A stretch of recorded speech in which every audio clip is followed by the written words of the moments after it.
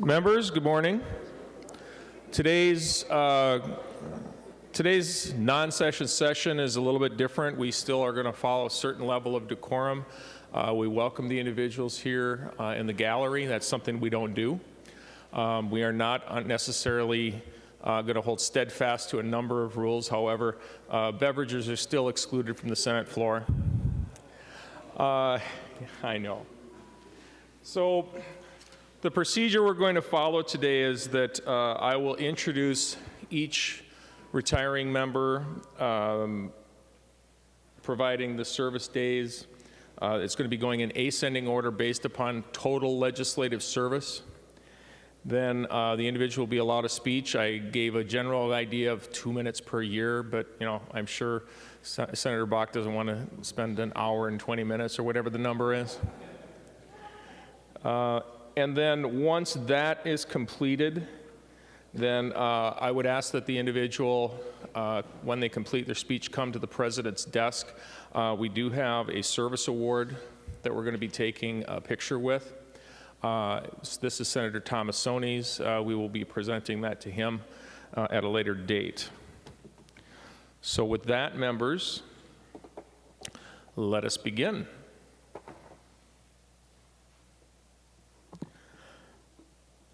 Senator Johnson Stewart was first elected in 2020, began service to the Senate in 2021, 2 years worth of service, total legislative days of 503 days. It is my honor to present Senator Johnson Stewart. Thank you. Well, I just started crying now, so thanks a lot. So, I'm going to turn it around. Senator Johnson Stewart, that is also one of the rules that is allowable today, is you can look people in the eye. Thank you. Well, of course, I'll thank my husband and kids who are still in bed, my LA, whose birthday it is today, who's nowhere to be found, all the campaign people who got me elected, and of course, the residents of Plymouth and Minnetonka and Woodland. I know you guys made fun of me because I love infrastructure so much. And I was on to you and your little tittering as I talked about pavement and load factors. But I don't care, I'm proud of that. I came here because, our infrastructure is really crumbling. And I won't stop fighting for it. People use the word nerd like a joke, but I really am a nerdy engineer. I have a master's degree in frickin' pavement engineering. And pavement is really important to me, and so is clean water.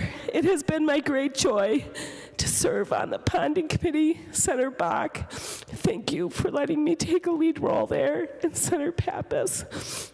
I don't know what I'm going to do with the rest of my life, but it will have to do with sewer and water and getting all you guys money for your bonding projects and through the Infrastructure and Jobs Act. So it has been a huge joy to be here for 2 years. And I will take it to my grave as one of my greatest accomplishments and one of my greatest experiences to meet those of you who I respect and love so very much. So I'm short because I've been here just 2 years, but that's 2 years longer than the majority of Americans. So I thank you, and watch for me out on those job sites because I'm going to be there fighting for all of your projects. Thank you.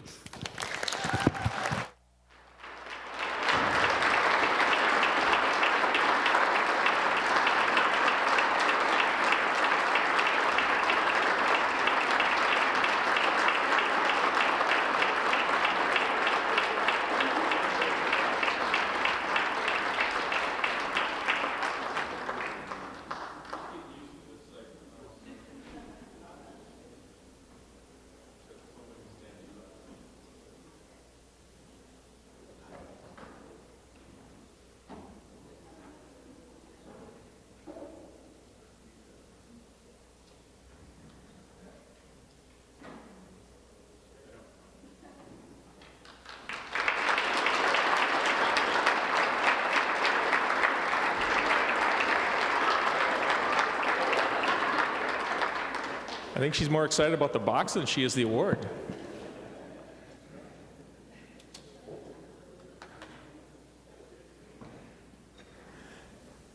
Next, Senator Michael Goggin.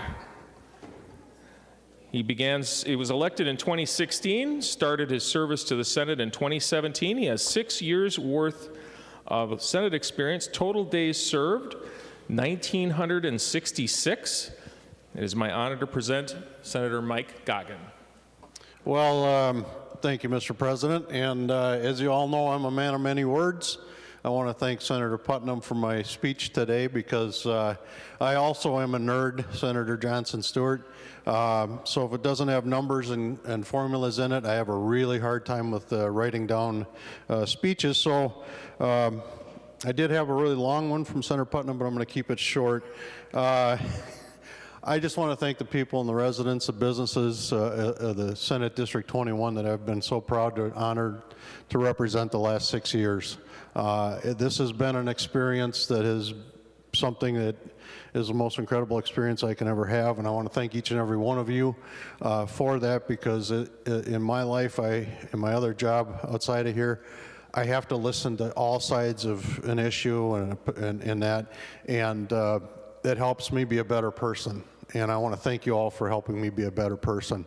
I want to thank all the staff. I know everybody's going to be thanking them. Without them, we couldn't do this. I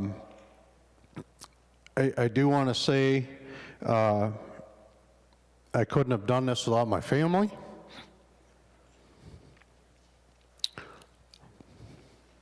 Challenging.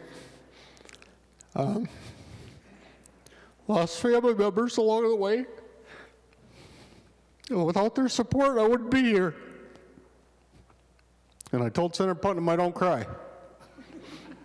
So with that, I want to thank my sisters, Cindy and Amy, brother-in-law Troy, my brother Ron, my sister-in-law Kathy, my incredible mother Barb, and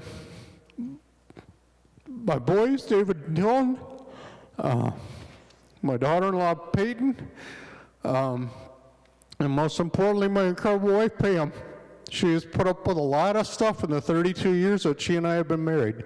I'm a work in progress, and I have been the most difficult work that she's ever had to do. And so she's looking forward to finally trying to get me straightened out. And she said, no more life, you can't have any more midlife crises. So I asked her if I could move on to like toys, golf clubs, golf carts, ATVs, and she said no. So with that, folks, I just, again, can't thank all of you enough. The friendships across the aisle, everybody talks about how we fight and bicker and we don't get along. Furthest from the truth in my world. Yeah, we have differences of how we approach different topics and issues, but in the end, we're all working towards the same goal, and that's to do the best we can for the people of the state of Minnesota. And I am so proud of all the hard work that we do here, folks. I wish everyone well going forward. I wish you the best in your future endeavors. And with that, Mr. President, I'm going to be moving on to my next career. I'm a grandpa, and I miss him. And this is going to give me the chance to be able to go spend some time with Dawson Maverick. And hopefully more grandkids. Not like Senator Pappas, but at least I'm a grandpa, and that's been the most incredible life experience about everything. So so proud to work with you folks and be here with you, and I apologize for crying. Thanks you, Senator Johnson Stewart, for starting out that way.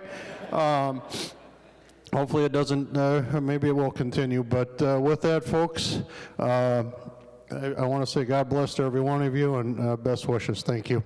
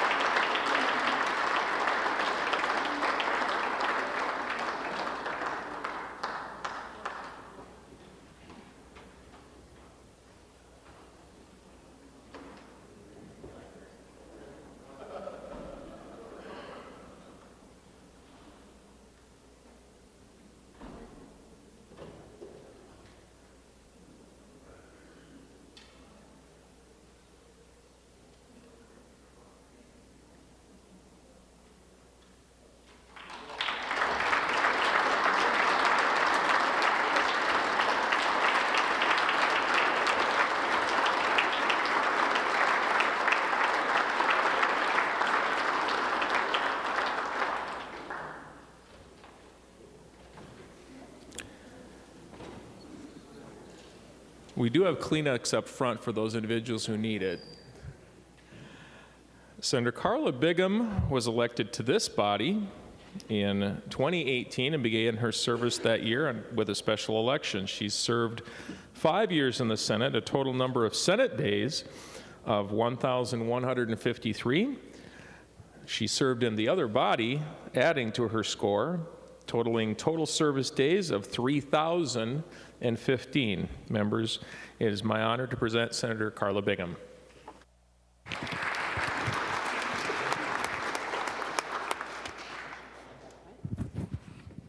I don't know why this is sad. It's not a retirement, really, for me.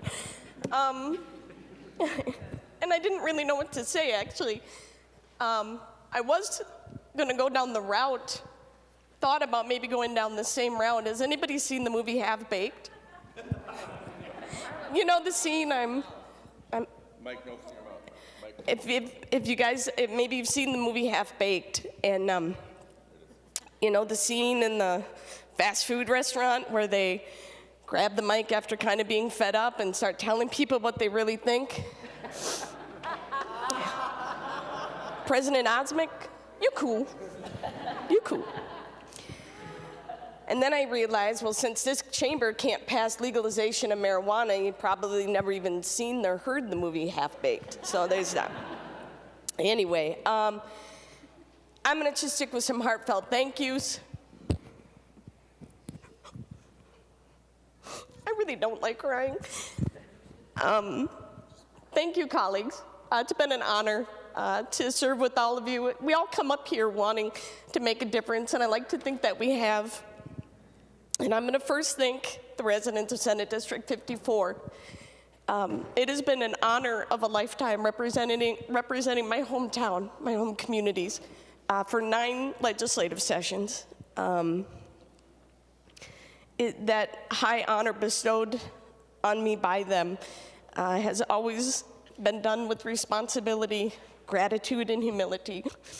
And yes, I know what that definition of that word is. They are amazing people and businesses and organizations that make our community strong. And I'm proud to have supported them and stand with them in our communities. And will continue to do so. I want to thank my legislative assistant, Emily. She's simply the best. And my media writers, Luke and then Skylar. I want to thank all the partisan and nonpartisan staff. You know, on both sides of the aisle, you work so hard and appreciate the efforts you do to keep this body moving. And I also want to thank all the security, all the maintenance folks that keep this building clean, safe, and open for the public to come and see. So we really appreciate all that. I want to thank my family, my husband, John, Boo. Thank you for your sacrifice. My parents, love you, Mama Bigham and Daddy Bigham. My siblings, their families, John's family. Hey, Sue. And my friends that have been with me from the beginning. It's hard to believe that for 20 years this year, I've been either appointed or elected. And I'm only 43, so I started pretty young. And just appreciate the support of all of them in the community. But there is one final thing I have to say before I leave. Please be kind to counties. Thank you, everybody.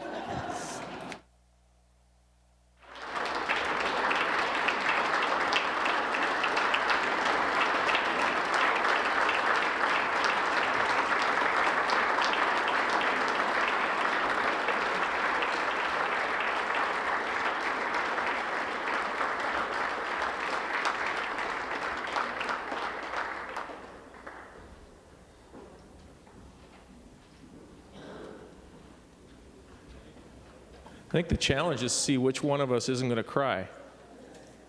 We'll see if that works.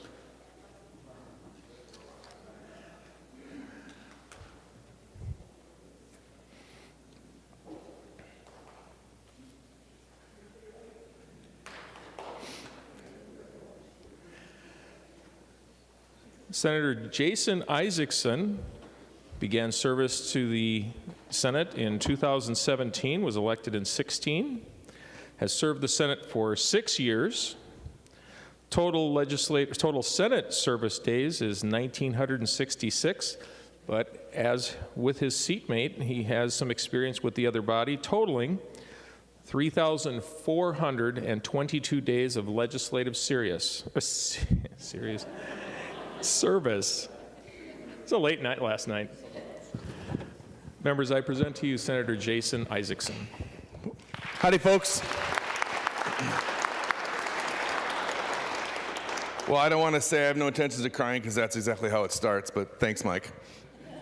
I really didn't want to give a speech today, but I did need to acknowledge some people in my life that have made such a tremendous difference. And the first person I have to acknowledge is my wife, who has put up with me not being there for every birthday for the last 10 years, because her birthday is 3 days before mine, and putting up with elections and craziness.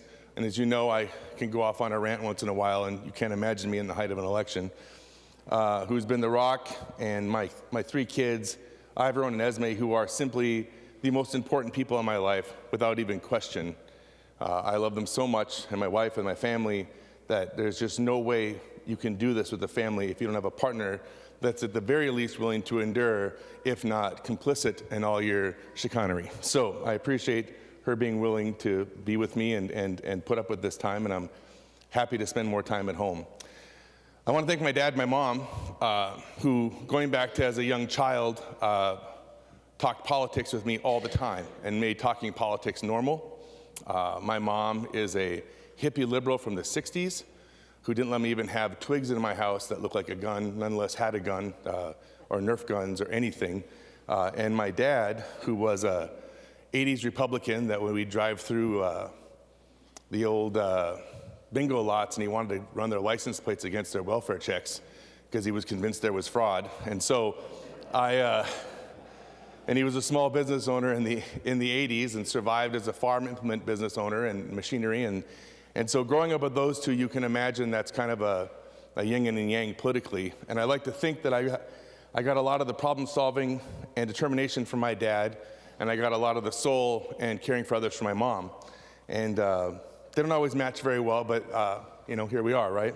I'm really grateful for the impact they've had in my life and making being politically active seem like a very normal and good thing to do, and both sides from very different perspectives. I want to thank the good folks of my Senate District 42 who started this journey with me when we first got a new district as I became elected to the other body. I have made some lifelong friends, and it has been nice to find people who care in their soul about the same thing, who go out of their way and dedicate their lives every day to make Minnesota a better place because they actively engage and volunteer, and they donate their time and money and their experiences to help people become better. And that's what they have been to me, is just a big family of mentors that have been able to help me grow and see the world in a better place and take on bigger challenges, and I'm just really grateful for that. I have to thank the late Bev Scalzi, who I replaced. When I first decided to run, I saw the maps come out on like a Tuesday. I saw her announce that she's running for the Senate on a Thursday. I called her the following Tuesday to tell her I was thinking about running, and she asked me who I was, and I tried to explain, and then she just hung up on me. She said, didn't have any interest in talking to me, right? About a month later, when I had won the endorsement, we talked what was apparently for her the first time, and I kind of let that go. So what am I going to say? Remember the time you hung up on me? Yeah, I was honored 4 years later when she retired. I'll never forget where I was. I was driving on 694 home from session. I was getting on the ramp to go on Rice Street, and she called me and asked me if I'd be willing to run for her seat when she retires. And to go from being hung up on to that, if you know Bev, is quite the thing, because she's an amazing woman and was a model for how we did things here, I thought, in many ways. I want to just take a moment to recognize not just my staff, Danny, but the heart and soul of this place, which is our staff in general. We say it a lot, and I would admonish the next majority, whoever it may be, to have your words follow up with actions by paying them and engaging them and bringing them up to the level they deserve for the work that they do for our state, some of the most important work. And this isn't an admonishment to any of you all. I get the system we have, but I don't think we understand what they're giving on a regular basis to be here and put up with our 67 very difficult people to deal with. It's insert expletive there, right? And I can't say enough about how there's no way we would be successful on any level. And there's no way this place would function on any level when you have to put up with how, I'm just gonna say, crazy we can be, and you have to keep the place running in a sane way. And I can't put out a big enough plea that if I could ask for anything from the next body, it's that they take the time to recognize what these staff members really mean to us and what they're doing with their lives to make Minnesota better, and they're doing it through us and making us better. My last LA made me 10 times more effective than I've ever been as a legislator. And I can't say enough about really understanding what that means when you get that kind of teamwork going and you have someone that gets you. And I just hope, and I know all of you, I hear you talking about all of you that have that kind of relationship. I had the pleasure of being in the room with some nonpartisan staff with Julie and watching what they did. And it was just astounding at a different level, in a different way, same thing. These people are the reason why we function. And we like to think we are because we're kind of the face, the talent, the arm candy, so to speak, with some good ideas once in a while, but they're the reason why we do well. And so I hope that people will remember, and that's one of the reasons why I decided to give this speech, was because I wanted to take a second to say thank you to the staff that have made this not just a palatable journey, not just an opportunity to make this a better place, but made it so I wanted to come here every day. Because hearing what they had to say and seeing their energy when I was on empty was the best. I want to take a moment also to thank Senator Swedzinski. I don't know if this place would be better if we had 66 other Jason Isaacsons, but I know this world would be better if we had 66 other Steve Swedzinskis. And I don't think anybody can underestimate the level of positivity which he brings to this body, and how in 2016 when I got elected, being in a fairly dark place and struggling with a lot, seeing the Senate through his eyes, which in many ways, not that I want to give this any credit, but the same way I watched Senator Bach see this Senate is pretty amazing. The reverence, that kind of stuff that I hear from folks about what it means to be up here and why we're here, I can't tell you enough about how that brought me around to be a better member and a better person.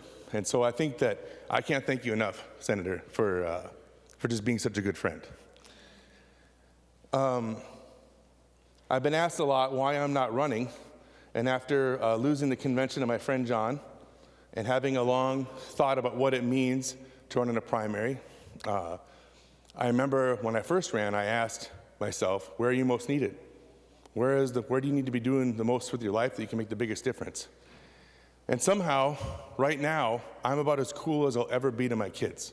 I'll never be as cool as I am right now. And I don't think when I'm 90, I'll look back and wish I ran another primary campaign, but I do think I'll wish I fished with my kids one more time. And I know that time of me being cool is probably leaving faster than I want, and I want to capture that time and spend time fishing with them and taking them camping and fixing their boo-boos and helping them through school and being around, and being a professor gives me that opportunity.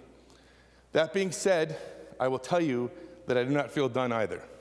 I don't know what that means yet, but I don't feel done because there is so much we still have to do, and there's so much that I still believe so passionately about, whether it's career and technical education back in our schools, or just elevating that to being an important thing and valued by our schools, whether it's mental health that I've had the privilege to be a part of, and having one small little idea of a solution that I'm very grateful for the other party for being so magnanimous and gracious when they didn't have to be, and having my back on that last bill. That was meaningful for me. Being on a conference committee that never existed was I got to check the box, so that was nice. Thanks, Jeremy.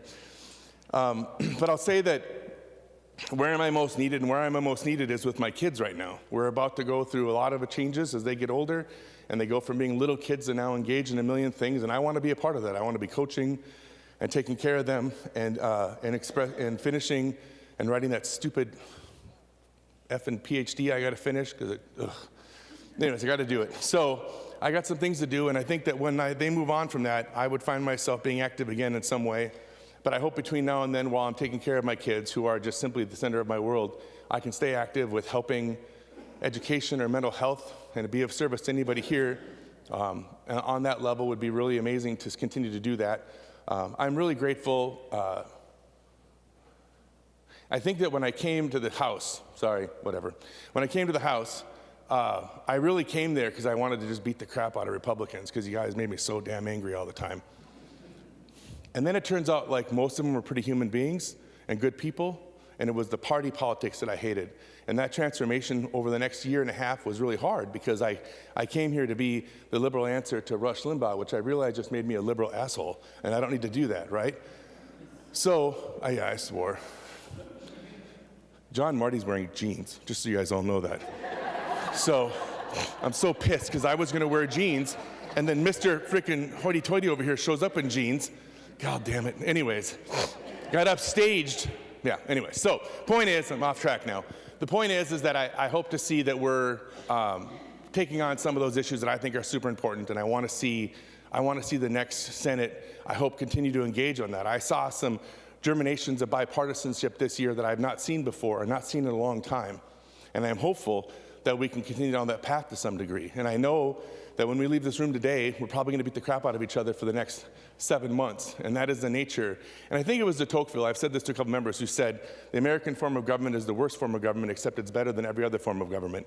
And I have to say that it is kind of messy, but getting to know people and making friends have been really meaningful that way. And I hope to use that, what I've learned, to move on to the next phase and be able to have a good opportunity to continue to make a difference. And I hope that if I can ever be of service on any level, even for comic relief or facts, or you're in a pinch on a game show for Star Wars questions, I'm happy to be there for you. So thank you so much. I appreciate all of you. Thank you.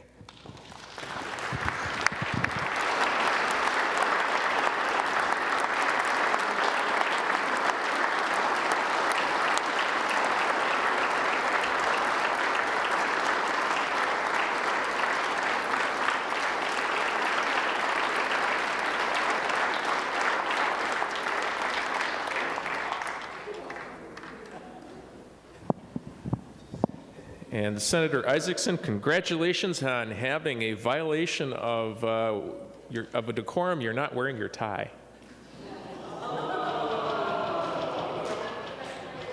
For the record, it is on his desk.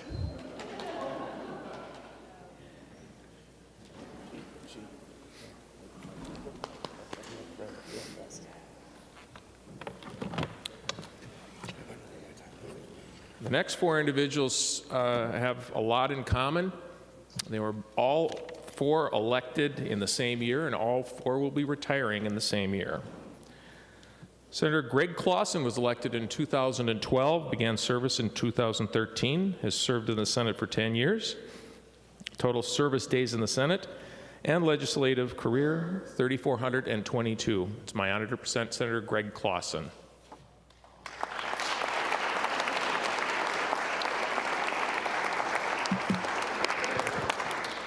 Well, good morning. You know, over the last few days, we've had a chance to reflect on my last days as a senator in this very special place. So I thought today I wanted to go back to the very first day I sat in this chamber. It was in the late fall of 2012, and I sat, I believe, right here in this seat. And we had been invited as newly elected senators to an orientation session that was led by Senate Secretary Cal Ludeman. And some of you may remember that day because it was Senators Anderson, Champion, Eken, Herr, Hoffman, Housley, Kent, Kiffmeyer, Lopez, Franzen, Osmek, Pratt, Ruud, Weber, Westrom, and Wicklund. Those are all in the class of 2013. And some members came from the House, and perhaps not all were able to attend that session, but that day continues to have a special meaning for me, because during the orientation, Cal pointed out the words of Daniel Webster, circling the rotunda. And I'm going to read those. Let us develop the resources of our land, call forth its powers, build up its institutions, promote all its great interests, and see whether we also, in our day and generation, may not perform something worthy to be remembered. Daniel Webster spoke those words on June 17, 1825, in front of 100,000 people at the laying of the cornerstone of the Bunker Hill Memorial. It occurred to me at the moment that Cal was talking about this, and we had a brief little discussion about it, about the meaning of those words,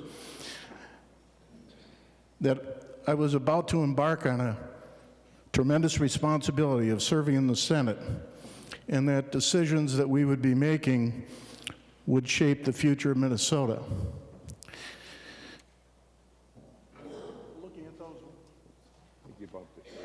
Looking at those words,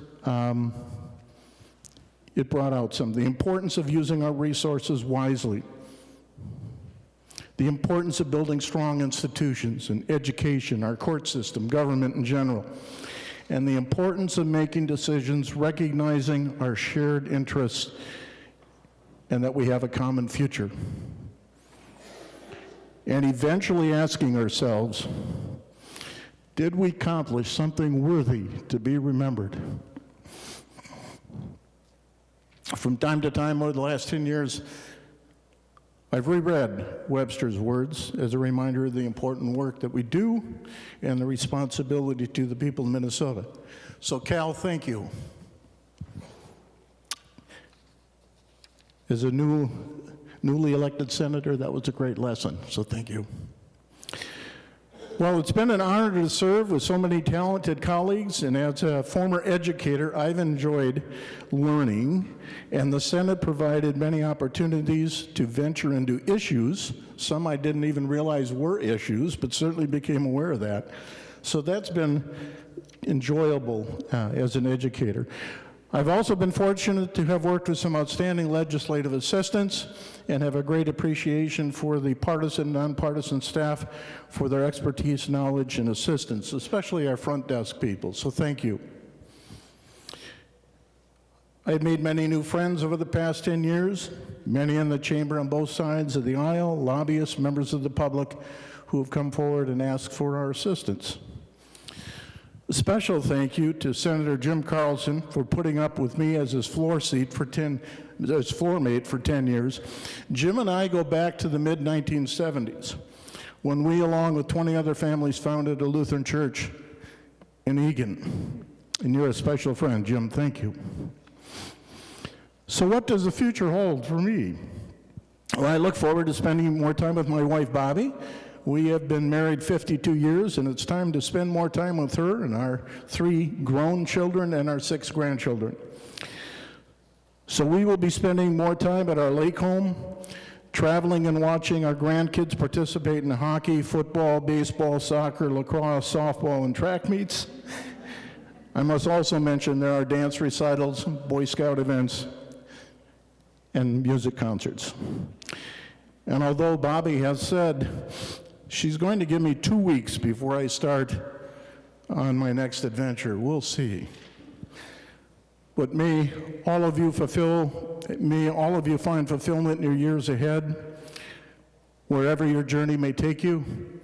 And it's truly been an honor to serve with you. Thank you.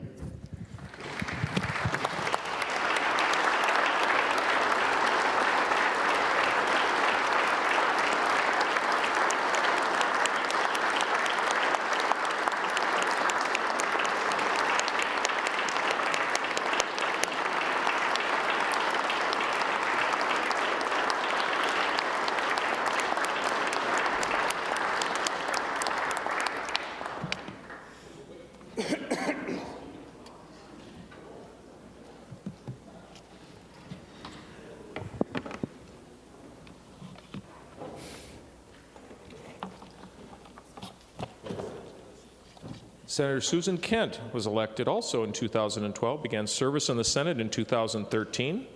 She has served 10 years in the Senate. Her total legislative days are 3,422. It's my honor to present Senator Susan Kent.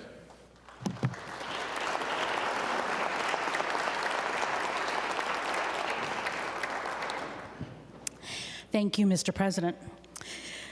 Good morning, colleagues, friends. Senator Coran, I'm probably going to speak more than the 30 seconds that you allotted, but a lot less than 20 minutes. It's funny, Senator Clausen actually stole an awful lot of what I was going to say in terms of that first day that our class was here. I really think I sat in one of these two seats, actually. And the reflections on Daniel Webster, I share, and the gratitude for this class that we started with, because I think the class of 2012 was pretty impressive and has been. I will say, and I did tell Senator Putman that I am likely to cry, but something that he and I have talked about as we've been in here in some of the longer days, maybe it's time to update Daniel Webster, and one that I came up with was that didn't have to take so long. But anyway, as I think back to that day and how overwhelming it was, and how much I knew I had to learn and how much I knew I didn't even know I had to learn, I am grateful and humbled beyond description for these past 10 years. This day comes with a lot of complicated feelings. I made the choice not to run for a lot of important and good reasons, some that have really borne out to be even more prescient than I realized at the time. But this is bittersweet because I really care so deeply for this place and the work we do, and it has been my real privilege. As a native New Orleanian who made my way up the Great River to this other end of it, I describe it as a gumbo of emotions. But as I've said on this floor more than a few times, I am a glass half full kind of a person, and on this particular day, I am really focusing on the gratitude. I want to start with specific appreciation for the incredible people we work with, and others have addressed this. Those who are behind all the work that gets done here for the people of Minnesota. In my previous life, I had the opportunity to work with some really amazing, highly respected national companies and work with the people who worked in those organizations. But when I got here, my breath was taken away by the staff in the Minnesota Senate of all areas. Nonpartisan and partisan, such excellence, smart, talented, and incredibly dedicated. And I just wish that the people of Minnesota could get a little glimpse of how lucky they are to be represented by the work done by the people in the Senate. Now I'm going to blame Carla Bigham for this. I am grateful to all. I should start with the advocates and the stakeholders and the lobbyists who push us every day to do our work and do it well and keep us on our toes. Here in the Senate, from our front desk, the sergeants, the troopers, the pages, the interns, you make it work, not to mention CIS and HR and media and the departments. People forget this is an organization like any other organization, and we gotta keep the lights running and make sure we're doing it right. Council, fiscal, and our analysts are incredible. All our LAs, CAs, research communications, leadership staff in both caucuses. And I want to specifically thank a short list of those with whom I've had the privilege of working most closely over these years. In Senate Council and Research, Anne-Marie Lewis, Bjorn Arneson, Bonnie Berezovsky, Krista Boyd, Lexi Stengel, Tom Boddern, and Eric Naumann. Our research and media teams in the DFL caucus, Dana Elling, Ryan Majerus, Craig Janicic, Charlie Bruce, Skylar Vilt, Amelia Hennis, and Shannon Hunter. The leadership team that I had the privilege of serving with, Steve Peterson, Selena Koster, Krista Broughton, Chris Runquist, Shelley Schaefer, and John Pollard. And last, and most importantly, in 10 years, I've had 3 LAs, and only 2 in the first 9 of those. And I want to thank Gwenya Fiskovold Gould, Isaac Russell, and Diana Rico, who was here with me today. Thank you.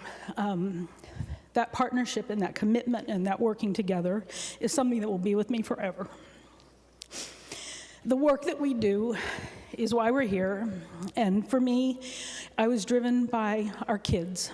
First and foremost, education, making sure every kid gets a great opportunity at a good start.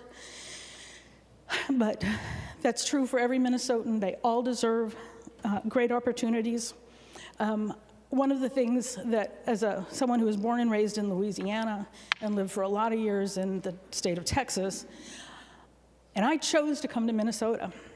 And I knew Minnesota was a great place because my husband was from here, and I'd been here a bunch of times, and his family was here, and many friends. But until I came to serve in the Minnesota Senate, I did not appreciate how well we do things in the state of Minnesota. And we need to cherish that and protect that. As Paul Wellstone said, politics is about the improvement of people's lives. And I know that whatever side of the aisle any of us are on, we all are here for that reason. A few other thoughts as we are here on what, I don't know, may or may not be our last day on this floor for some of us. I think about who I hear from in my district, but I also think about who I don't hear from. And obviously, squeaky wheels tend to get the grease, but I think we have an obligation to keep in mind those we are not hearing from, either because they gave up on us because we're not in their party, or because they're not as active, because they're not as motivated by some of the issues, or maybe they're just working really hard and raising kids and they've got stuff going on in their lives, or they don't know how to connect. But I think we have an obligation and a responsibility to make sure that we stay attuned to that. And I think about some of the debates we have and what it's like to be in this role and what we face as we make tough decisions and speak out on certain issues and talk about things. There are a lot of activists in this state who may fuel us or motivate us in an opposite direction. I'm not sure. Anybody, frankly, can be an activist in theory, but there are only 201 of us who have these buttons in front of us, who have the privilege of actually writing the legislation, of doing the work, to finding the solution, and to improving people's lives. And I think it's important that we remember that we are in a very special place here in the state of Minnesota, and we have a special obligation that is different than just giving a great speech. We have to think it through and stop and breathe and work together, because that is the only way a legislature gets things done. My former colleague and House member Joanne Ward and I always said it is a team sport. And last but not least on this, I've talked about several years ago, a number of years ago, it occurred to me. And to me, this is a sense of the awesomeness of this and also the humility. I see the legislature as a river that flows, a river that has been flowing long before I jumped in and paddled and navigated it the best I could. And now I'm going to get out, and boy, that river's going to keep going without me. And it's important that we recognize our role in this matters, but it is so much bigger than just us. So I'll wrap up with a little more gratitude on a personal note. I want to express my deep appreciation for my community. And it is an interesting community because there is so much diversity within it, from Woodbury to Landfall, Maplewood, and Oakdale. I am humbled and profoundly grateful for the privilege to serve. I have tried to listen and to be a public servant in the true meaning of that word. And your stories that you have graciously shared with me will stay with me always. I want to thank my family and friends, and I'm not going to try to name them because I'll leave people out, and that's not okay, but they've had my back. They've understood when I've ignored them for like weeks on end, and then happy to get back together. But they are with me, and they're with me today. My husband, Chris, has supported me on all of my adventures, and very much on this one, although his first reaction to the idea was not exactly positive, but he warmed up real fast.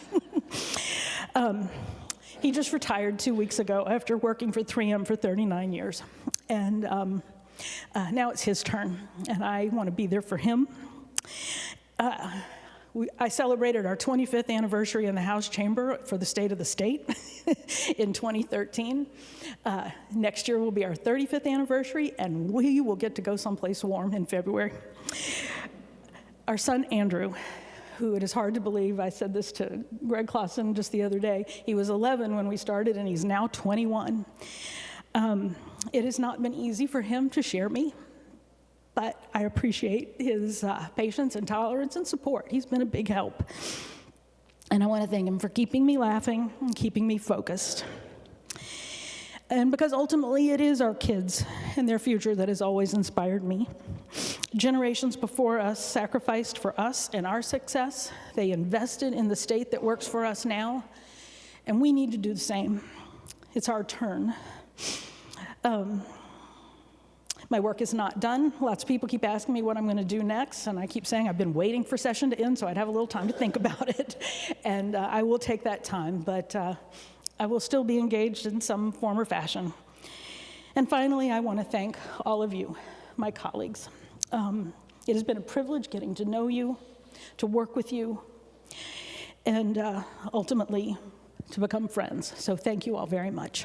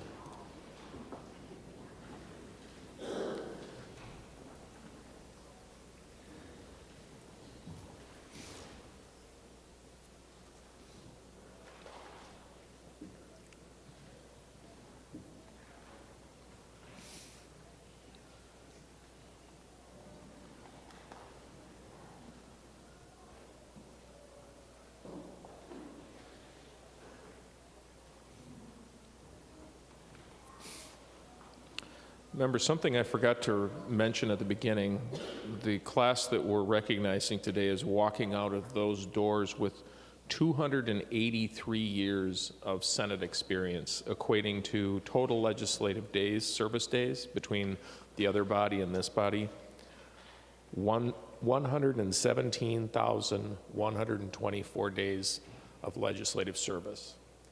That is something to think about.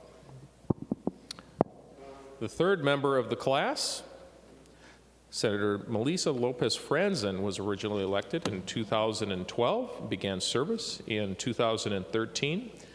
She also has 10 years of service, total legislative days of 3,422. It's my honor to present Senator Melissa Lopez Franzen.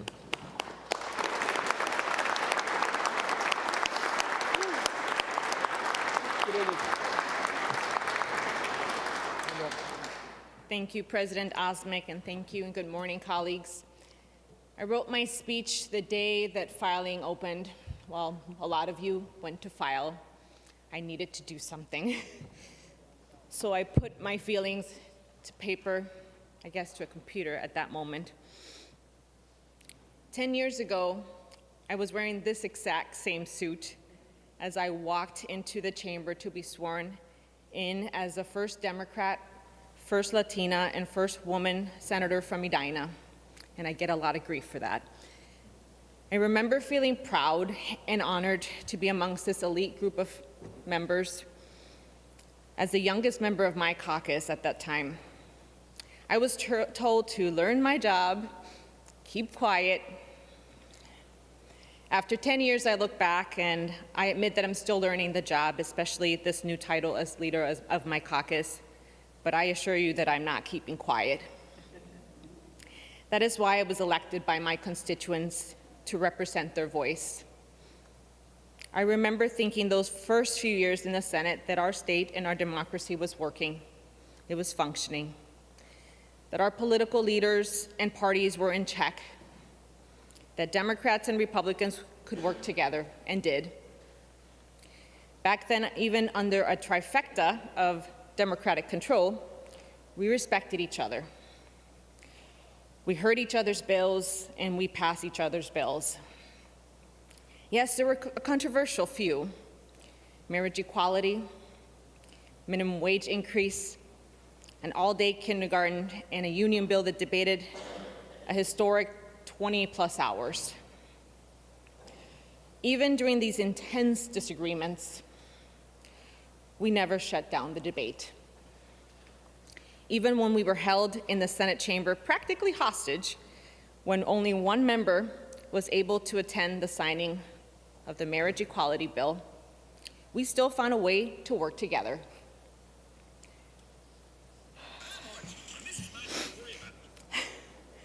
Members, I cannot in all honesty convey the same level of optimism I once had.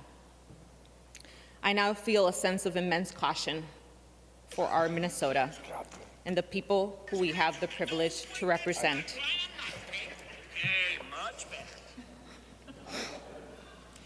We as an institution are doing a disservice to our democracy when we seek power more than doing the right thing.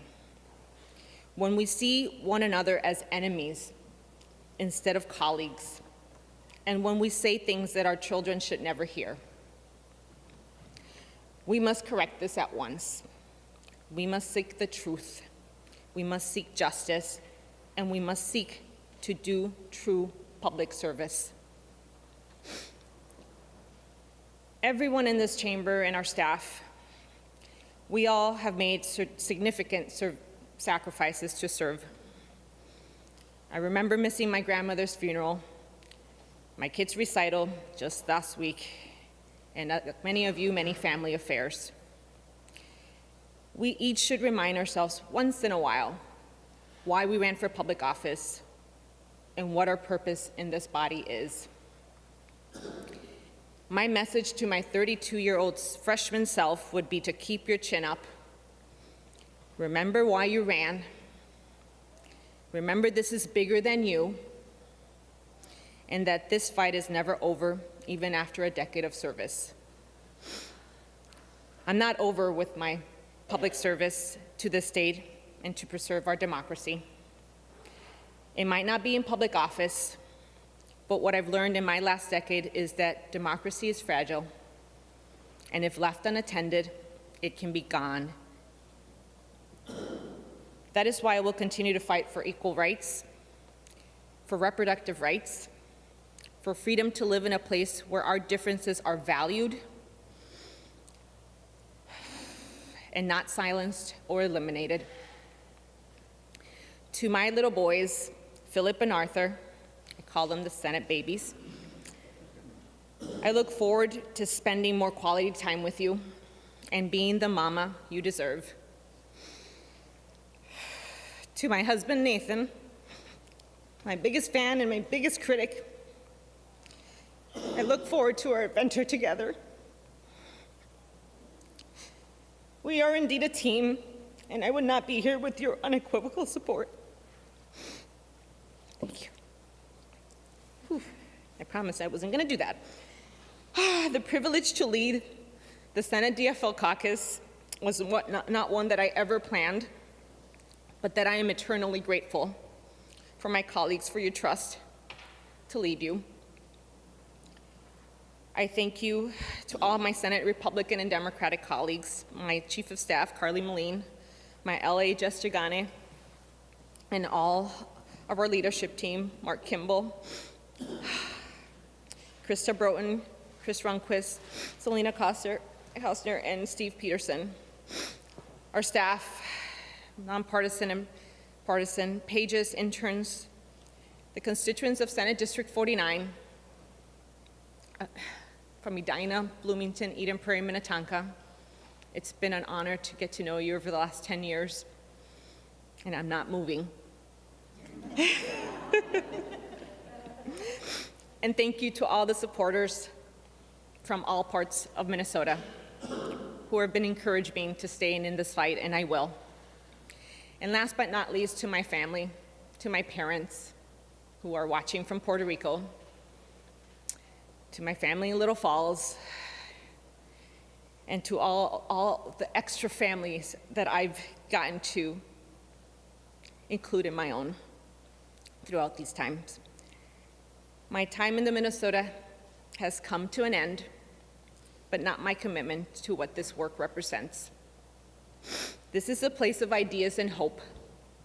Let's keep giving Minnesotans hope that we can work together for a Minnesota that is welcoming, fair, and just. Thank you.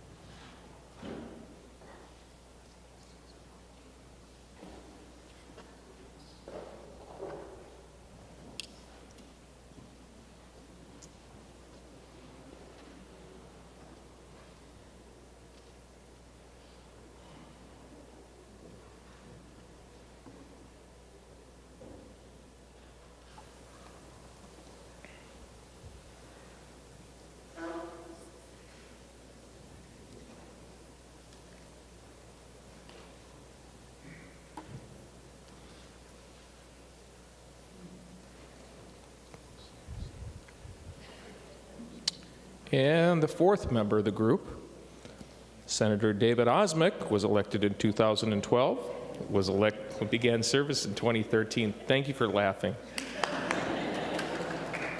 Served 10 years, legislative days, 3,422. I present me. I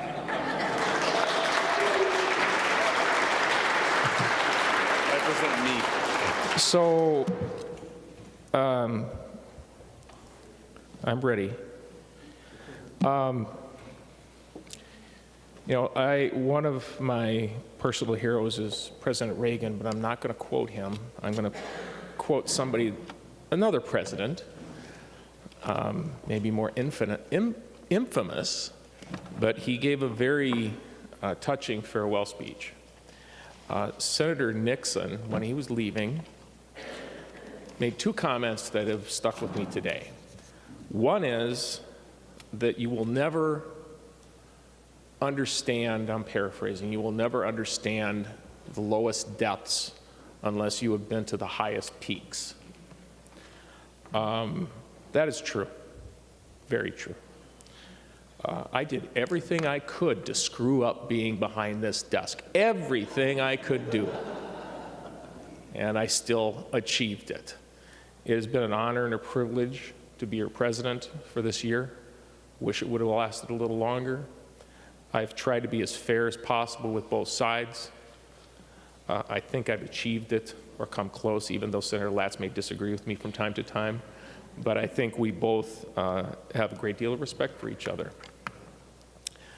Another comment that Senator Nixon made was talking about a French word. We don't have an appropriate word in the English language. It's au revoir.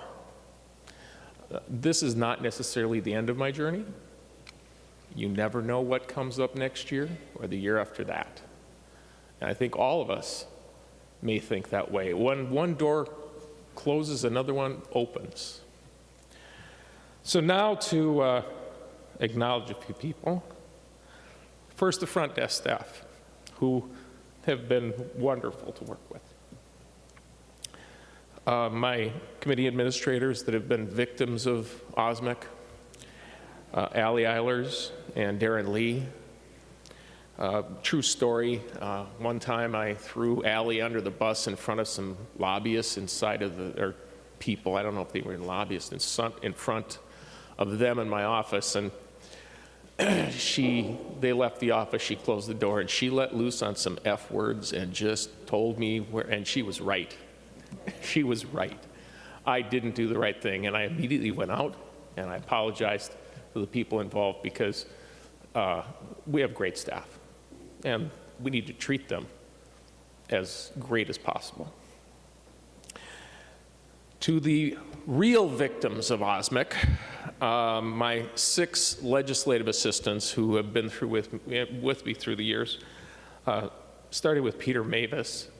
When I got here, I had a reputation, I guess you might say, and started the second day when I sat at that desk and started railing on Senator Bach and the changes to salary structures that took place. And Peter Mavis got me by hook or by crook. He was sort of like, that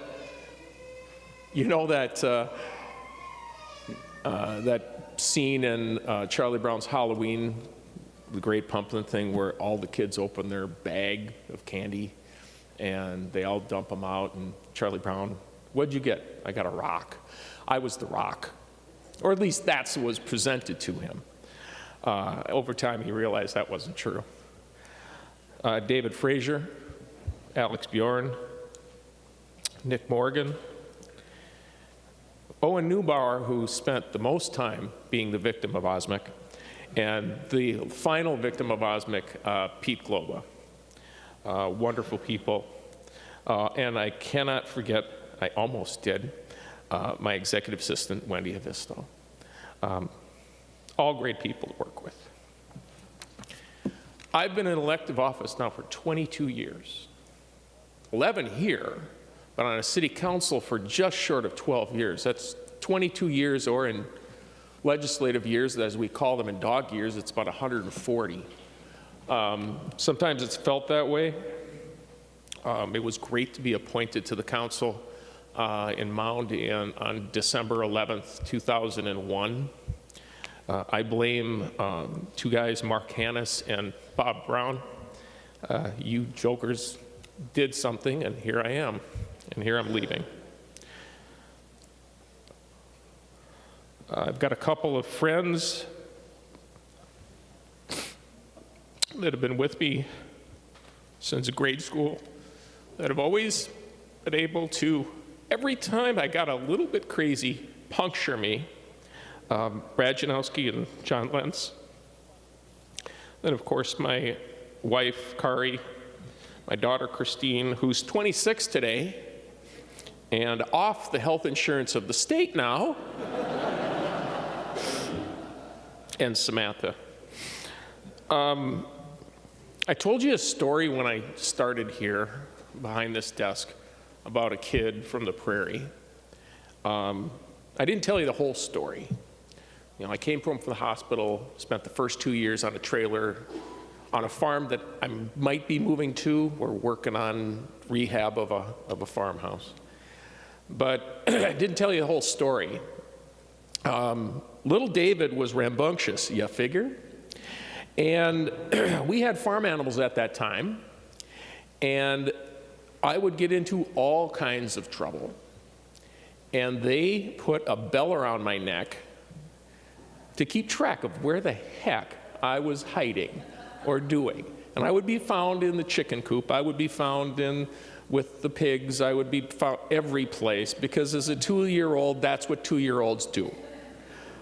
So another little story on my way out the door. But I say that so that I can say this. If you do not reflect upon your past, you will never appreciate your present or your future.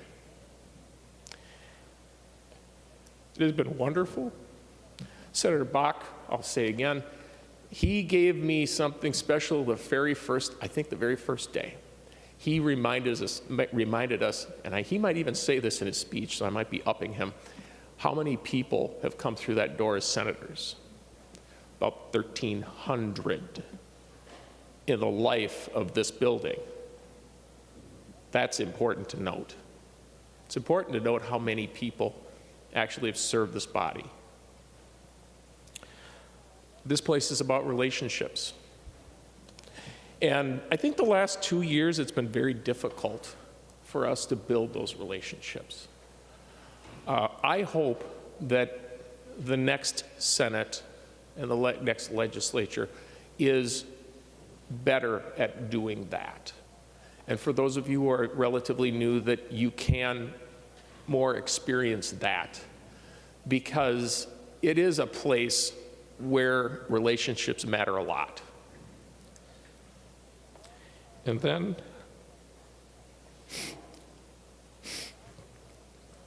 during the last couple of years of the last term, Senator Dibble and I have something very much in common. We lost both of our parents. I think we both lost our parents in the last cycle. I know my parents would be happy that they saw me behind this desk. I thank you very much.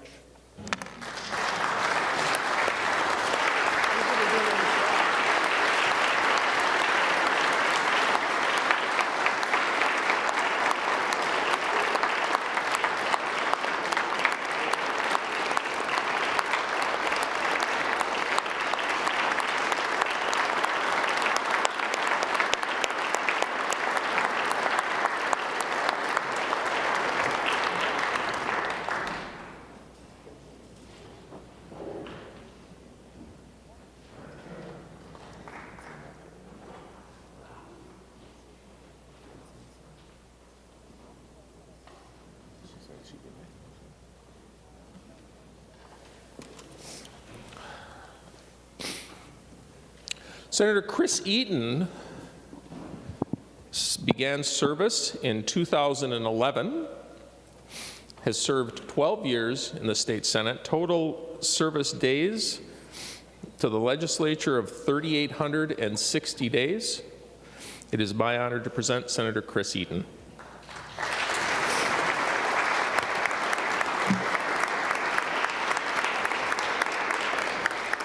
Thank you. I was going to just say thank you and sit down, but it is truly an honor to have served in this body.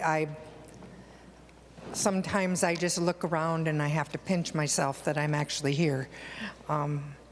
One of my most favorite quotes is from Helen Keller: "The best and most beautiful things in the world cannot be seen or even touched. They must be felt with the heart."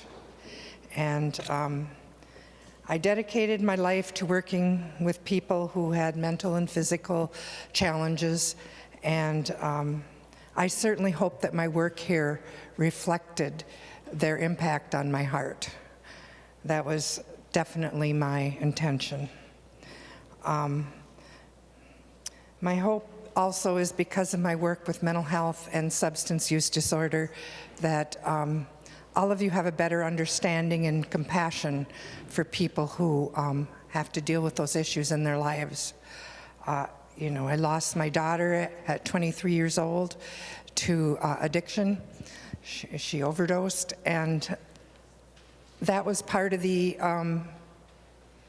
the motivation for a lot of the legislation I did on opioids and for people in the recovery community. It's a disease. Nobody says I'm going to grow up and be a heroin addict. Nobody says I want to grow up and not be able to stop drinking or whatever. Or I want to have major depression. These people have an illness. It's no different than diabetes or high blood pressure or cardiac issues, and we really need to work on the stigma. My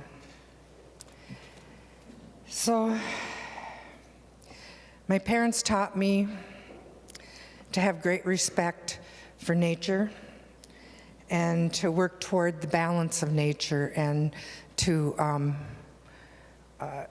try and preserve this planet that we depend on. And I've tried to work toward that. I have great fears about climate change, and I hope that some of the work we did together will help arrest some of those damages. And I've been a member of a union since 1974. And because of my union membership, I had excellent health care. I had living wage. I had medical leave. And I just hope that more people in this state get that opportunity. The union is, and the protections that it afforded me helped my family and myself achieve where we are today. My time in the Senate has been a privilege. I'm grateful and for all of you who shared this path with me. Whether we agreed or disagreed, I learned from you. And I am so glad to have shared this path with you. It's been a very exciting adventure. I didn't always like the outcomes, but that's life. I mean, it's, let's see. And all the people who helped me get here. I mean, I love my district, Brooklyn Center, Brooklyn Park. I'm so glad that you trusted me to represent you. And I hope that I met your expectations. And my family, all the things I missed, as people have talked about, all the birthday parties, all the family gatherings, and everything I missed because I was part of this body. And they all loved and supported me anyway, and supported my efforts here. And especially my husband, Tim Wilson. We've been married 41 years, and I am so grateful for his love and support. I have a son, Jared, who has 2 children, my grandchildren, which have given me a new purpose in life. My little Violet, who's 4, and my grandson, Elijah, who's 12. And my LA, David Gross, who was with me the first decade here, who was like a son to me. We went through a lot of things together. He had a lot of health issues, and as a nurse, I helped him through a lot of those, but he also helped me, and I grew because of my relationship with him, and I am so sad to have lost him last year to a very early demise. He was only 46, but I'm also grateful that I got to meet Coley Coburn, my newest LA, who is a phenomenal woman, very strong and very smart, and I'm so grateful to have her in my life. So, and I appreciate all of you who took leadership roles. I've seen how hard it is and how much work it is, and all you gave up beyond what those of us who were here in the Senate did. And I appreciate Susan and Melissa and Senator Bach and all those who've worked so hard in my caucus to bring us to where we are today. So with that, I will close and again say thank you, and you're all in my heart.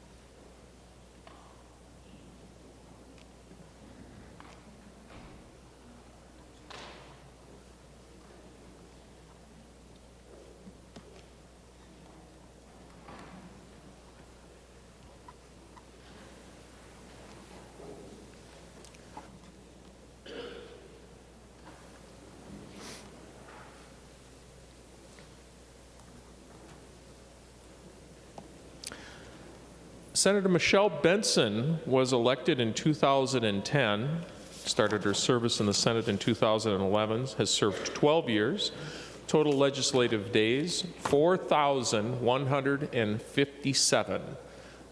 It's my honor to present Senator Michelle Benson.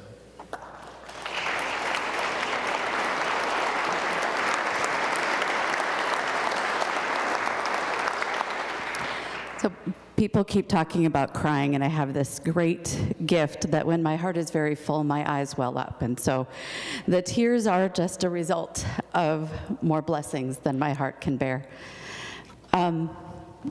Much of life keeps you humble, but there is nothing like an election certificate to make you smarter, funnier, and more interesting. And so in that light, I am going to give my last interesting, funny, and smart speech on this floor. Every day I was here, I felt like I was earning a master's degree. We are surrounded by some of the smartest people. We can get information from across the globe, from inside a hospital and from outside a university. So I would like to thank our nonpartisan staff for that tremendous gift that you are to us. That whatever question we ask, whatever idea, you sometimes, I'm sure, roll your eyes, but you craft it for us and you help us turn it into law if it's worthy of the test it must face. Thank you for helping us go through that test.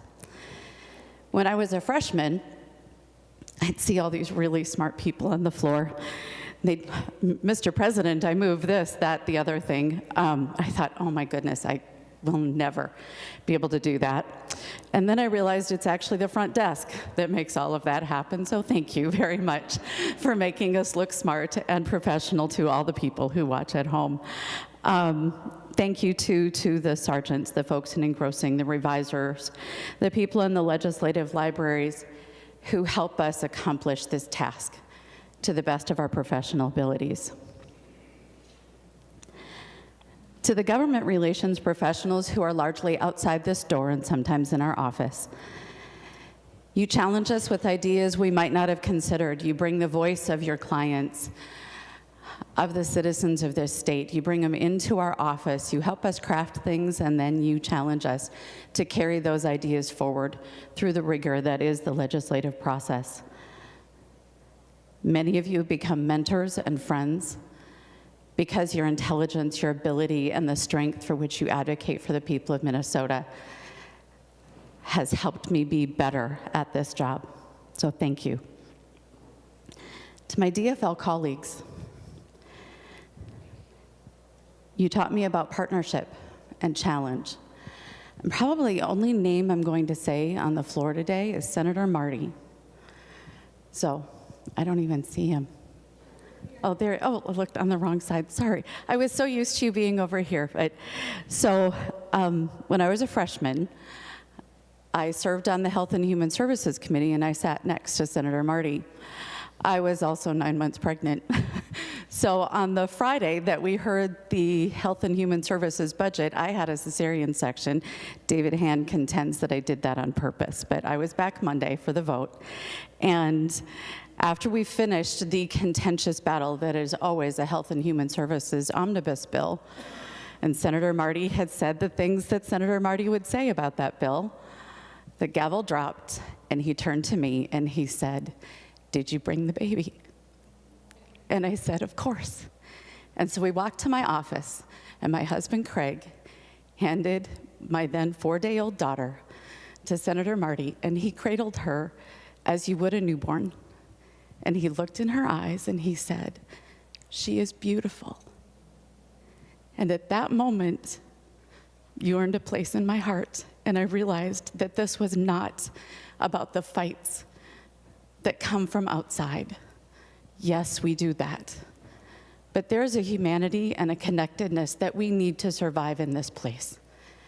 And I hope that every person who comes here, inside this chamber, outside these doors, coming into our offices, realizes that as contentious and bitter as some of the work might be, the connectedness of humanity is what will get us all through. So thank you, Senator Marty. To my caucus and all that I have served with. Okay, the blessings are getting a little overflowing here, so just give me a second. To my caucus and all who I've served with, thank you for the lessons and the stories. No one understands this job except us. So our humor gets a little weird, and our stories are things your family simply doesn't understand as being interesting. By the way, Craig, boys, Claire, I'm bringing Masons home, so that'll be fun. But in any case, you trusted. It'll help put us to sleep. You trusted me with leadership. You trusted me to be your voice. And you trusted me with the Health and Human Services gavel. So in 3rd grade, Mrs. Anderson asked me what I wanted to be when I grew up. I can guarantee you I did not write Health and Human Services chair during a global pandemic. That was never on my list. But the opportunity to serve in that place during history is because of all of you. And I will never forget it. And though the lessons were hard and frankly wore me down, it changed me, it made me better and stronger, and that would not have happened if you hadn't trusted me. So thank you. I hope that I served you with the trust that you gave me, and I can give it back to you now. To all of our caucus staff, I loved serving on the Personnel Committee because I would see these young, talented sparks come into our caucus and think we can lift them. They will serve well, they will be stronger, they are bright, and they are capable, and to every member of our staff, you have lived up to that expectation. I wish you great things ahead. The work you do here matters. Take this time to build a good network, to build your strength, to build your skills, to build relationships across the aisle, and then go forth and do good things. To my team, this is the hardest part. I am so grateful for the people who helped me succeed, who made me look smart, who covered my mistakes, who understood my humor, odd though it is, who helped me accomplish good for Minnesota.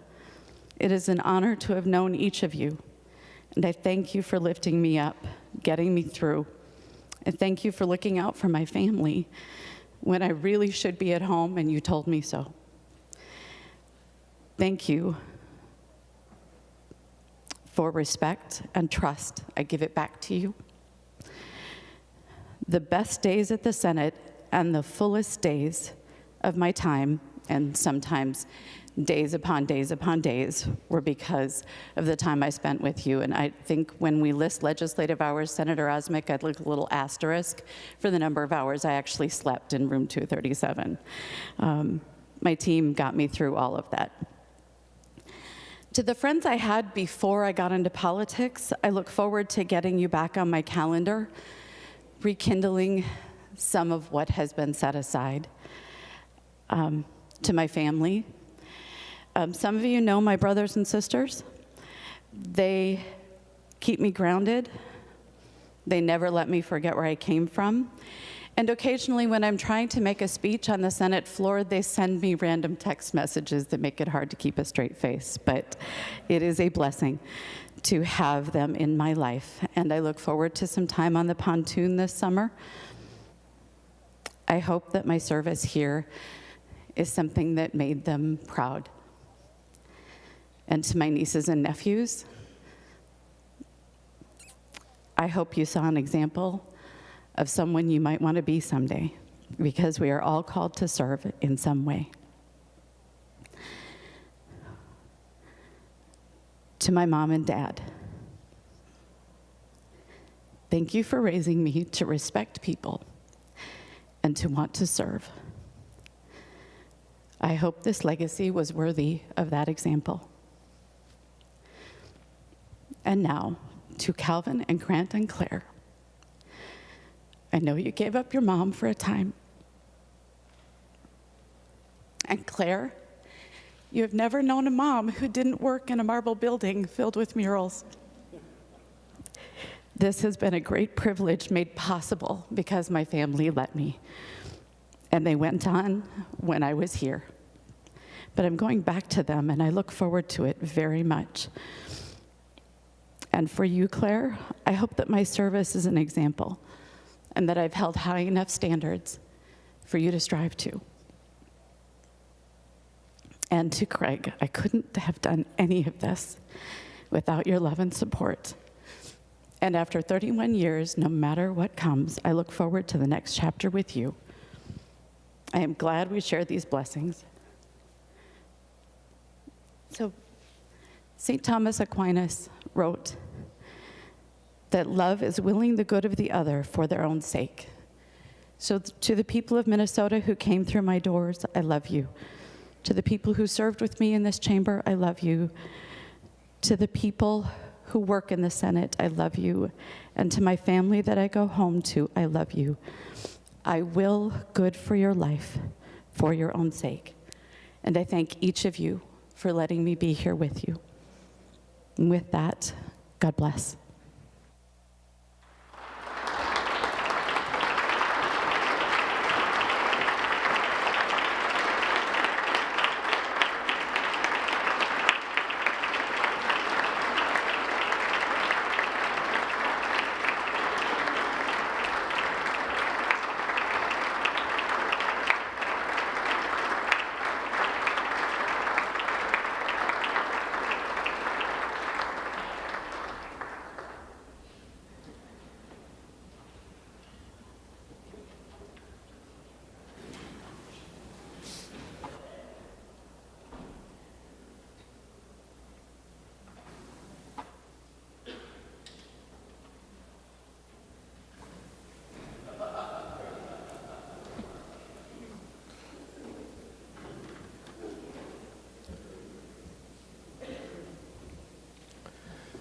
Senator Carrie Ruud was originally elected to the legislature in 2002, began service in 2003, returned to the Senate in 2013 after the 2012 election. She has a total Senate time served of 10 years, total legislative experience 4,879 days. It is my honor to present Senator Carrie Ruud.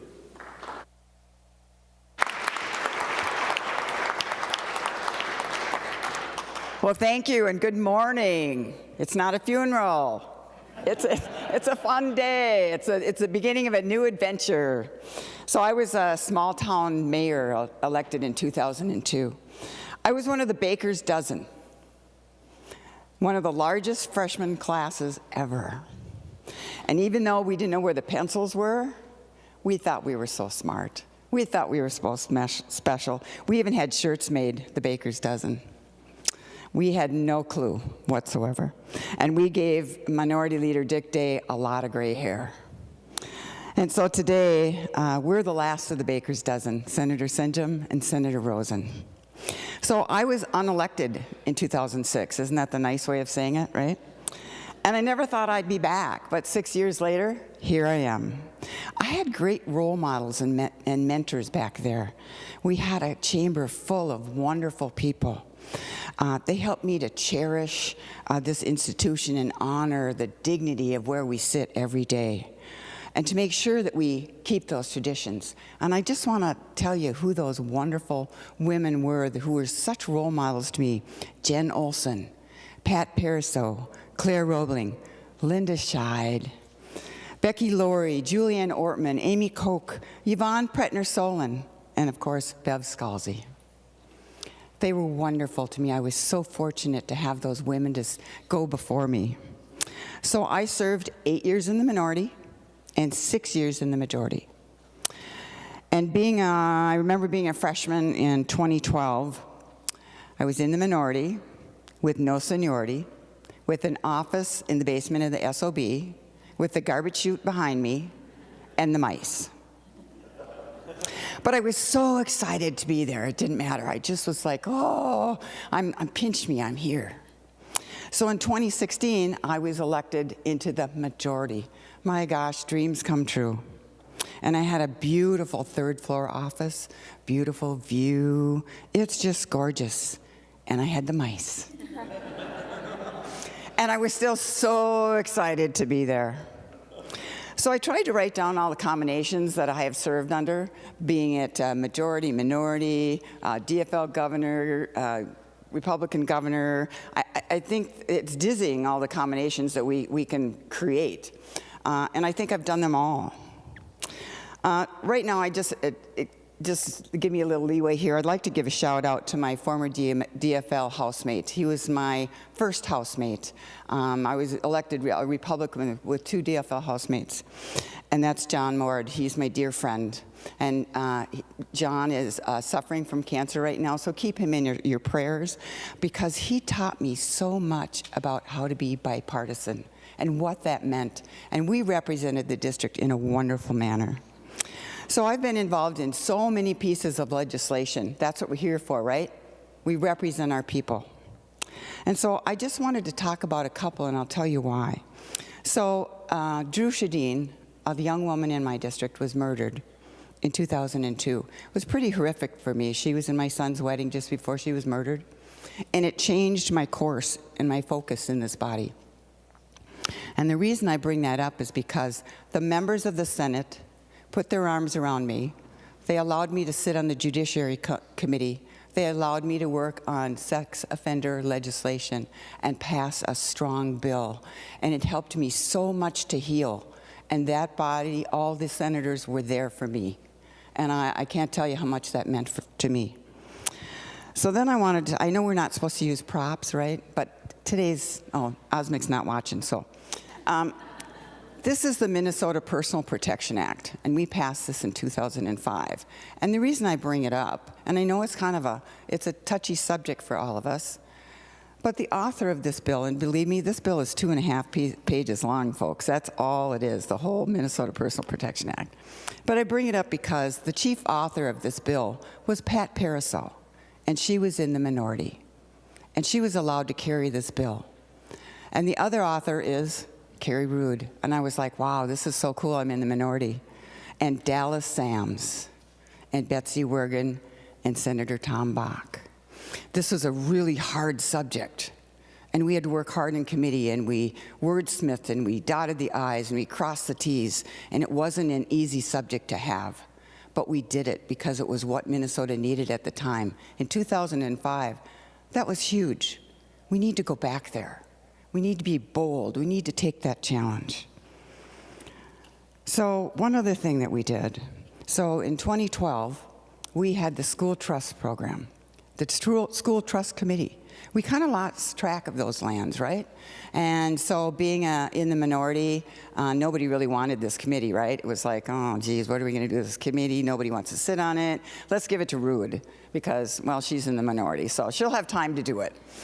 So we took this committee and we ran with it. And there's so many members in this body who have worked so incredibly hard for the children of Minnesota. And the people in the House, the representatives of the House have worked too.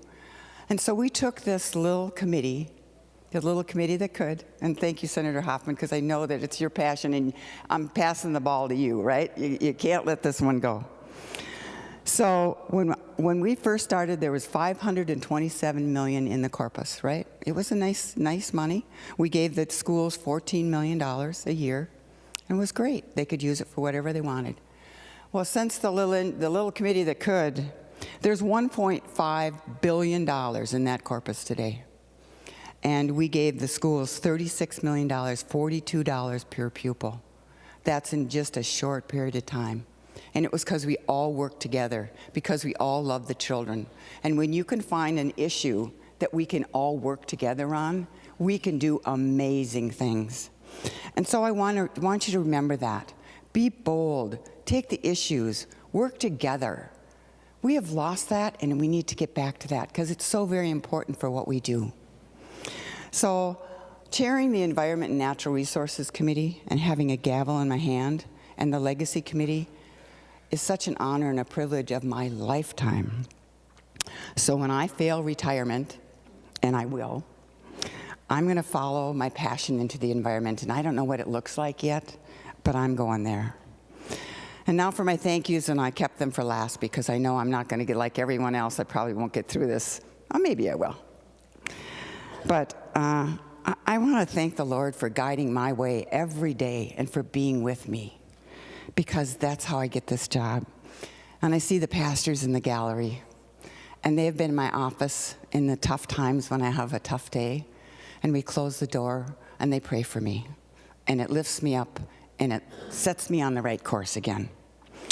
So my family, I probably talk to death about my family because I think they're just the most wonderful family, and I know you all do, but they're so special. And you know, when you look up and you see that cloud come over the dome and you get the shadow, I know that's my mom going, hey, watch what you're doing. Pay attention. So you know our families, they pound signs and they walk the parades and they do all those wonderful things for us and they're home when we're not. And sometimes we take that for granted. So don't take that for granted because our families are our heart. And that's where I'm going to go. I'm going home to a wonderful family and I look forward to spending some time, maybe not too much time. You know, my husband and I have been together for a long time and two of us in the kitchen might not, well, anyway. So I want to also thank my staff. I've had wonderful LAs. Mary Gibbons was my first one, Brad Kusterman, of course, John Cotter, Lisa Handrick. And yes, Lisa, my speech is in 24 font and it is not stapled. And for 10 years, my LA and my committee administrator and my friend, this is the hard one. He's an amazing individual and he's made me look good every single day. And that's Matt Elfritz. He is just such a gem. I love you, Matt. So I would like to think through all of this that I've served with honesty and integrity And I thank my friends and my constituents in this chamber for giving me the honor to serve them and you. Thank you.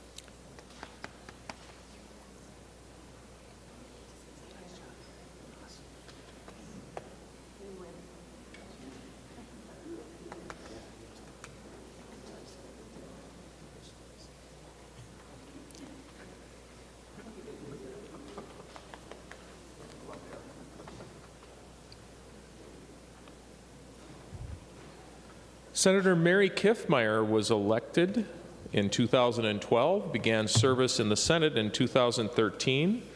She leaves with 10 years of Senate service. Senate service days, 3,422.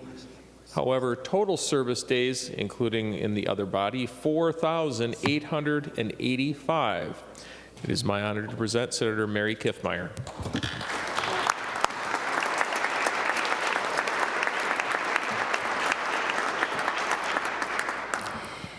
After church one Sunday morning, little Alex was walking out the front door, and as he did, he saw Pastor Bruce. And he said, "Say, Pastor Bruce, there are those plaques, you know, up there on the wall with names of men and women and flags and things. What's that for?" Pastor Bruce kindly looked down and said, "Well, Alex, that is for the men and women who died in service." And Alec looked up with great concern. He said, "Pastor, was that the 9:30 or the 11 o'clock?" You know, many of us, as we serve here, we sometimes walk out the steps also. And we understand the work that we do here, but many of the people outside just don't have that. I mean, it is a very, very unique place. And when I look around at my colleagues, I love that word colleagues, I look at them and I think of every single one of them and the richness of your backgrounds that you bring, the insurance, the medical, the labor, construction, I mean, you name it, business. All of that comes with you. And it was not an easy place to get to, so you're people with fortitude, persistence, and dedication. And the richness that I have found in experiencing that from all of you, and so grateful for that, and for our staff as well. The realization that we work closely with them, and their support, their knowledge, their skills are incredibly important to our work and so greatly valued. So my committee legislative assistant, Christina Wilson, and those before, to Joey Wiley, researcher, and Alec Bjorn, and others that I've had, to Stephanie James and Andrew Erickson and Alexi Stengel. You really do remember the times in our office of laughter and exhaustion, and so you forge those kinds of relationships that are very unique and special. As the oldest of 14 children, I grew up in a very poor home, very poor, an outhouse and cold running water. Never in my wildest dreams, I'd even think I could think of ever being a chamber like this and doing this work. I mean, I picked rocks, cut grass, worked in a nursing home, went to nursing school. But when I grew up in that poor family, it just didn't seem in the realm of possible to even think of this. And so how grateful I am. But in our home, we were rich in this. We were rich in family values, obviously. And we were rich in a work ethic. We didn't want it, we didn't ask for it, but our family, you had to live it, and you had to have that work ethic. And how grateful I am to my mom and dad, Al and Teresa Sand, for all of that. And the give and take as the oldest of the family, it's much harder than even the Senate, I want to tell you. So doing all of that, just gives you a tremendous appreciation for that. And certainly appreciation for family in general. To my husband, Ralph, 54 years, 55 next year, being faithful and true to each other. And I think of Billy Graham's wife one time, who was asked, said, "Do you ever think of divorce?" My goodness sakes, no, she said. "Murder, yes." And so this idyllic thing that somehow, you get to being together for that number of years, oh, absolutely, But we were faithful to each other and worked those things through. And I want to tell you, I'm so looking forward to going on a wedding anniversary trip for January 6th without thinking about legislation or Zoom calls or all those things that, you have to do, and to be focused on those things. To my children, 4 of them, and my 16 grandchildren, 2 great-grandkids, the sacrifices that you all know that they have made so that we can do the work for the people of Minnesota. It is a privilege to be here and to do this work, but it's also a personal, incredible sacrifice for everybody. And like my husband when he went to Vietnam, and part of that service wasn't just the soldier going, but the support of the families who made it possible to do that. And so I just have such gratefulness for all of that and such great appreciation for all of those things. But we are also here as stewards for a time. I think of those words, in our day and generation, perform something worthy to be remembered. And so every single day, there's that sense of awesomeness that we have, and to be worthy of that. And I want to tell you, every single one of you, how grateful I am that I had the privilege and the awesome responsibility to be here, and thank you. But most of all, thank you to God above, with whom I know my future is secure. Thank you.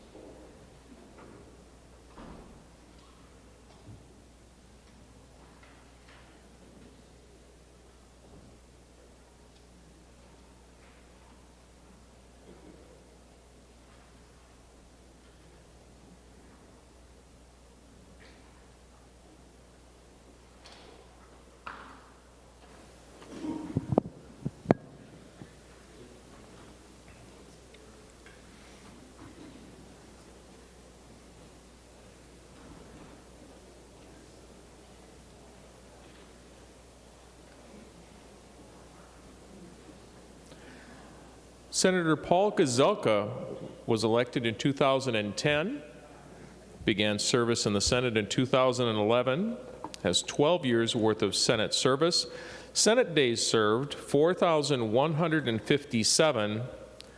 Total days served, 4,886, 1 day more than Senator Kiffmeyer. I present Senator Paul Gazelka.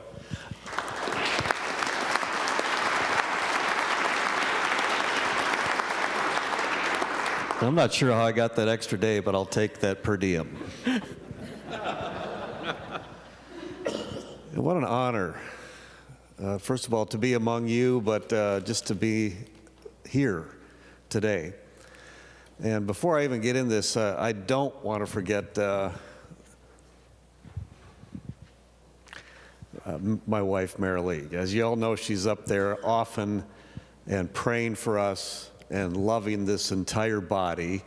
Came from a Democrat family and made me have a heart. So, but Marilee, we did it together. I love you.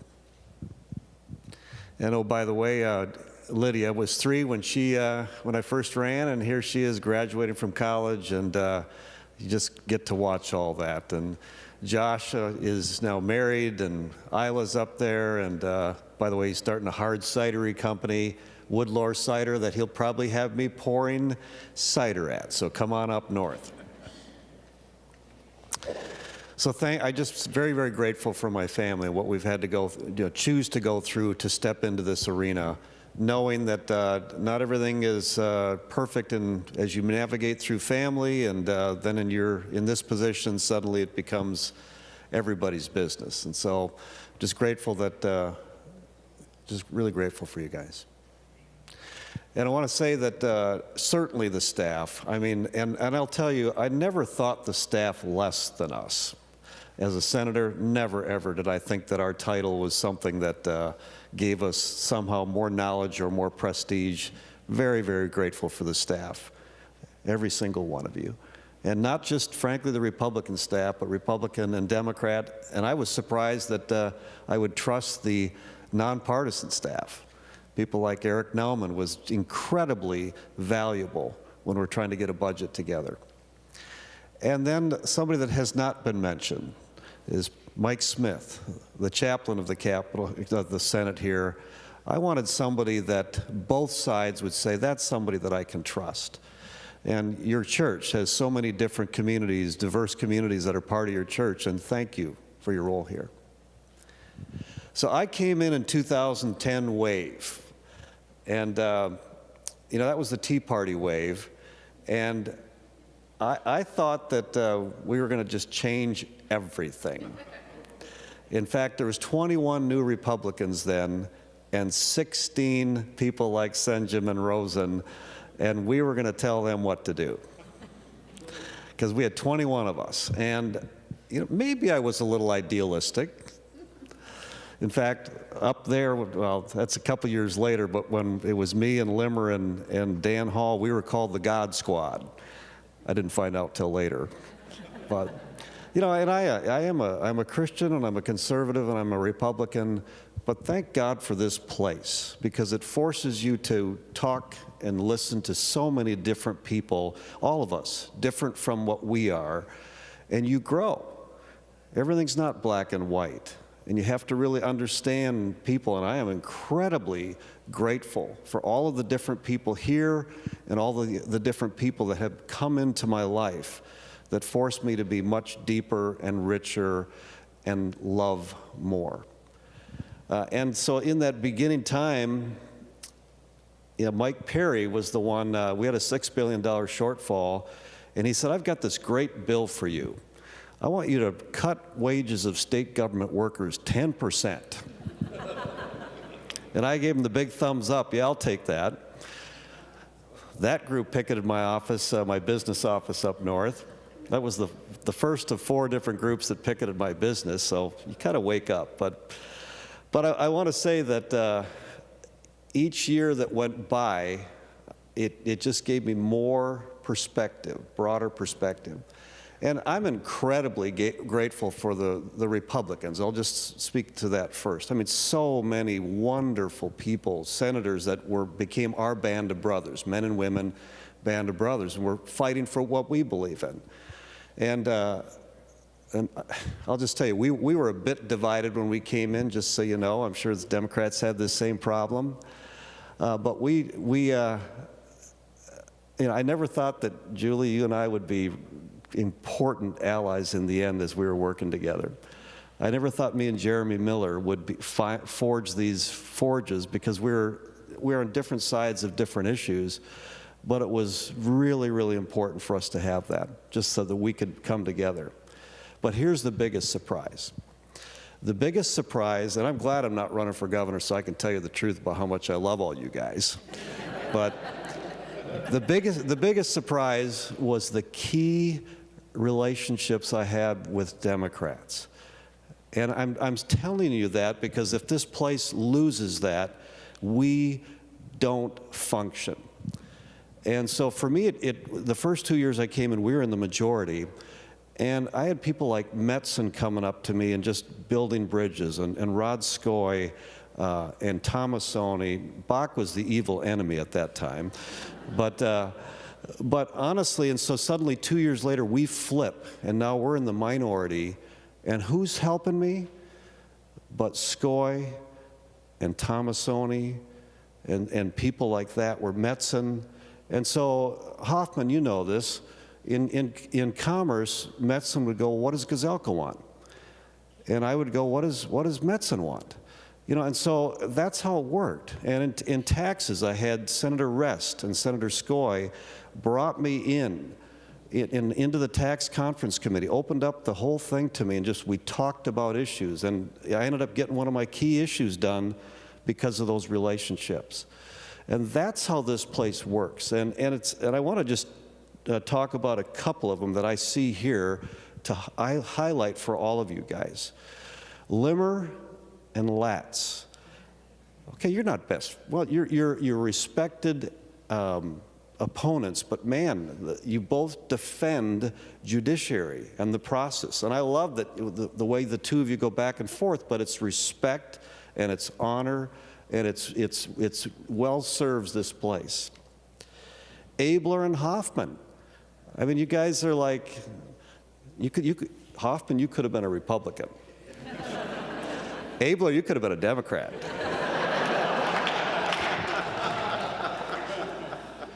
I know Roger Reinert's not here anymore, but Roger and Jeremy Miller. I mean, I thought about how they just tried to keep this place together. I mean, those are the things that work. And if we don't work at that, if you guys don't work at that, we're in serious trouble. Because I watch how the House works, and I watch how our country is, and I watch how passionately divided and angry the far left and the far right are, and this is the place that it's going to work or it's not going to work, right here. And so that's why I'm really just admonishing you guys. You've got to build those relationships, and you have to take a risk. That's what it's about. So I will tell you, when I became leader, that was my highest privilege. And I knew that being leader, people told me that, if you do this, you may not be able to do things above this, which I found out to be true, by the way. But what a joy. What a joy to be the example for the entire state of what the Senate should look like. And I really, really wanted to lower the tone as far as how we treat each other, that we lower some of the caustic things. And I hope I did a good job. I hope you know that was my heart there. And, so we first took over, and it was 34-33, and that was my lot in life the whole time. For 2 election cycles, 34-33, and a couple people had a heart attack in that first time, if you didn't know that. We had Republican senators whose parents died, and I got Tom Bach saying, I'm going to take over, because we had a 1-vote majority. And yet we've managed to figure our way through that because of honor and respect and value and love. And that's what I cherish about this whole place. So here's my highlights. Bach was playing 3D chess, and I only know how to play cribbage. And so if you know cribbage, it's 120 pegs that you got to get to the end. And so he's got all these moves. I'm just moving to the end. And so it was just fun, though, to have that battle. And where, Tom, you at first were the evil leader of the opposition, we became dear friends. And it helps that we're both from the range. But it was a high honor, because I know you also fought for this issue, this place. You fought to make sure the Capitol was done right, and what better time to have a leader who was a Carpenters Union member to make sure that we got this place built right. And so I just really appreciate the relationship that we had, and I think for the good of the Senate. This is the one principle that I hope to pass on, and I told our team this, is if you just focus on what's best for Minnesota from your lens, we'll get to the right place. And we are very, very different, but if you just focus on that, we'll get to the right place. And you don't have to get the credit. If you're really willing to get something done and you don't have to get the credit, it's amazing what we can get done here. And so that's another one. I ended up my strength is I'm a bridge builder. That's who I am. I just want to build bridges to get to where we go. I'm going to stand up for conservative values, but that's what I want. And that's not going to change. I'll just finish with this. You've probably heard this, but if you haven't, you need to hear it, because this is each one of you here. You are the man in the arena, or the man or woman in the arena from Teddy Roosevelt. It's not the critic who counts, not the man who points out how the strong man stumbles, or where the doer of deeds could have done them better. The credit belongs to the man or woman who is actually in the arena, whose face is marred by dust and sweat and blood, who strives valiantly, who errs, who comes short again and again, because there is no effort without error and shortcoming, but who does actually strive to do the deeds, who knows great enthusiasm, the great devotions, who spends himself in a worthy cause, who at the best knows in the end the triumph of high achievement, and who at the worst, if he fails, at least fails while daring greatly, so that in his place will never be with those cold and timid souls who neither know victory nor defeat. So it's been my honor to serve with every single one of you. I have no idea what the future is, other than I have no regrets of the past. And for me, it's just a heavenly prayer. What's next, Papa? Let's see what it is. God bless you all.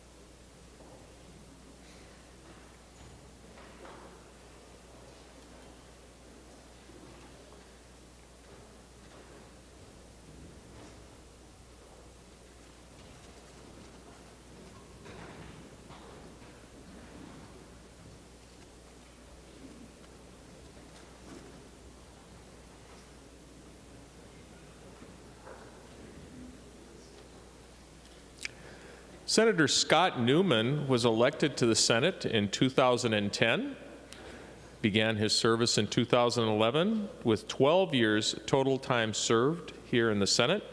Senate days, 4,157, with time served in the other body, so to speak, 5,248 days. I'm honored to present Senator Scott Newman.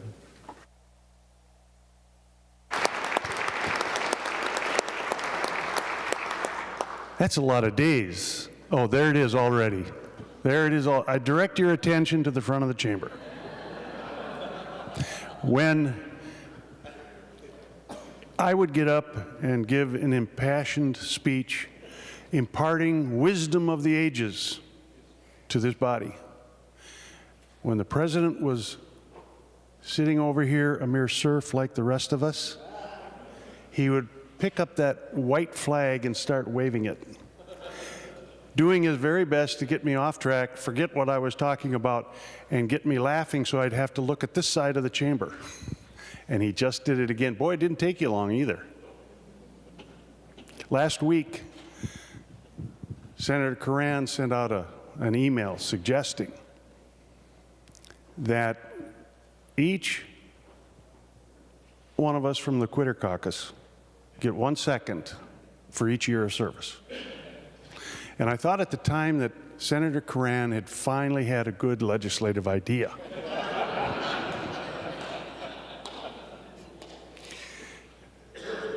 But I think he got it wrong. And here's why. I'm sitting here listening to all of these speeches, and the humanity of everybody on this floor is coming out.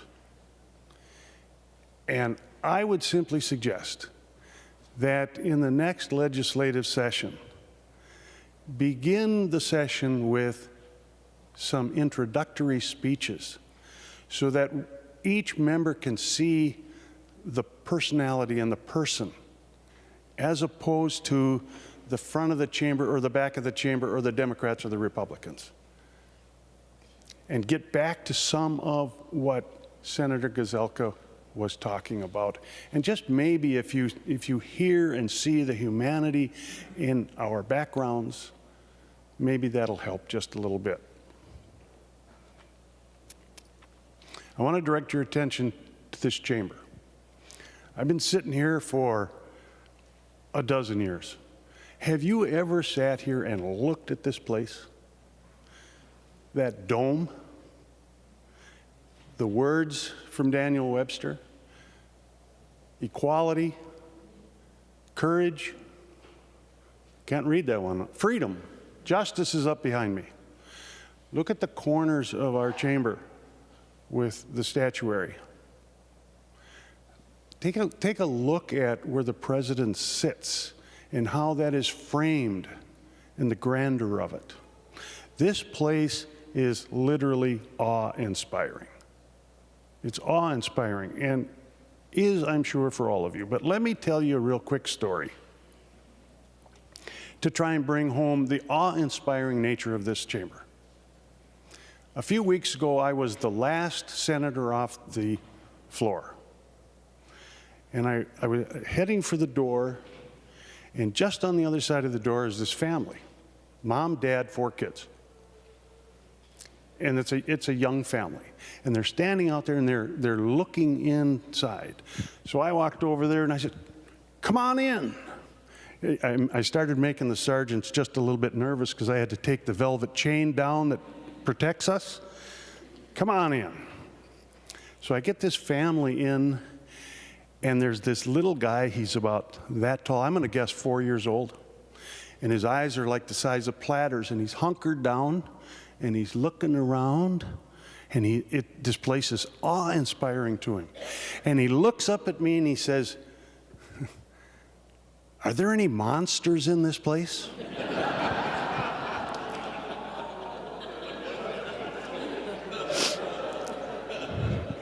And indeed there are.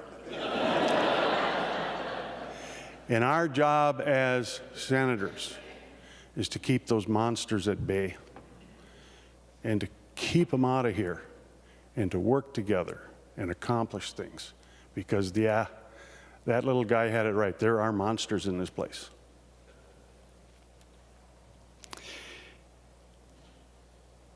In the time that I've been here, I think I have only one regret, and it is sincere. And my regret is, and what I would offer to the senators that are coming back, and the senators that are going to be here, I regret I did not take as much time as I should have to work collaboratively with my fellow senators, and I deeply regret that. I just learned too slowly, I guess. But it's absolutely necessary. You get nothing done unless you work together. And if you go back to what I was talking about in the beginning, that introductory speech, maybe that would help. But I've learned over the last few years, and I will tell you the greatest satisfaction that I have as a senator is what we were able to do collaboratively within my caucus and without, and to work with the folks on both sides of the aisle. And therein lies the greatest satisfaction, and therein I would try to impart to you the lesson that I learned. I want to recognize 5 people that I call my team. Lexi, Krista, Dave, Pat, and Matt, my team. And I am profoundly grateful to them for all of the help that they have given to me. All of us have been asked, what's the future hold for you? And I got to tell you, like Paul Gazelka, I don't have a clue. I think God's going to open up a door. I'm not going to go home, sit down on the couch, and die. That door is going to open. I'm going to step through it. And over the years, I haven't really shared a lot of personal things about, what I really enjoy doing.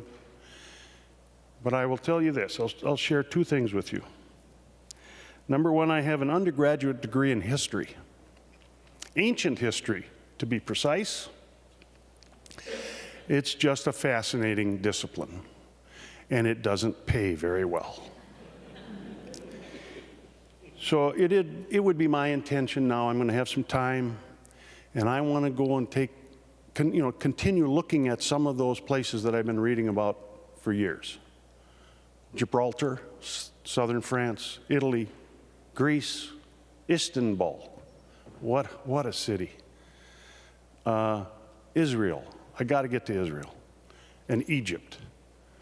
Take a trip up the Nile River and go to the Valley of the Kings. Those are some of the things that I would really like to do.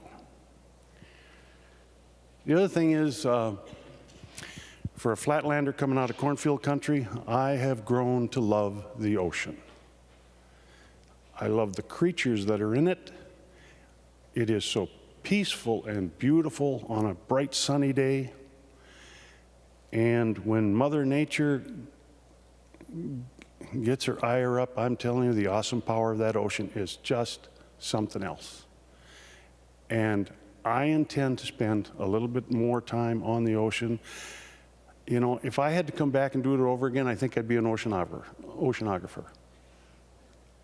So I'm going to spend a little time on the ocean, and maybe, I don't know, maybe I'll just go out and pick up plastic and cans and stuff that are littering the shoreline. I don't know. But that's where I'm headed. I want to go back very briefly before I sit down to the family that I mentioned that came across the threshold, came down on the floor. I had no idea what family that was. No idea whatsoever. And so I got him down over in this area, and the kids look up and say, "That's Papa's desk. That's Papa's desk." I had no idea. And they clambered over to this desk and they started opening up the drawer. Now the sergeants are getting a little nervous, and they're writing notes to Papa, shoving them in the drawer. Now, I'm not going to tell you who Papa is. If Papa wants to tell you who he is, that's okay with me. But, you know, what a coincidence that this family, I had no idea who they were, and they were close relatives, I'll say, of one of our members. And it was just fun to have that happen to me. So, Mr. President, life is a series of hellos and goodbyes, and I am afraid it is time for me to say goodbye. Mr. President.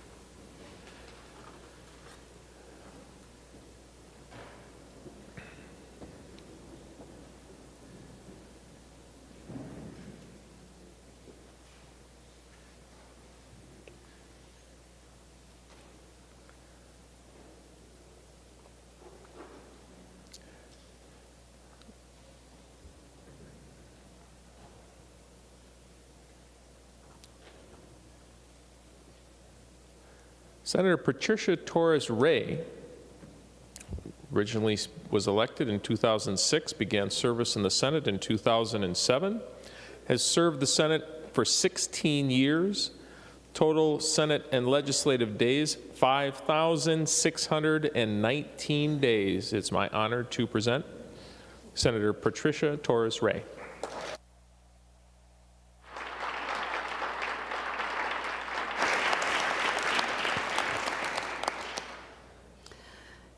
Thank you, members. It is truly an honor to be here. And I agree with Senator Newman. We need to do this at the beginning. I feel so many emotions right now, so many memories. Thank you for the honor of serving with you.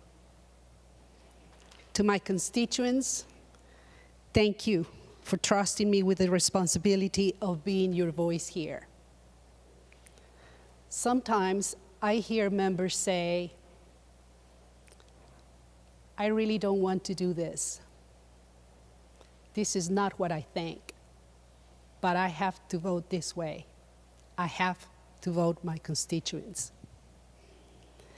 I have had the honor to represent constituents and a community that fundamentally shares my values. And I am so grateful for that, because I never had to pretend to be someone other than myself.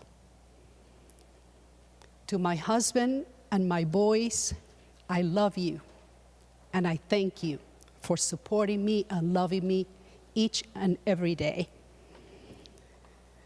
My boys grew up to be amazing young men because they had the privilege to be part of the Senate family for 16 years.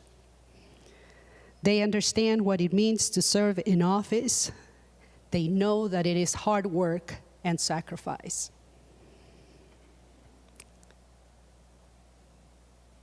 They know what government is, and they know how government is so important in people's lives. I am most grateful for that. To the people that have worked in my office, to my amazing legislative assistants who were very inexperienced when they came here. And when they left, they were hired to do very important jobs because they were so smart and learned so fast to do this work. And they loved being here. Thank you.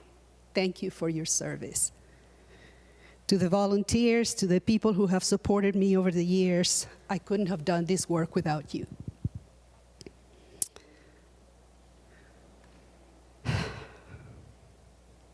To Adriana Santa Cruz, who gave this sarape to my family so that I can wear it here. When I was elected, they celebrated in Colombia, and she thought very carefully about what I should wear to go to Colombia. So she put together this with indigenous women from the Andean Cordillera, where I come from. And she decided that the colors needed to be the purple of inclusion, the blue of my political party, the color that I love, black, and white for peace in Colombia. We have been in a civil war for 45 years. When I was elected in 2006, people talk about my election to the Senate as being remarkable. I was the first Latina immigrant elected to the Senate, and people were awed by my election. I had arrived to this country 20 years earlier, and I couldn't speak a word of English when I arrived. I was considered a complete outsider in political terms. However, I believe that my story and the circumstances that helped me get here were actually not that exceptional. It is true that I had to work hard to accomplish what I had accomplished. I worked in very demanding jobs like printing bottles in a factory while I was going to school. I went to law school in Colombia, but when I got here, I was told that I had to start all over again to get to college. And not being able to speak English was a great barrier. But I had an opportunity. Attending school in Minnesota was easy when I got here. I completed my ESL training in a free public academy. And later, I went to the University of Minnesota. I completed my undergraduate degree and my master's degree. And when I finished school, I didn't have any debt. I don't consider those opportunities extraordinary. I don't consider those circumstances remarkable. Actually, I think they are very ordinary opportunities that are afforded to most middle-class Minnesotans, but they are almost unattainable for most low-income people of color and immigrants who are poor in this state. These opportunities transformed my life. I am here as the first Latina elected to the Minnesota Senate because I was afforded those opportunities 30 years ago. Today, as I leave the Senate, I wanted to share a little bit of my story because I hope that you remember me. I hope that you will use your vote, your voice, your power to afford better opportunities for people of color and immigrant people. You have the power to transform the lives of people. People like me who had so little when I came here. And I faced so many barriers. These opportunities have contributed to my individual success and the collective success of my community, the success of this state, and the success of this country. I own a home. I have children who are educated and successful. I have never had to apply for public assistance in this country. But I had access to public college, affordable housing, food security, and health care. resources that all Minnesotans, that all people deserve. My individual success is part of the collective success of America. Collective success is enduring. Collective success is joyful. Collective success is powerful. You have the power to create collective success here. When you push these buttons and you give an opportunity to a person like me to have a safe home, to be able to go to college, to be able to have a job that allow her to live with dignity. Please, please, be a voice for people who often don't have a voice here. Please be the voice for the poor, those who can't be here to ask, the marginalized, those who don't have the ability to communicate in your language, those who can't not share their story in public because it is too painful. And those who have been intentionally harmed by many policies that started here in this room, like the descendants of slaves and indigenous people. In this country, we have always believed that it is possible to start at the bottom to raise to the top.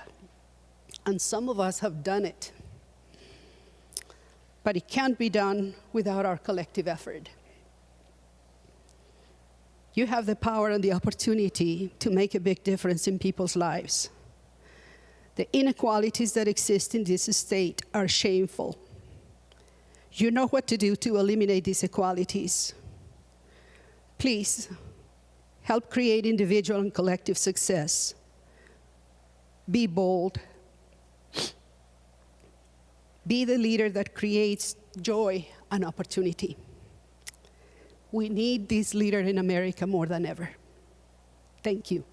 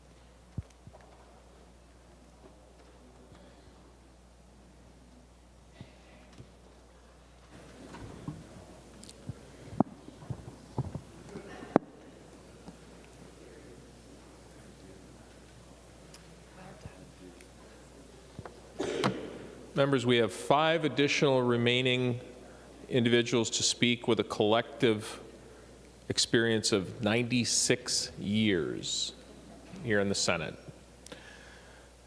Senator Kent Eken was elected to the Senate in 2012, began service in 2013. He has 10 years worth of Senate years served, 3,422 days, but with additional time in the other body, his total legislative days served is 7,076. It's my honor to present Senator Kent Eken.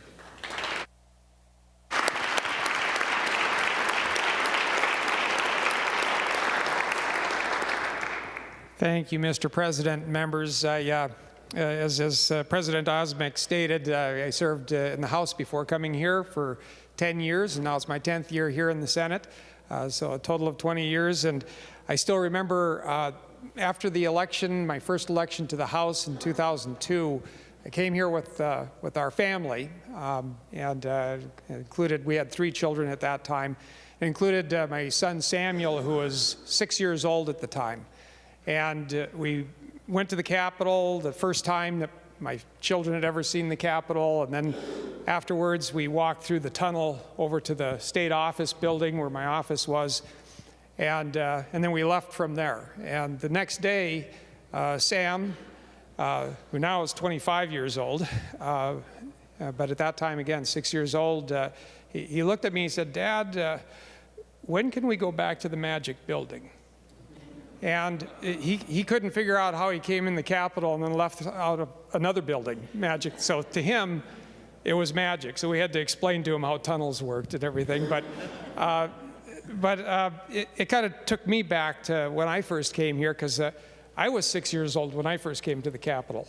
And my dad was elected for the first time to serve in the Minnesota House. And I remember running down those tunnels when I was a kid, when I was 6 years old. So, and that's what inspired me to want to get involved in politics. Was my dad. The reason that he got involved, he was never intending to get involved in politics at all. But he had a son, his name is Kyle, my brother Kyle, who was 2 years older than me, but he was intellectually disabled. And so I called him my big little brother because he was taller than me and bigger than me, but intellectually he was like my little brother.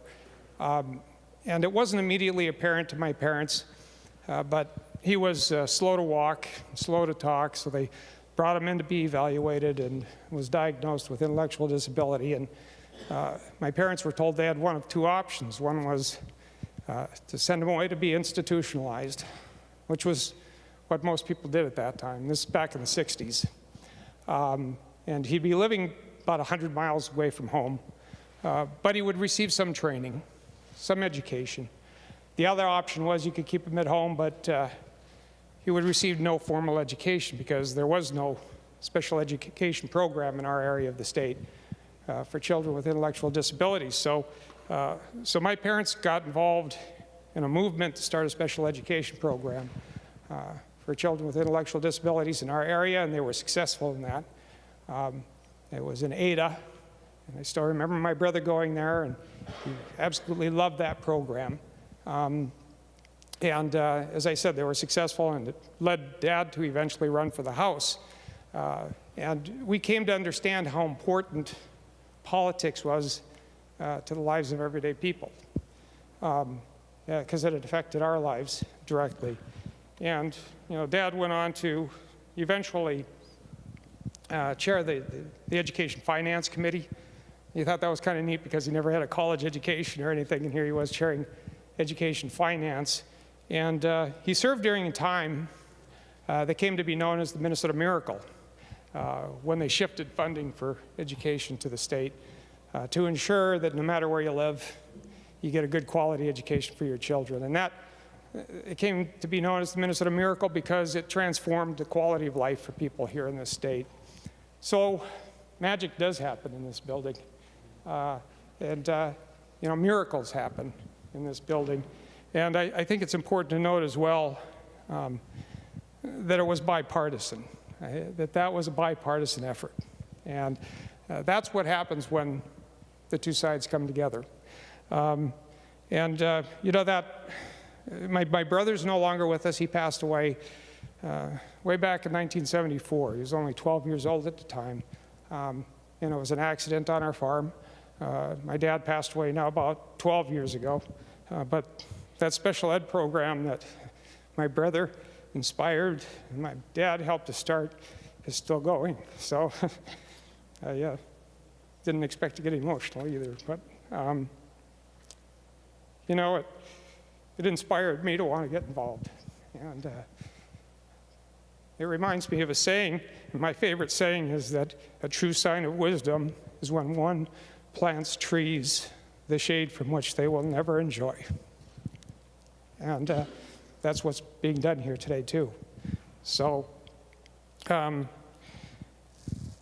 for me, politics, you know, so a lot of people think of politics as kind of separating family members from each other. The person that's serving has to spend a lot of time here. But for me, it actually was a place where Dad and I connected. We spent a lot of time talking politics, and I traveled with him all over the place, door knocked with him all over the place. So for me, family and politics have always been intertwined, not separate. And I've tried to do that with my own service, get the family involved, sometimes not willingly. But my kids have helped me with the parades, they help me with the door knocking, and I hope that one day they'll look back with fond memories, even though at the time maybe they didn't think it was that great. Because I certainly have fond memories of this place and time with my dad. But I want to emphasize again the bipartisanship and how important that is. You know, I do have concerns about, you know, the direction that we've been moving in the polarization in our state and in our country, and the inability to get things done as a result of that.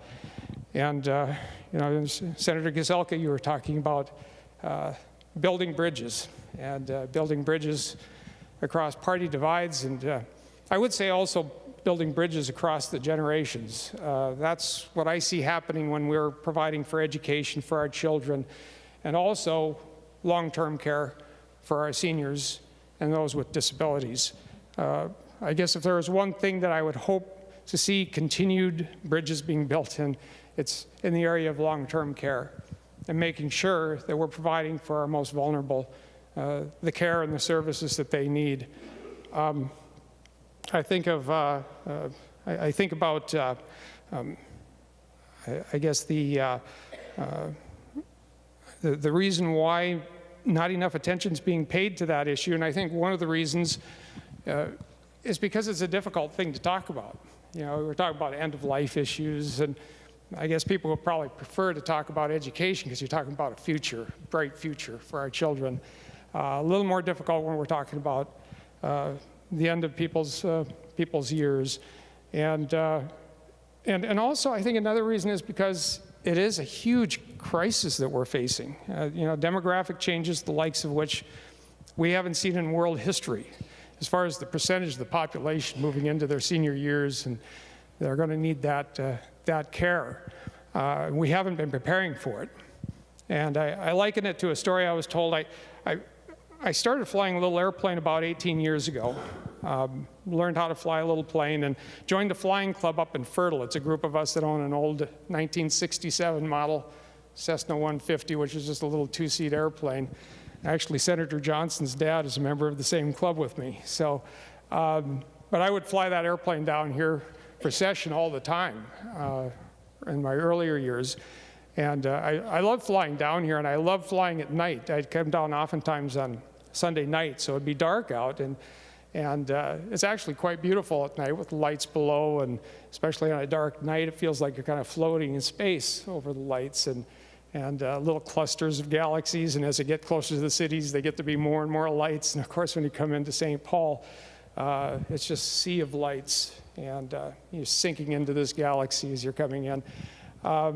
But it's also more dangerous flying at night because it's hard to see the ground if your engine gives out on you. It's hard to know where to put the plane down. So a more experienced pilot was giving me some advice. And he said, what you do if your engine quits on you and you're looking for a place to put the plane down, you just glide it down to an area you think looks good. And when you're about 100 feet off the ground, you turn on the landing lights so you can see what's in front of you.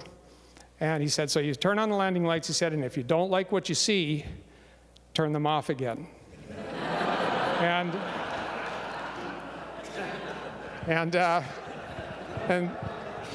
that was the end of his advice. That was it. That was it. But obviously he was telling a joke, but I tell that story because I think some people operate that way, you know.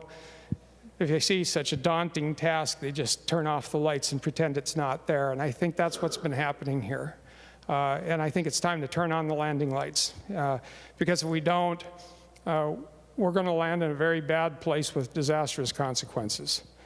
So, and we need to start acting now. So I would encourage, those who serve from here on out to work on that issue.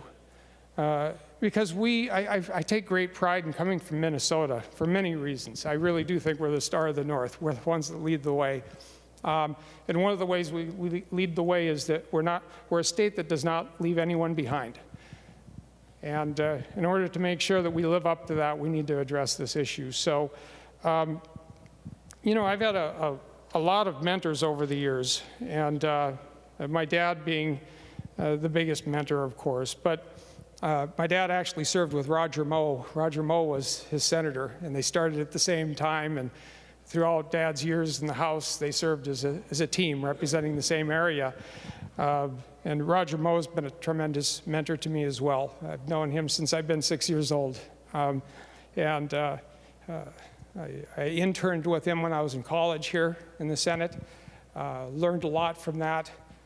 He took me under his wing, and I greatly appreciate that.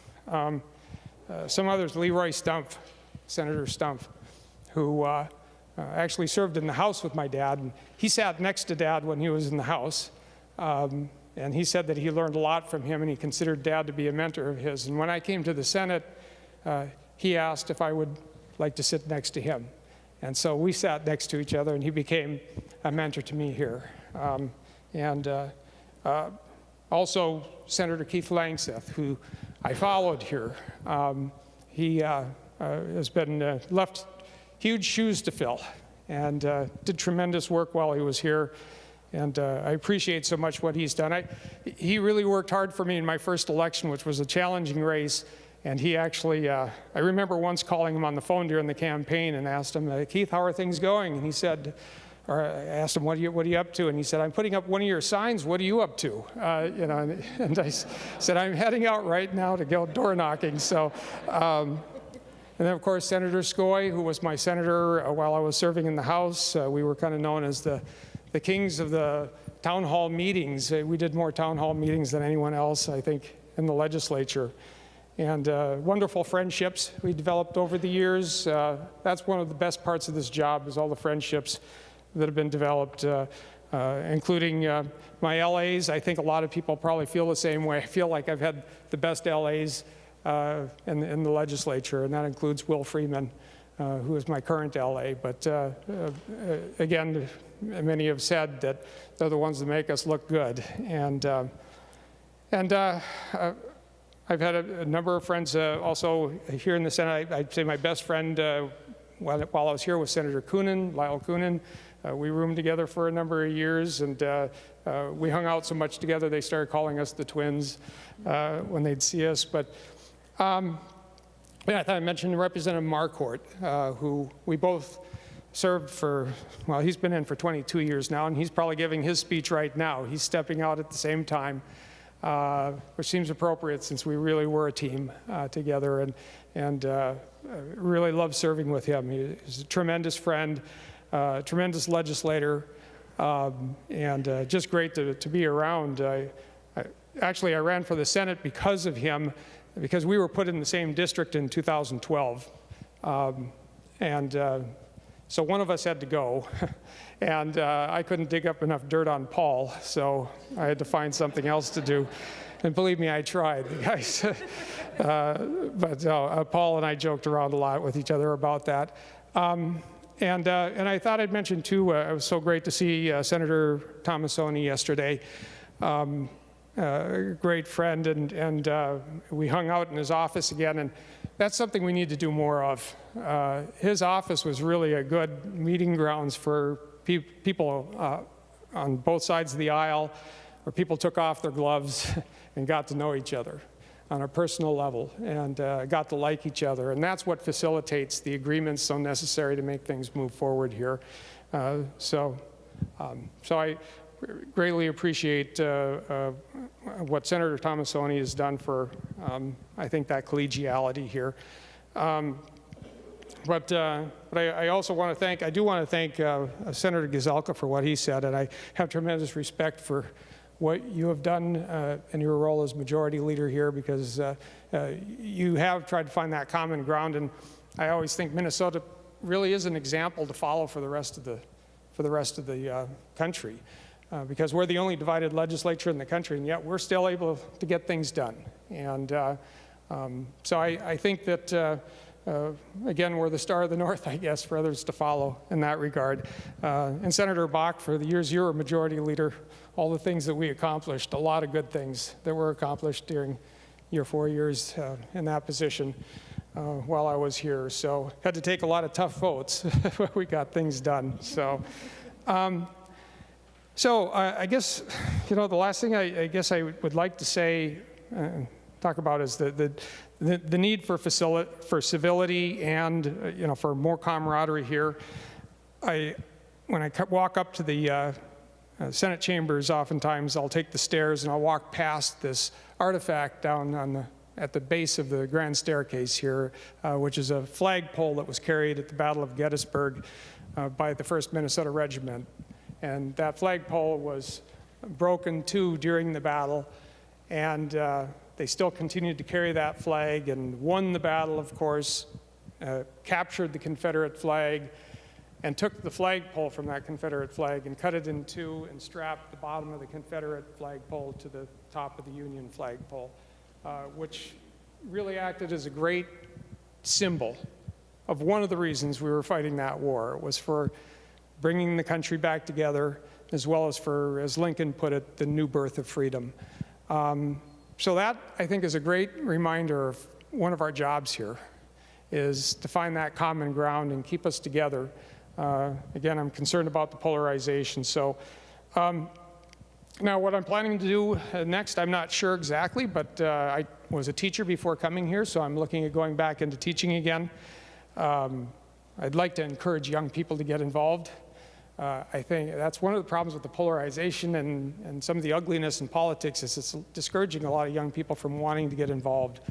And I'd like to inspire people to inspire young people to participate and understand how important that is to their quality of life and to the quality of life of everybody in the state. So I guess I still have a few trees I'd like to plant. So again, I thank you. It's been a tremendous honor to have served with you, and a tremendous honor to have served the people of my district all these years. But thanks so much.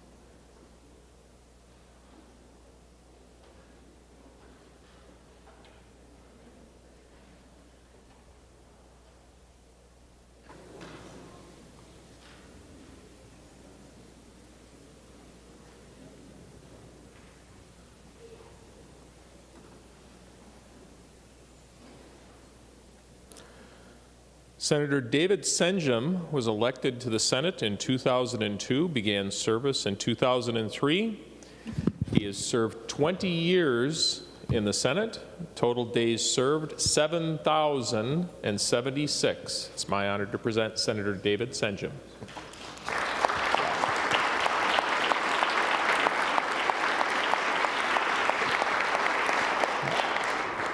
Thank you, Mr. President.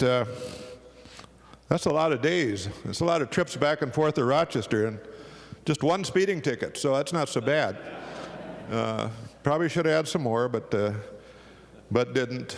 Kind of a special day. These days, you wonder whether, as you have gone through these 20 years and listened to all those speeches, and you think about the day that's your turn, and you want to give this little perfect talk, and you know that's not possible, and then you listen to all these speeches, and then you forget your own, and because you're so wrapped up in the emotions of the moment and all the things that people are saying in such a special place, and that's really what I think my theme will be as I go through what my comments might be, just that this is really, really a special place, and somehow I got here. I don't know how. Knocked on a lot of doors, walked down a lot of alleys, and had a lot of doors slammed on me and all of that, and we all have, and that's the nature of getting here. And then you get here and you walk in this enormously beautiful chamber. And I will never forget I suppose in about November 2002, as we did our orientation with Pat Slavin then, and I think as I recall there was, I've got it written down here, Senator Bach, Rosen, Ruud, Tomasoni, Uyghur, I think. Uyghur, okay. Dibble. Yeah, I think that was it. That were, and of course all the people that have since gone, but these are the people here that still remain. So we had that orientation. I remember walking back here with Senator Gaither and looking around us and thinking, Gaither, I don't know if I even belong here. I don't know if I fit. I don't know if I'm good enough to play in this arena, for goodness sakes. And I remember so well, I didn't even want a microphone on my room, or on my desk rather. And Senator Torres Ray, I sat in that desk my first couple of years. My name might even be in the drawer. It might be. But that's where I sat. And I sat very quietly for quite a while. And didn't want to speak, and now today I'm going to find out this microphone's about the hardest thing to give up that I'll ever have, because once you put it back in that saddle, you're done. You're done. This is the last time that you get to speak at this floor unless you do like Senator Ruud did, run again, and I don't think that's in the cards. So in any event, a special moment, and I also want to say just all of the people that have talked today, and all those people before, all of those years, what it says about this place is that we're this fabric of Minnesota. And we all come together, different people from different places in different. And yet we come here and we try to do the good will of the people. And we have our buttons and we try to press the right button at the right time. But we all come together as 67 different people, divergent in every way possible, and we come together for the common good. And that is the greatness of this place. And then just look at where we're in. Look at the inscriptions. Look at the art. If you didn't know it, I was on the art committee during the restoration. $975 million estimated value of art in this capital, $975 million. It's just incredible, and certainly the marble and the desks and the furniture, totally historic, never to be replaced. So don't wear them out because they're good stuff. I'm also reminded, some people talk about the first day they came to the Capitol. I came to the Capitol in high school, and the only person I remember in this room was Senator Limmer.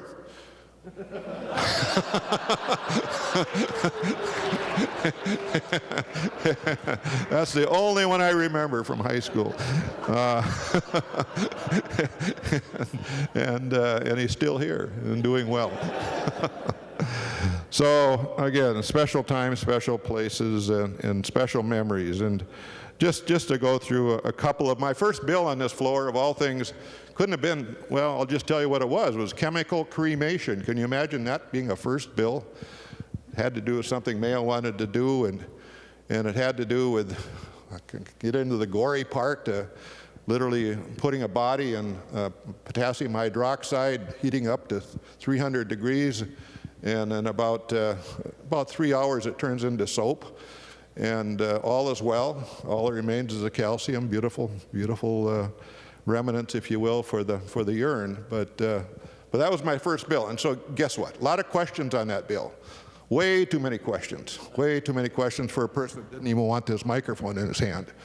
But we all do that, and we all go through those experiences, and just fond memories. And then I remember so well, I'm just going to go through a litany of a few of these. The Twin Stadium, and some of you people were here during the Twin Stadium, and we had that certain night, I don't know, 2 or 3 in the morning it seemed like. Senate Republicans caucused up, and Senator Day asked, well, who in the H is going to vote for this thing? And so he and Senator Rosen and I, we raised our hand. Nobody else was. Well, we're going to watch the stadium go, and whatever. I think we had maybe 30 votes, 32 or something like that at the time. And where's this stadium going to go? Well, and we came out here, and they kept the board open for I think at least an hour, Tom. Right? A long time anyway. And blink, blink, blink, those votes came, and we have a Twin Stadium today. But that I think that's the longest I've ever experienced the board being open. But it certainly got done. I remember, I think I commented on this the other day. The Prairie Island cask storage, last day of the session, all the agreements are made. All the bills are agreed to, and all we had to do is come up the last day and run them off the floor, if you will. And then the cask storage came up. Started at 11 o'clock. Some people still in this room grabbed the microphones and just fed them to each other back and forth and back and forth. Went all the way to midnight, from 11 o'clock to midnight, into special session. I remember Senator Metzen up there. He wasn't a very happy camper. I don't think he broke his gavel, Mr. President, but he was pretty close. We came in the next day. I don't remember how the parade. I don't remember how it all got worked out. It always does, but it wasn't so fun. And I got a Viking Stadium. Senator Rosen carried the Viking Stadium bill. Now we're really getting a little inside caucus here now, but this is the way it kind of was. And she just worked so hard on this bill, and so we caucus it up, and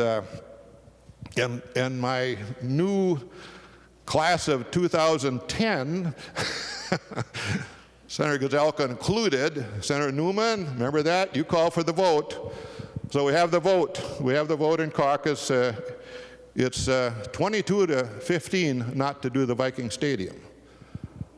And that didn't sound very good, because I'd scheduled that vote for that afternoon. And it's like 1 o'clock, or it's actually about 2 o'clock now, and we're going to do it at 3. And so we have all this discussion. I gave the caucus a half an hour to elect a new majority leader, and I was coming down here, and Fishbach came down here, and I just waited. And they walked in, and we opened it up, and there were no motions, and we ran the Viking Stadium. We had our 15 votes, and Senator Bach delivered, 21, and we passed it with 36. Now everybody likes the Viking Stadium, I think. Now we just argue about the stadium reserve, so that's that lives on in many ways. The shutdown, and this is not about me, I just got to tell you this, though. It's kind of an interesting story. The shutdown, and that was, there was an occasion where Governor Dayton was coming down to Rochester to rip on us Republicans for, being just not willing to work with him, and so on and so forth. And Michelle Helgen called me ahead of time and said, Senator, would you have lunch with the governor? Well, of course I'll have lunch with the governor. And so, well, we'll just go to Michael's. I don't know, maybe some of you know Michael's in Rochester. It's not there anymore, but it was a pretty good restaurant. So I called Charlie Kappas, the owner, and I say, Charlie, can you get us kind of a table back in the corner? And he does that. And so we just chat. And so I'm thinking, what am I going to tell the governor? I mean, I got to pull on his heartstrings. And so we got this, we got chains on the door. If you didn't know that, some of the people around here knew that, but chains on the door. And so Governor Dayton, I say, you're the only one in the galaxy, that can call this off. I can't call it off. My folks aren't going to agree to this at all. They're firm, they're resolute. You're really the only one to call it off, Governor. And Governor, you remember Rudy Perpich in your speech during your inauguration day and how you were fond of Rudy and you wanted to emulate him? And Rudy Perpich wouldn't allow this to go any further, Governor, would he? No, I don't think he would. And by the way, Orville Freeman, I used to walk back by a picture of Luther Youngdahl, and as I went to my office down on the east side here, and all I don't know anything about Luther Youngdahl except my parents used to speak fondly of him. And I said, Luther Youngdahl wouldn't do this. He was a good Lutheran and had a good Lutheran ministry kind of history in his family, and he wouldn't do this. He'd call it off. The short story, and I don't know if this ever had anything to do with it, but anyway, the short story is he didn't go to the rally, he came back to the Capitol and called it off. And that's the way it is. And Senator Bach and Senator Skoye, we talk about getting along together.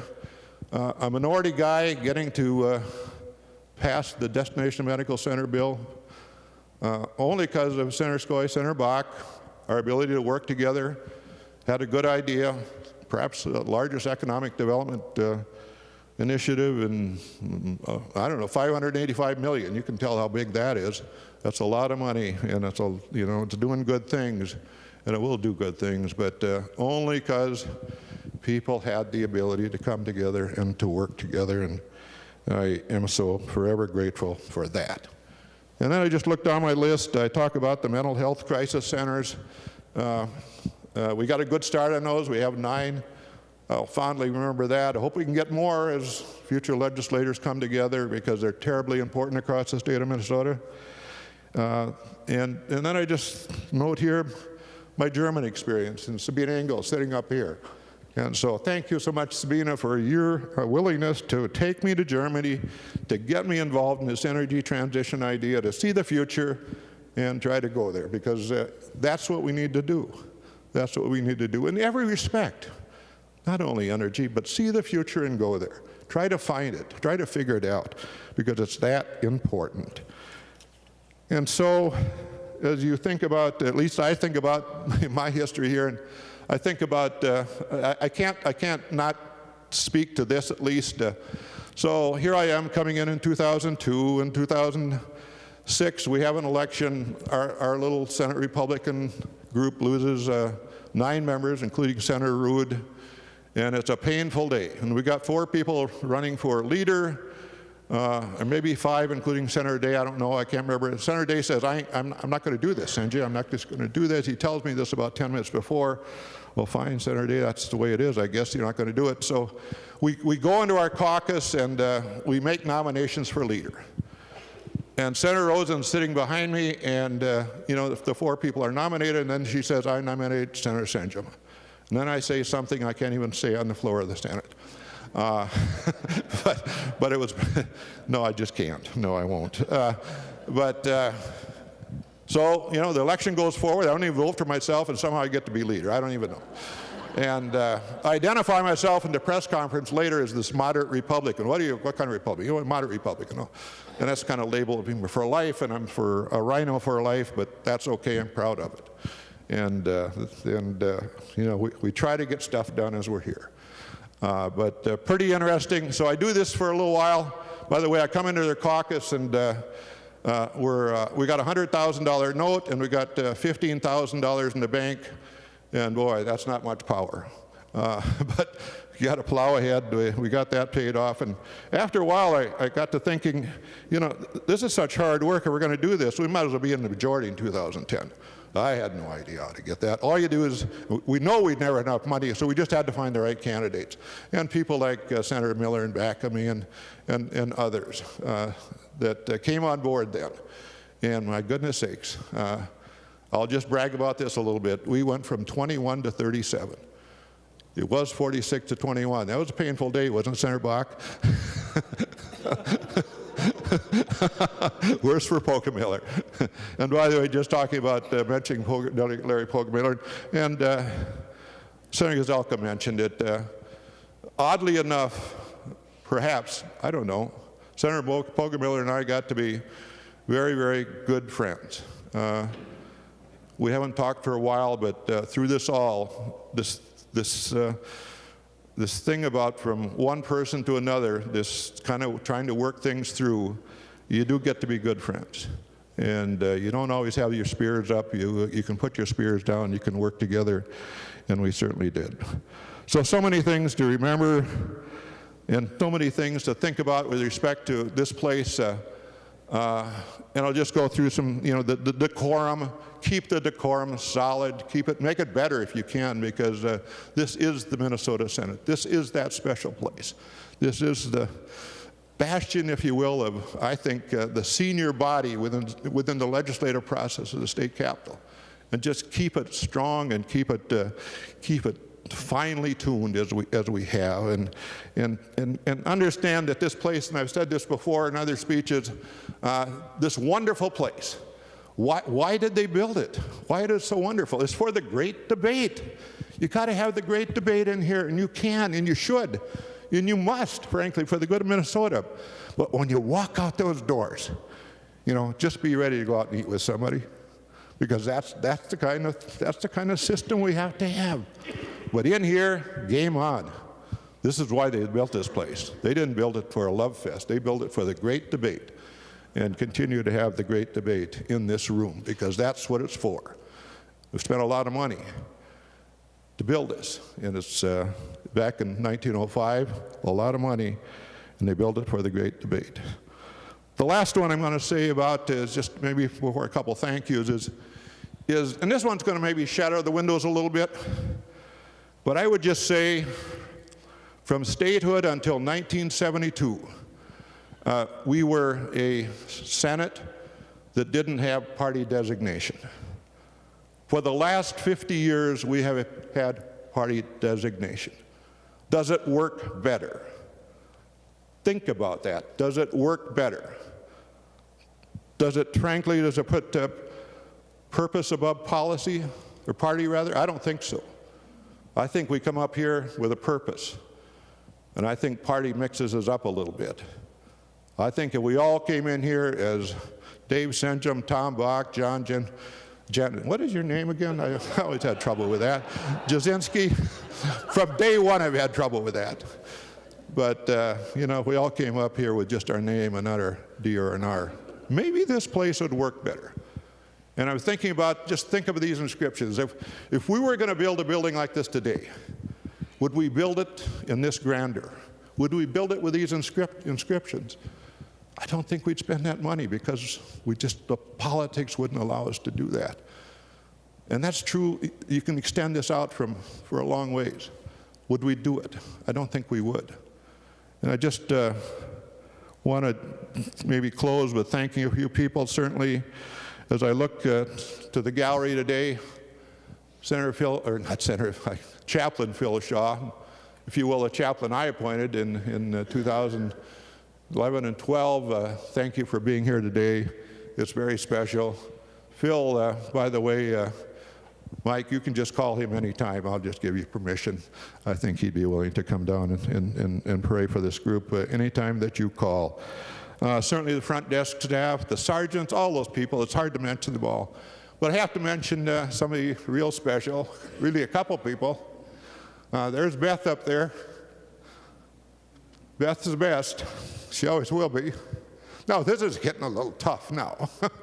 But Beth, thank you so much for what you've done. Hold me together for, 10, 12, 15 years. You've been very special and very loyal, and you were always the best.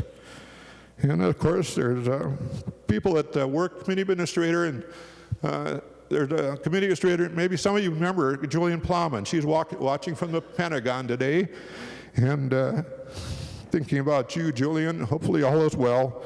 Megan Shea, certainly work with me. Susie Drew is up there someplace, or was. Susie, you're special. I find it really hard to share you with Senator Bach, but I think it's working out fine, and will. And then certainly Darren Lee, and I'll just go on, Allie Eilers. I don't know if Marissa's up there, my communications person, but Marissa, you're just fabulous. I can't leave this without recognizing you. But what I want to do, maybe just in closing, is just to say, we all talk about this inscription, but there's a little one that you hardly ever see, right back there.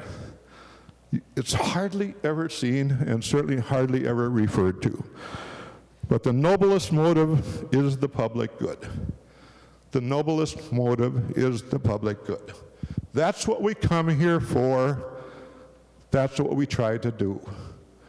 The noblest motive is the public good. Senators, it has been a pleasure to be here for 20 years. I'll miss it. It was a hard walk over here this morning. It was a hard walk into this chamber, no question about it. But I wish you well, Godspeed. God bless our great Minnesota Senate.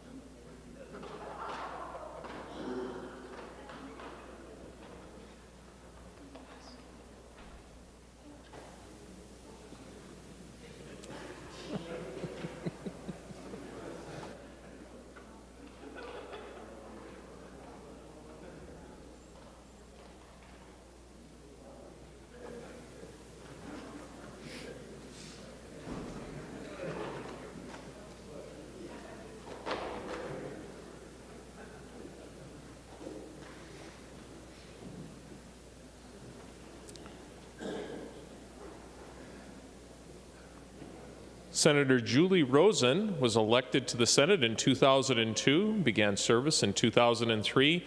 She also has 20 years of experience, and she also has 7,076 days of service.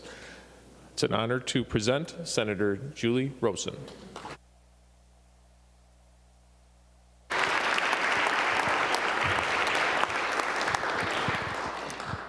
So it's been an honor to serve with this man for the last 12 years and be a seatmate for the last 10 years. You had 2 years up there, and I missed you terribly, but I had a chance to sit with. And we did this every morning after our prayer and our Pledge of Allegiance. And every election, he'd be going, Julie, don't do it, put that speech away, put it back in the drawer. You're not going to retire. And I'd put it back in the drawer. Can I take it out now, Jeremy? I can take it out. This is very hard. And you might have to share the Kleenex. And it's hard to believe there's been 20 years, a third of my lifetime has been spent here. I want to thank my district, 23. They have been amazing, and they believed in me. And it's been an honor to serve these humble, hardworking people. And I feel so good that Senator Draheim, you'll be serving them very well. So this makes it much easier to know that you are going to be working with them, working with Senator Franzen to take care of these very honorable people. And that's why I ran, because I feel so passionate about these folks. You know, it's funny, you get up here and you get beat up all week, and then you go home and you go, oh yeah, this is why I ran for office, because I can make a difference. And it makes a difference for them because they have a voice up here. I remember the first time in 2003 walking up those stairs outside here, and my knees are knocking. I'm going, what the heck did I get myself into? I am not qualified. I have a degree in agronomy from Colorado State. What am I doing here? But I remember thinking how incredibly clean those stairs were and how beautiful this building was. And I was looking for something to say, like, oh, they missed a spot on that. I just want to say thank you to everyone who cares for this amazing Capitol complex. It is spectacular. And a special shout out to Tim and Dee and Roger at the MSB and our great conversations that we've had at night. I will always cherish those. So, people have been asking a lot, what will I do? You know the answer, don't worry about it. I got it handled. By time a third deadline next year, I'll be floating down a river in Vietnam and Cambodia, so don't worry. I also have a 2-year-old, I bought it 2 years ago, a 19-foot Airstream motorhome. Have not used it once, not slept in it once. I'll have to get the manual out because I don't even know how to operate this thing. Seriously, yeah. I got friends that own a elephant rescue camp in Kenya. I think I'm going to go and be cheap free labor, maybe shovel some elephant poop. Who knows? I just want to make a difference someplace, and that's important to me. I have a family that I'm very, very close to out west.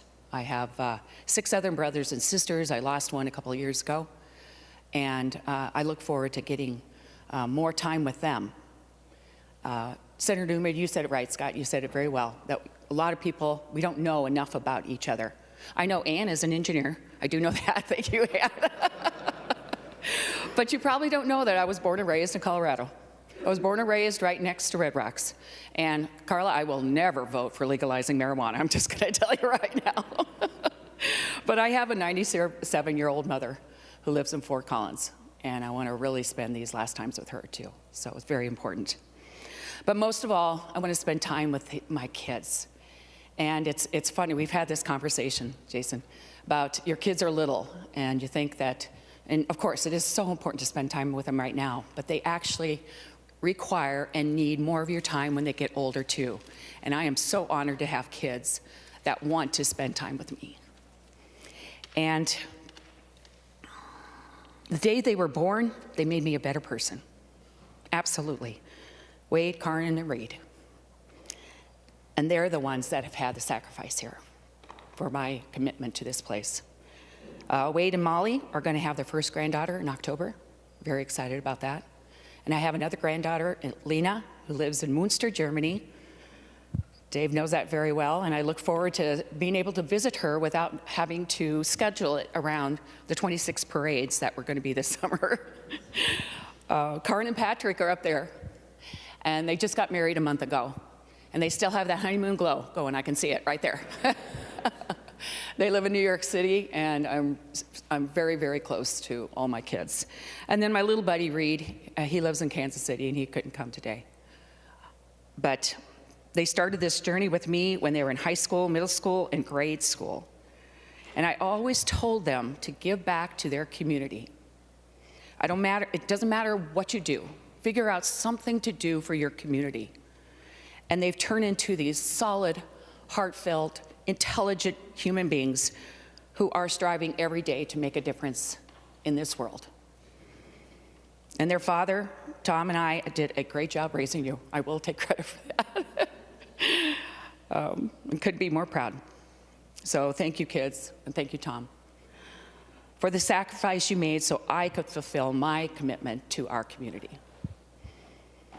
A couple other people I would like to mention that just still, Bobby Gunther. Bobby Gunther, if you haven't had a chance to know Bobby Gunther, it's your loss. He means the world to me. And I started off with Bobby and Tony Cornish, and it was a great team. We worked very, very well together. Dick Day, when he asked me to run, I was like, are you kidding? I've got kids at home. I don't know anything. I have no political experience. I don't know what I'm doing, but he believed in me, and he helped me, And I won my first election because I ran and ran hard. And that belief and asking was so critical for everyone, but especially women, to ask them to run, because you know you can make a difference. And Dwayne Benson, we lost Dwayne Benson a couple of years ago, but he was the one that taught me, and which we all know, but he said relationships are what matter up here. It doesn't matter if you're in the minority or majority. Make that relationships, because you can make things happen. And I served 12 years in the minority. And in the minority, in 2005, we passed the comprehensive meth bill, the largest meth legislation in the nation. I didn't know what the heck I was doing. I didn't know the process, but the meth cooks were coming up into southern Minnesota, and the stories about children being bathed in the bathtub where they were dumping the meth cook residue down that tub or the sink, and those babies were being bathed in it. That took me to my knees. So we had meetings twice a month, and Ken Backus would come down, and the sheriffs and the judges and the retailers, and we'd meet in Albert Lee twice a month. And we developed this huge 5-section bill that had putting away your Sudafed and child protection and treatment and cleanup legislation, and it was remarkable. But honestly, I didn't know what I was doing. Linda Berglund calls me up one Saturday. I'm, I don't know, sweeping the garage, chit-chatting, and she goes, well, I want to help you with that meth bill. And she starts talking about what she's going to do, and I said, well, Linda, are you going to take the bill from me? She goes, no, we're going to work on this together. So we sat at the committee table, and we did the bill together. And that was how it's supposed to be.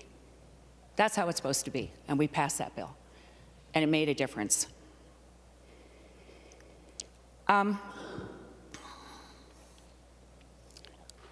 The stadium bill, I do want to go back to that. That was, that was brutal. But I remember the first time driving up Hiawatha and seeing the structure for the first time.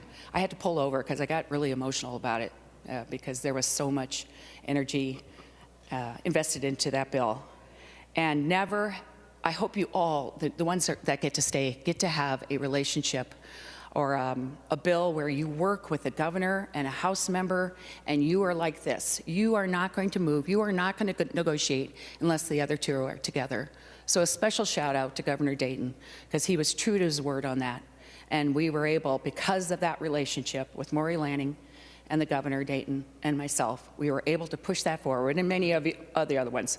Dave, Tom, you guys did the yeoman's work too, getting all the votes and getting that pushed through. It was truly amazing. And just a little plug, shameless plug, please let's take care of the stadium with the paying it off next year. We'll take care of Minneapolis. Let's do the right thing. Somebody take that, okay? Do well. I want to just say too about the 2018 pension bill. Sandy, it was remarkable. And to the pension boys, thank you very much, guys. We did a good job for our state workers.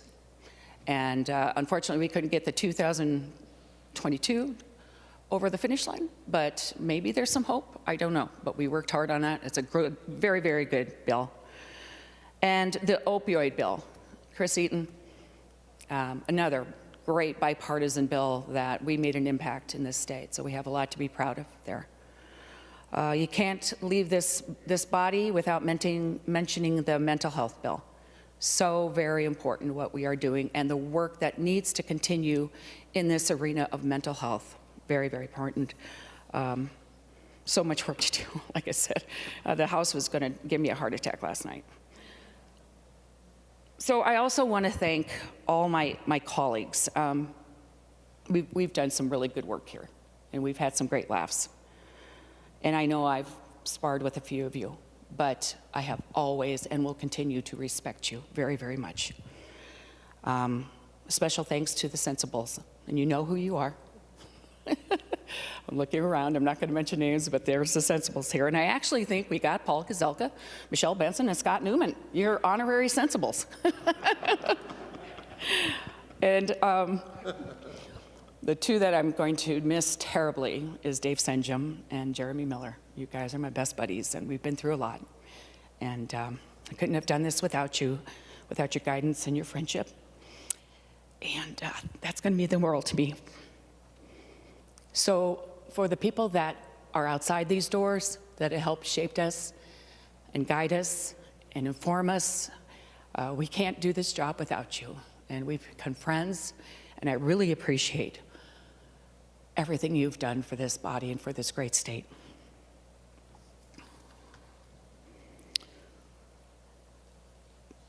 The other very important people that I'd like to, hope I get through this one, is I've had the honor to serve as the chair of finance for the last 6 years. And sitting next to Eric Newman, Tom Modern, and Dallas Fisher have been the highlight of my career. And I'm especially attached to Eric Newman and his wife, Patty. And if I don't, where are you, Eric? There you are. I hope we can continue on with our relationship, if not here, maybe in France. I've had some great CAs, Brian Perro and Jessica Young, but Dallas, you've been extraordinary, so thank you very much. And I've had some wonderful LAs, a couple clinkers in there. But whew, I've got stories I'm going to tell you. But Kelly Johnson, you have served the district so well and have taken care of me, and I really appreciate it. And I thank all my LAs. I ran into my first LA from 20 years ago, Sheznana Beznevov, and she's Ukraine, and her mother lives in Ukraine, so please keep Ukraine in your prayers still. And we had a great talk, and it's so fun to go back to those relationships and know that you did make a difference. And just because I ran through an LA once a year doesn't mean I did anything wrong. It just means I trained them really well, and they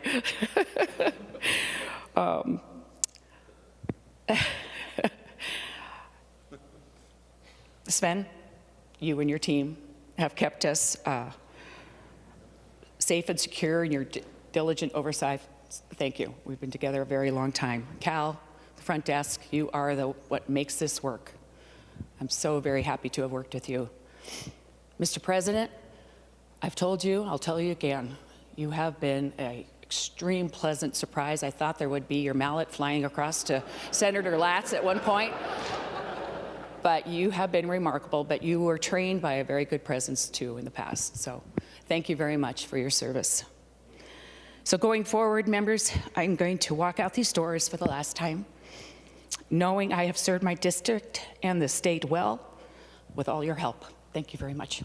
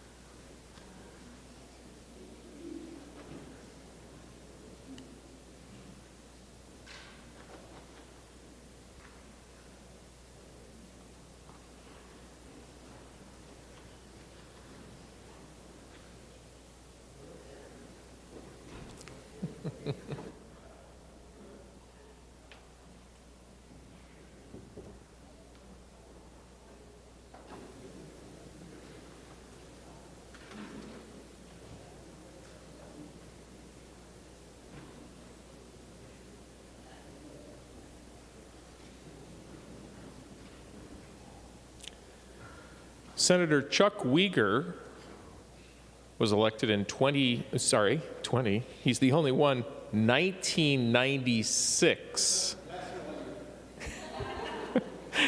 And began his service in the Senate in 1997, serving 26 years. Total Senate days and legislative days served, 9,267 days. It's my honor to present Senator Chuck Uyghur. Thank you.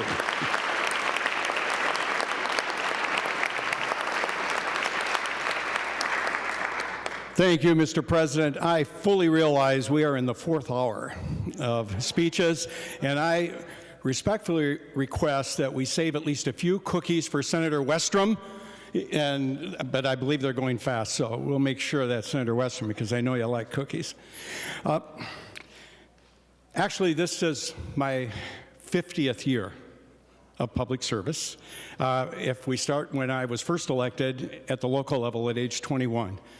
I need to recharge. And the common theme by all the retirees is more time with family, and now it's grandkids, and the oldest being close to high school graduation, looking at college, and more travel. And we'll have additional comments on that. I've enjoyed the personal stories that you shared about your path getting here, and it underscores the importance of getting to know each other. Relationships matter, the humanity that we all have. Some of you do know my story. I know on the bonding committee you know a bit about it, but I want to share that, and maybe as an example that anyone can get elected. When I was in high school, Senator Swedinsky, I wasn't into civics and being involved in student government. I ran away from home. I was a high school dropout. And I have been homeless as a teenager at one point. I have hopped trains. I've hitchhiked across the country. I lived in Haight-Ashbury in San Francisco in the 60s, and then I made it back home for a while. Yeah, there are issues. Yeah, second chance, thank you. But I needed to continue to travel and join the circus, Barnum and Bailey. And I wasn't a performer. Actually, I cleaned up after elephants. What a good training, huh? I'm getting ready for prime time. And you could take so much of that. Actually, I think it was Baraboo, Wisconsin, where they had the winter quarters, and worked its way down to DeLand, Florida, and then up the East Coast. But living in a big trailer truck in bunk beds and et cetera. It was a great experience, learned a lot, but I'm going to tie this into the Senate real quick. I wanted to just go back to Florida, 16 again, and I did tell my parents I was okay, but I still needed to be on the run. And I went to, I wanted to go see the Twins, and Minnesota Twins, and I went to the Orlando at Tinker Field, and was watching, in the Grapefruit League spring training. And then I thought, well, I wonder if I could just get a job in the clubhouse or something. And by golly, they needed someone. I had to get 2 haircuts from here up to about here. But I want to thank Doc Lentz, who was the team trainer, and Ray Crump, the equipment manager, and there's Jimmy Wiesner. And suddenly I said, oh my gosh, I can see these players, et cetera. And my job, just real quickly, because everybody has kind of said it all on the building, et cetera. But what I really enjoyed was working for Doc Lentz, and would rub down pitchers' arms like Jim Cott, Hall of Famer. I got to know Rod Carew, Hall of Famer, who just up from Panama, And actually, I was homeless at that point, but then the Twins, they allowed me to stay at the Cherry Plaza where the players were, and actually got to stay with Rod Crew for a couple of days before I had my own place. Suddenly, well, one of the things that I did, in addition to being working in the clubhouse and then bat boy and then anything else they wanted, was to get baseballs autographed. And one day, Joe DiMaggio, Yankee Clipper, yeah, you've heard of him, and married to Marilyn Monroe. Anyway, he was quite the star, and he was there, and he was pitching Mr. Coffee. And the players, Chuck, go get these balls autographed, and I did. And then suddenly, there were pictures being taken, not so much of me, but Joe DiMaggio, and there was a big picture in the St. Paul Pioneer Press, and it said, "The legend lives on." And Joe DiMaggio, but there's Chuck Weger. It didn't caption me, but with these the baseballs, and I hope I can find that archive picture. But somebody called my mom and dad and said, that's Chuck. It was, and my mom, she said, well, how can I get a hold of the Twins? And she called the Cherry Plaza, found out that's where they are, and got a hold, and she knew who Harmon Killebrew was, number 3. And another Hall of Famer, and he took her call. You could get right through, and she said, "Could you tell Chuck we love him and to come home?" And Harmon, he was such a, he was bigger than life, but he sat me down and I'm just shaking. Sorry, but they just said, it'd be a good idea, come north with the team, because I was just happy to have a place to stay and a training room that had food. And in any event, thank you, Harmon Killebrew, talking to my mom, and anyway, I came back up. And so that was an interesting part of my life for sure, very educational too. And I wasn't going to mention one part, but Senator Newman, you got me thinking about it, because you talked about your love for the ocean, right? And, well, I did graduate high school, obviously, well, but then I said I got to travel some more, and I went down to New Orleans and joined the International Maritime Union and became a part of the crew on a freighter. And we went all over, down, through the Panama Canal in South America, spent a lot of time in the South Pacific, and I ended up in Australia. I mean, this was one way, I'm not thinking about, this place, back then. And it's so beautiful, and the stars in which you can learn, and I sure hope you do that. And when you were talking about maybe picking up rubbish, I'm getting an application for Greenpeace International for you, and it'd be a great fit, I hope. Okay. Anyway, so yeah, I did come home, and I did go to Hamline University, and thank goodness for Professor Betty Green and John Harrigan and others. And they said, they had a lot of inspiring courses about getting involved in the community, et cetera, and I did experiences in Minneapolis, and Linda Berglund. I knew Linda Berglund before she was ever elected here as a rep, but as a person involved in her community. And then my professor said, why not try an internship here? And that changed my life. I got to be an intern for the President of the Senate, Jerry Hughes, and he's also the chair of the Education, Policy, and Finance Committee. And I had no idea who my state senator or rep was, but the professors, they said that might be a good fit. And his passion, the senator, was education. It was early childhood family education, community education, lifelong learning, etc. And I've tried to project those themes to the best I can, and it's a continual journey on that.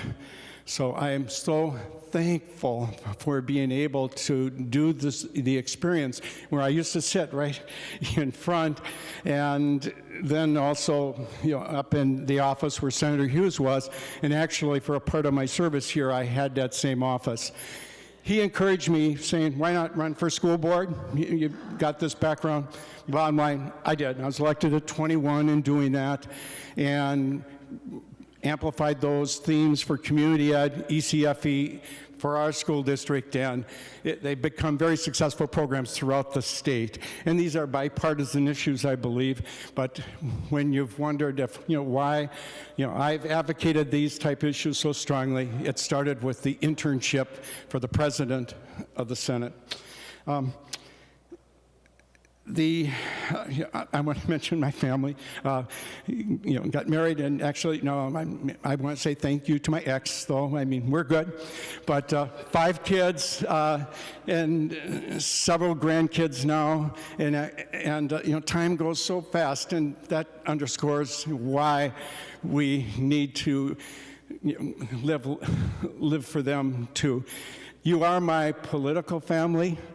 And I share that bond, and I can say very nice things about each of you, and we think of you, and my mom too, just like Senator Miller and all the others have people watching, and mom and my mom, but you're a part, of our life, and I respect what you, that you have an election certificate, that the people in your district brought you here as well. So I think to the extent we can work on our relationships and better understand one another, it'll help a great deal. We have an awesome staff, and at the desk, at the sergeant's office, research, etc.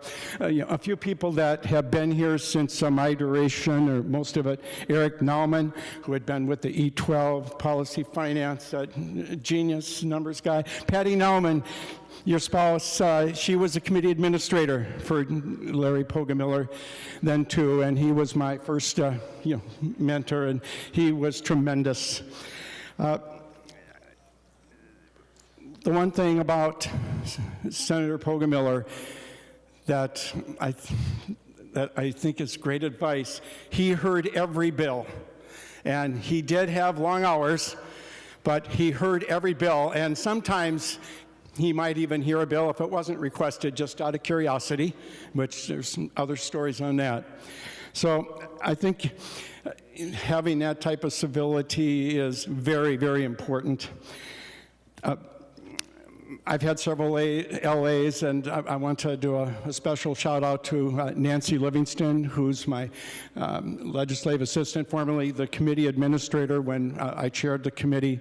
She's worked so hard, does an absolutely spectacular newsletter, and that's so important in my area because we don't have much news coverage anymore. I expect with the local paper gone, and most people probably don't tune into Twitter as much as we might, and so I appreciate her getting those regular communications staff is our front line for doing that. Each of you is very special, and but I want to thank Senator Bach, for your leadership and our caucus, but previous caucus, whatever, all the evolution. But you made a point of coming out to my district, and you always made yourself available to do that, and that's really important. The more we can learn about our districts, Senator Senjem, I so much appreciate all you've done, and you did not have to come out to my district as bonding chair, and the way you did, and when you were in the majority, you didn't have to go at the full ask on a number of things, but you did. And on behalf of those many projects, and whether it was for trails or for public safety buildings, and you know what they are, and you were there and you were so sincere about it, I'm so appreciative. And actually even a little more on that in a bit. I want to thank Senator Nelson. And Carla, we've had some big discussions, debates. Maybe they got a little heated on the floor.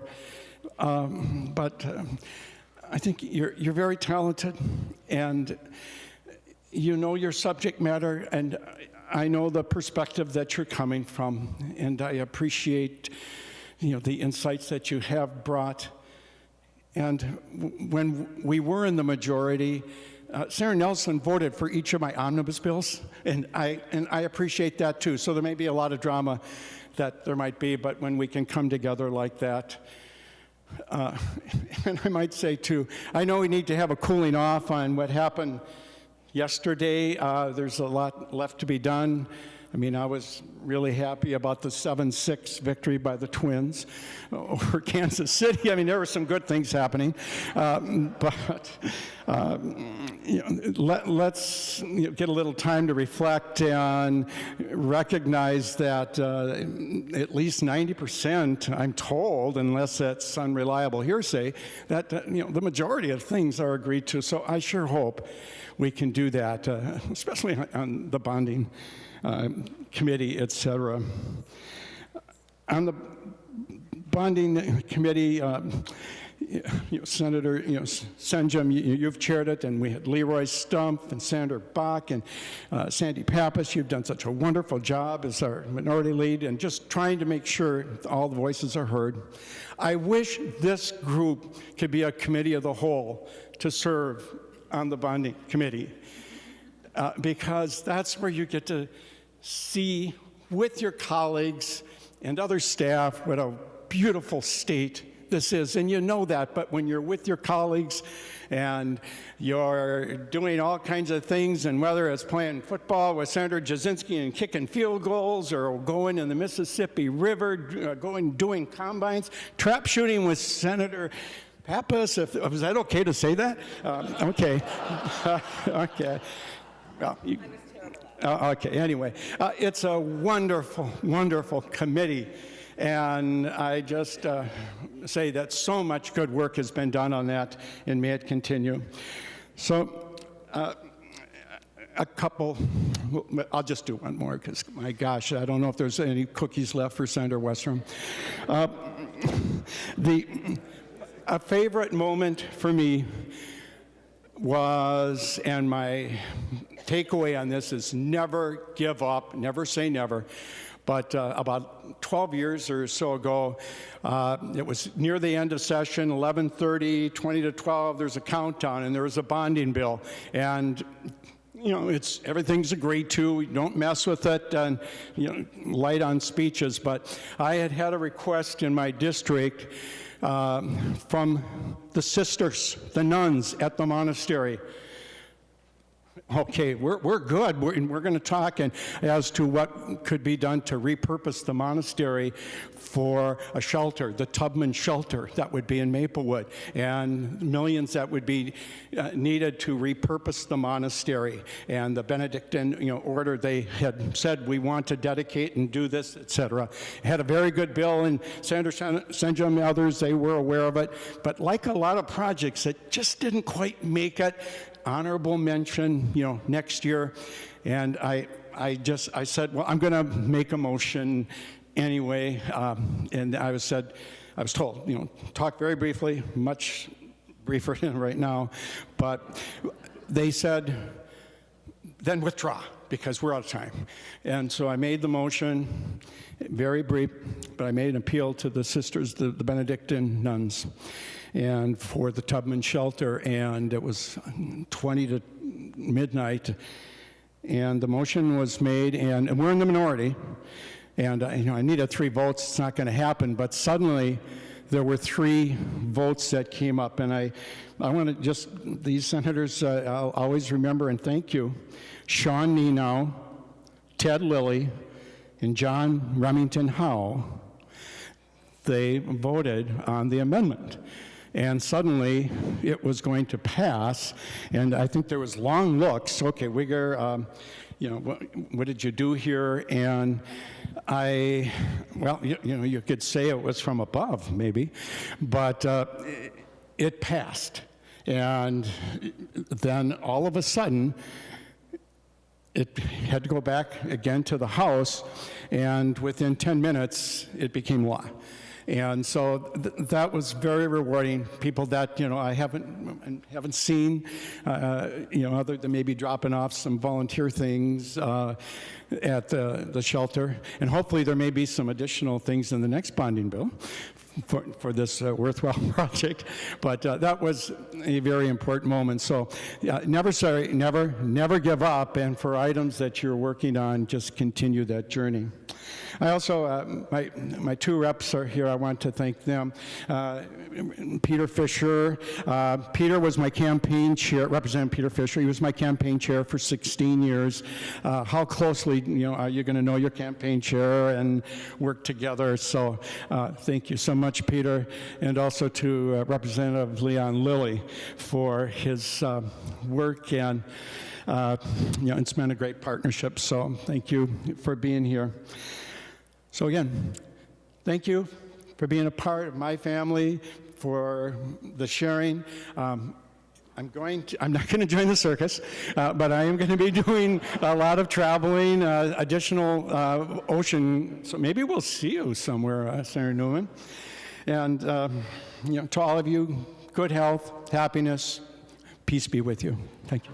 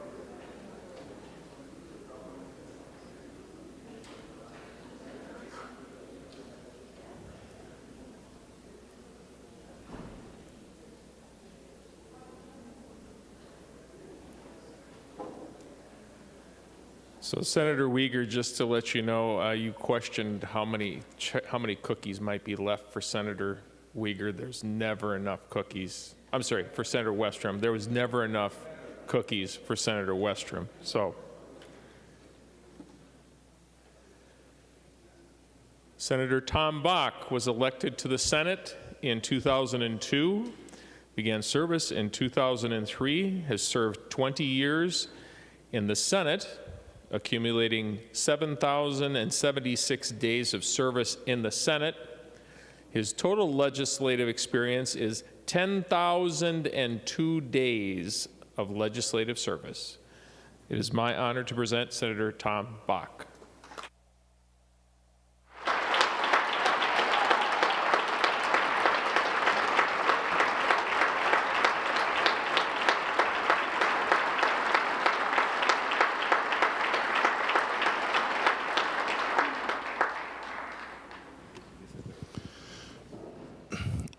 Well, thank you, Mr. President. And I guess first, so that we don't leave today with too many mysteries, let me try resolve one. This is Papa's desk, Senator Newman. And about a month ago, I came in on a Monday and opened up my drawer, and here's this note in my drawer, and I didn't know the kids were here. And it says, "Dear Papa, I'm president of the Senate right now, and I'm in your seat writing this note. Sincerely, Maribel." She's right up there. And that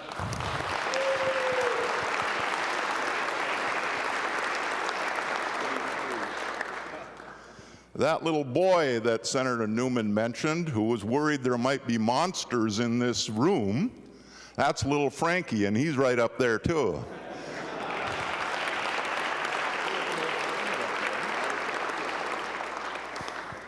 So I know yesterday you didn't see a lot of me on the floor, and I know many of you were thinking, gosh, he's working behind the scenes and he's working to make sure we get a bonding bill over the finish line. Just need to remind you, it needs to be a House file. But I did spend a great deal of time yesterday trying to figure out how to organize my thoughts for today. Because several lobbyists have told me, Tom, what you say is going to be important. So as I was going through that, trying to get my thoughts together based on almost 3 decades here, I told Larissa, my legislative assistant, and let me just say, whoever picks her up when I'm gone is going to win the lottery, because she is the best of the best. I told her, I don't know if I can do this. There is just so much going through my mind about the experience that I have had here. And you would think after 22 speeches, it all would have been said. But Senator Miller, just one more thing.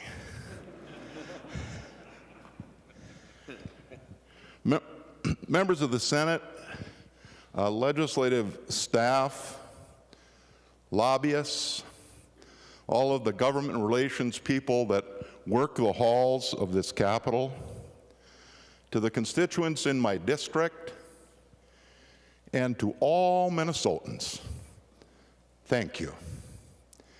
You have enriched my life in ways I could never have imagined. You know, this decision to retire that I finally came to a conclusion on in March has been one of the more difficult decisions I've made in my life. And I knew when redistricting was coming that I'd have a district and that I wouldn't be paired, because one of the benefits of living in the corner of the state, especially where I live, is they would have had to push me into Lake Superior or into Canada, and that wasn't going to happen.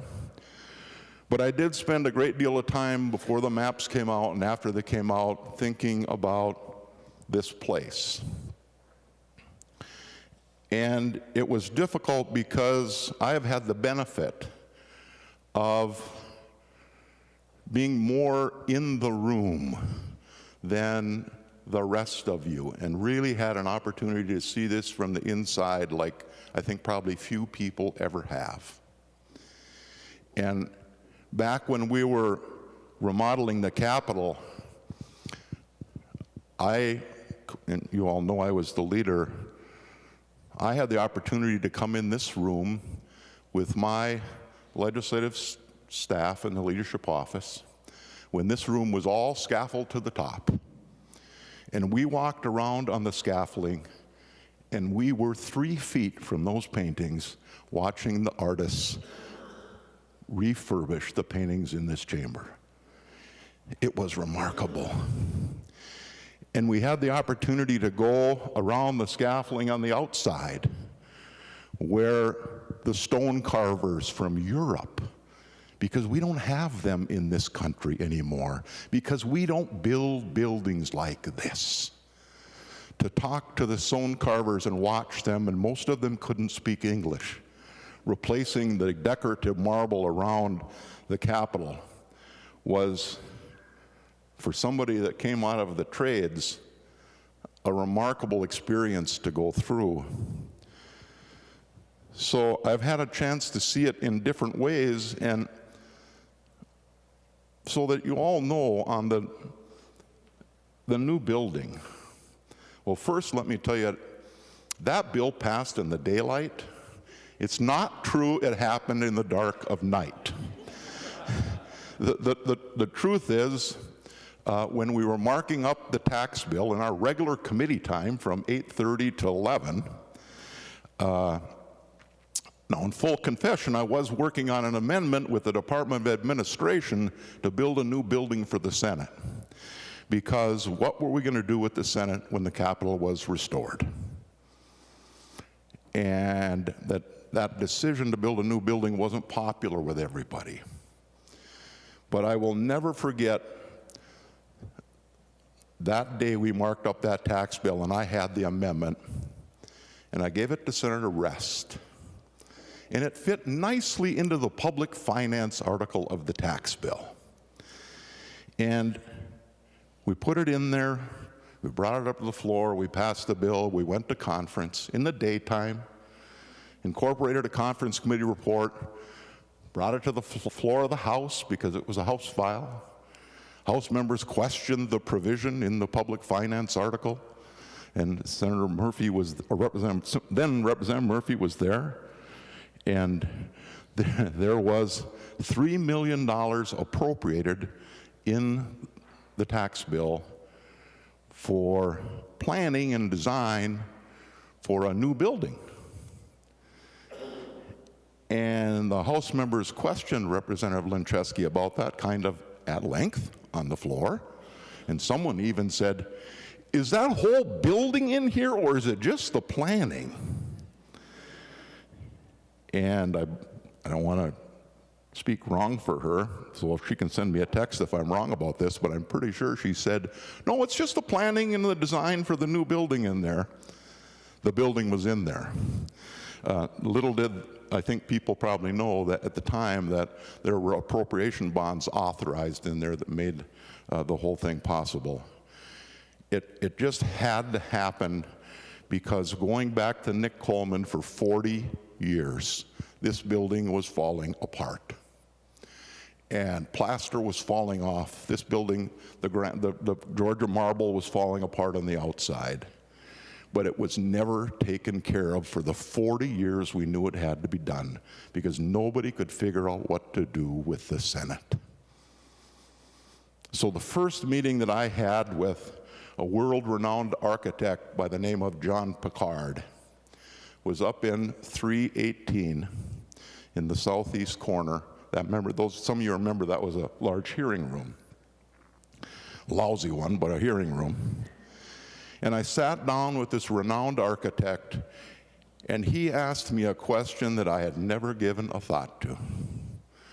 He said, what do you want the building to feel like? And I said, since 1905, when people have come to visit the state Senate, they have come to the Capitol. And I want it to feel like when they come to visit the state Senate going forward, they feel like they're at the Capitol. So I took out a sheet of paper, and there was a discussion going on with admin. Are we going to build this building north of the Capitol in the parking lot? Or are we going to build it over in Leif Erikson Park to the west? We wouldn't have had to have another tunnel. There was already a tunnel there. And I had settled on, and admin had finally agreed to do it straight north of the Capitol. So I wanted it in that parking lot, so on a sheet of paper I drew an arc. And I said, I want this building to wrap around the Capitol so that members in their offices and their constituents, when they come to a member's office or one of our hearing rooms, they get the feel of being in the Capitol. And I can tell you what, that architect did an outstanding job putting into the design the feeling of the Capitol. When you go back over there today, just take a look at what that architect did.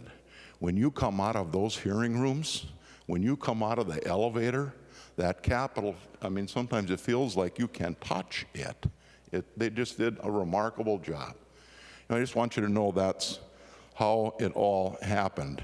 And it's part of the reason this has been such a difficult decision for me, because I've just been involved in so many things here that it is really hard to let go. Really hard to let go. But, you know, it's kind of like like many of you, we've got Bibles in my home too. And in 2 Corinthians, there's the famous chapter 13 where it says, for everything there is a season. And I've decided that I'm going to move out of one season into another one. And it's largely because of those little heads on that railing up there. I missed soccer games yesterday, missed them the day before. I'm going to miss another Little League season probably. So to all the people, after I made the decision March 17th, I just have to say thank you to all the people who sent me text messages or ran into me in the hall that said, Tom Brady did it. Remember?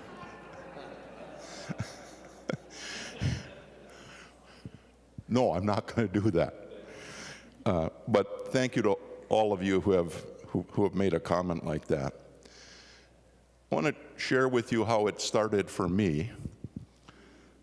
I was the business manager of the Carpenters Union in northern Minnesota, lived on a beautiful lake, still do. And in June, after the session concluded in 1994, my house member, David Battaglia from Two Harbors, just out of the blue decided he was going to retire. And that was back when filing started in July. So I immediately started to think, you know, when you run a labor union, you think your task really is how do you improve the standard of living, the wages and the working conditions of the people that are paying you.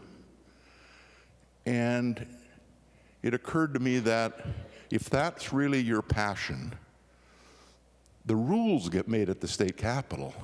And that's where you really can make a difference if you want to improve the lives and the work and the conditions of people in the state. So I mulled the idea for a week or so about whether to pursue a seat in the House. And my biggest challenge was I was a single dad. And my boys were 14 and 15, and I spent a lot of time with them. So I was not going to make this decision unless I knew that they were all on board. And they're up there. So what did I do? I took them to the Boundary Waters. We went to Trout Lake, set up a tent on Stony Island in end of June. They were 14 and 15 years old.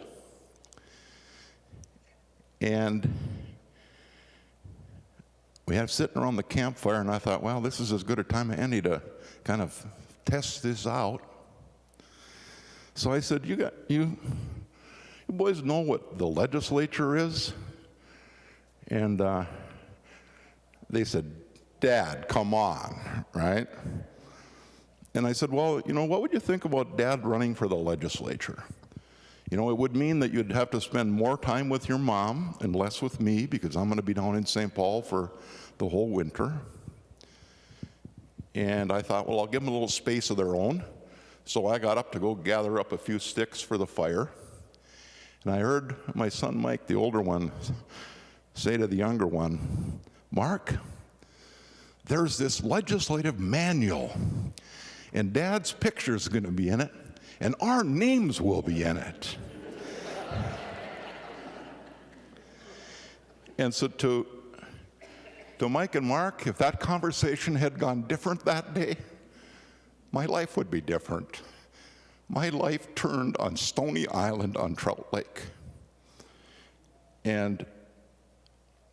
But to them, they gave up a lot. I missed a lot. I wasn't there for a lot. I was late for a lot. So for all those things, I apologize. But this would not have been made possible without you. So I just want to thank you both, Mike and Mark, for making this possible for me.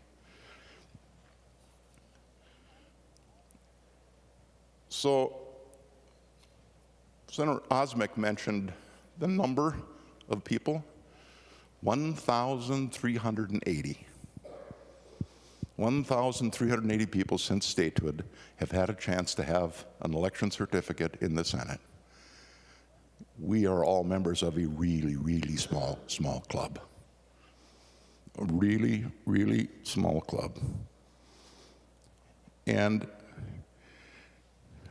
for me personally, when we were remodeling the Capitol, some of you remember we built parking lots way out on the Capitol lawn because the plaza had to be used for a lay-down area for the construction.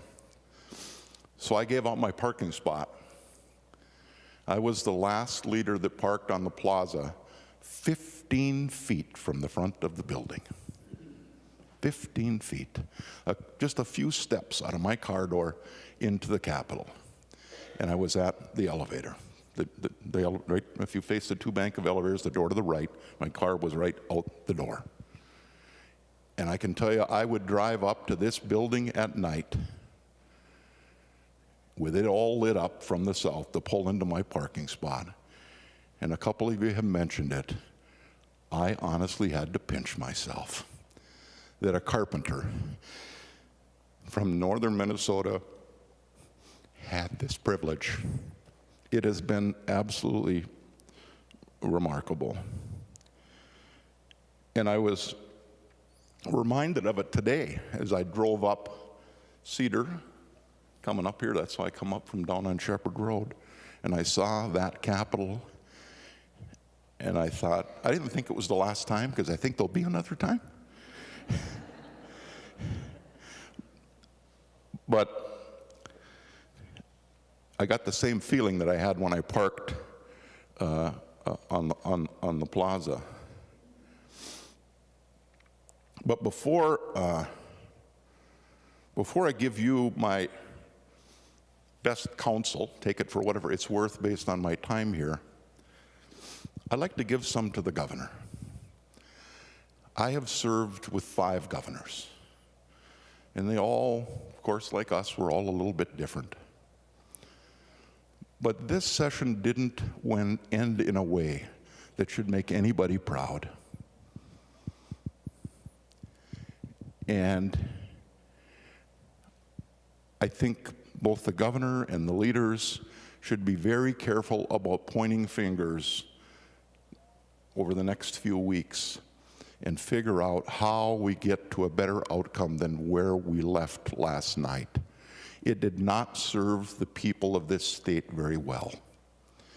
And there's plenty of blame to go around. So let me just suggest to the governor, rather than just sit down with the leaders, park all the bureaucrats, leave them in their frickin' buildings, and call in the chairs of the conference committees. Call in the chairs of the conference committees 2 by 2. And, have your chief of staff there, of course. But, maybe not much more in the room. And figure out where we can't be that far apart. Bring the people in the room that are actually making the decisions, that know the bills, and work through it. Don't try and delegate it to others. And don't put leaders in a position of having to cut a deal and then come back and sell it to their caucus or sell it to their chairs. And I think, Governor, if you do that, we're going to get an outcome that we're all proud of and will serve Minnesota well. Now, to all of you, first, make your parents proud.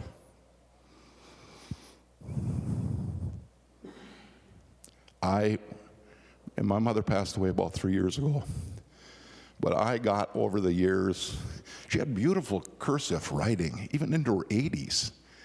She would write me, you'd almost describe love notes about how proud she was of me. And she told me one time, she said, you know, when your dad sees you on TV, he says, I can't believe that's our son. And she said, he cries.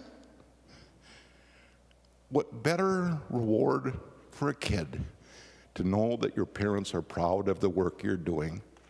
So think about that as how we handle ourselves around here, so that the way we act, the way we interact with people, the way we finish up the deal makes our parents proud of the work that we do.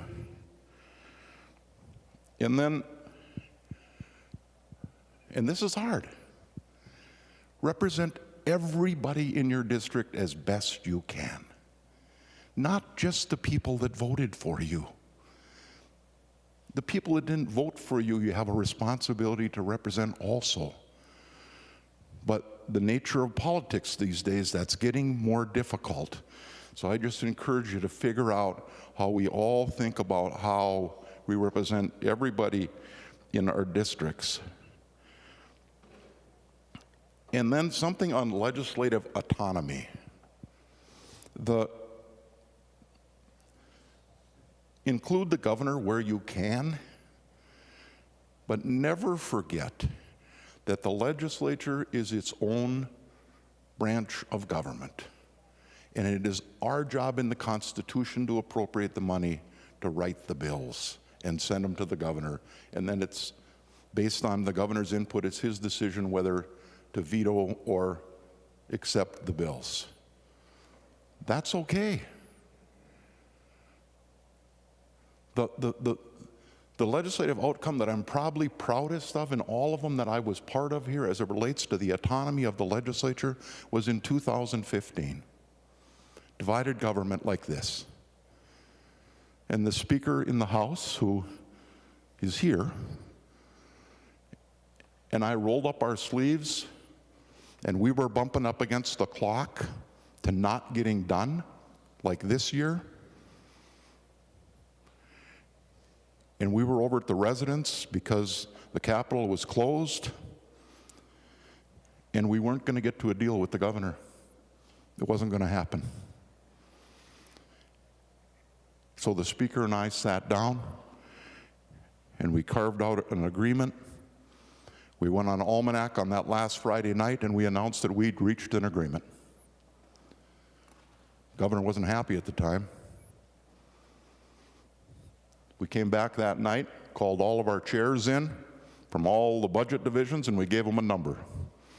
Here's your number, go get it done.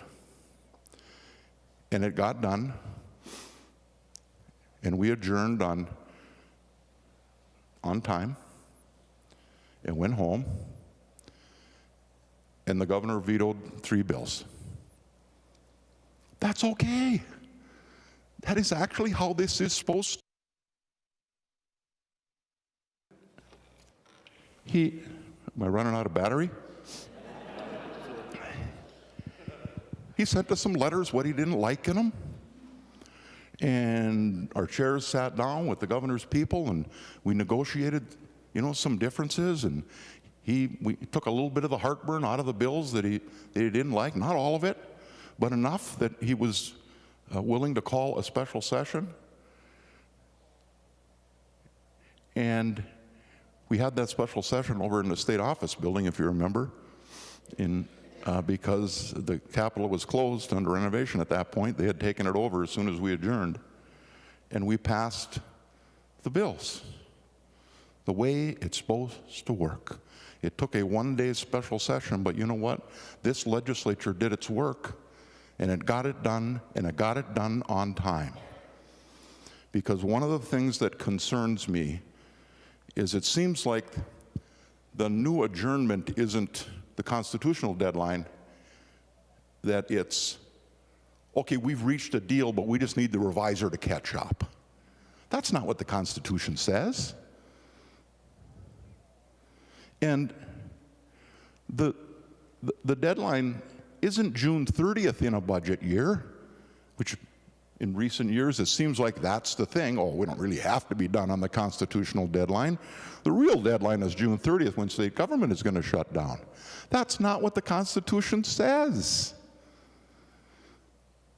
So let me just challenge everybody to just roll up your sleeves, and you're not going to get everything you want in these things.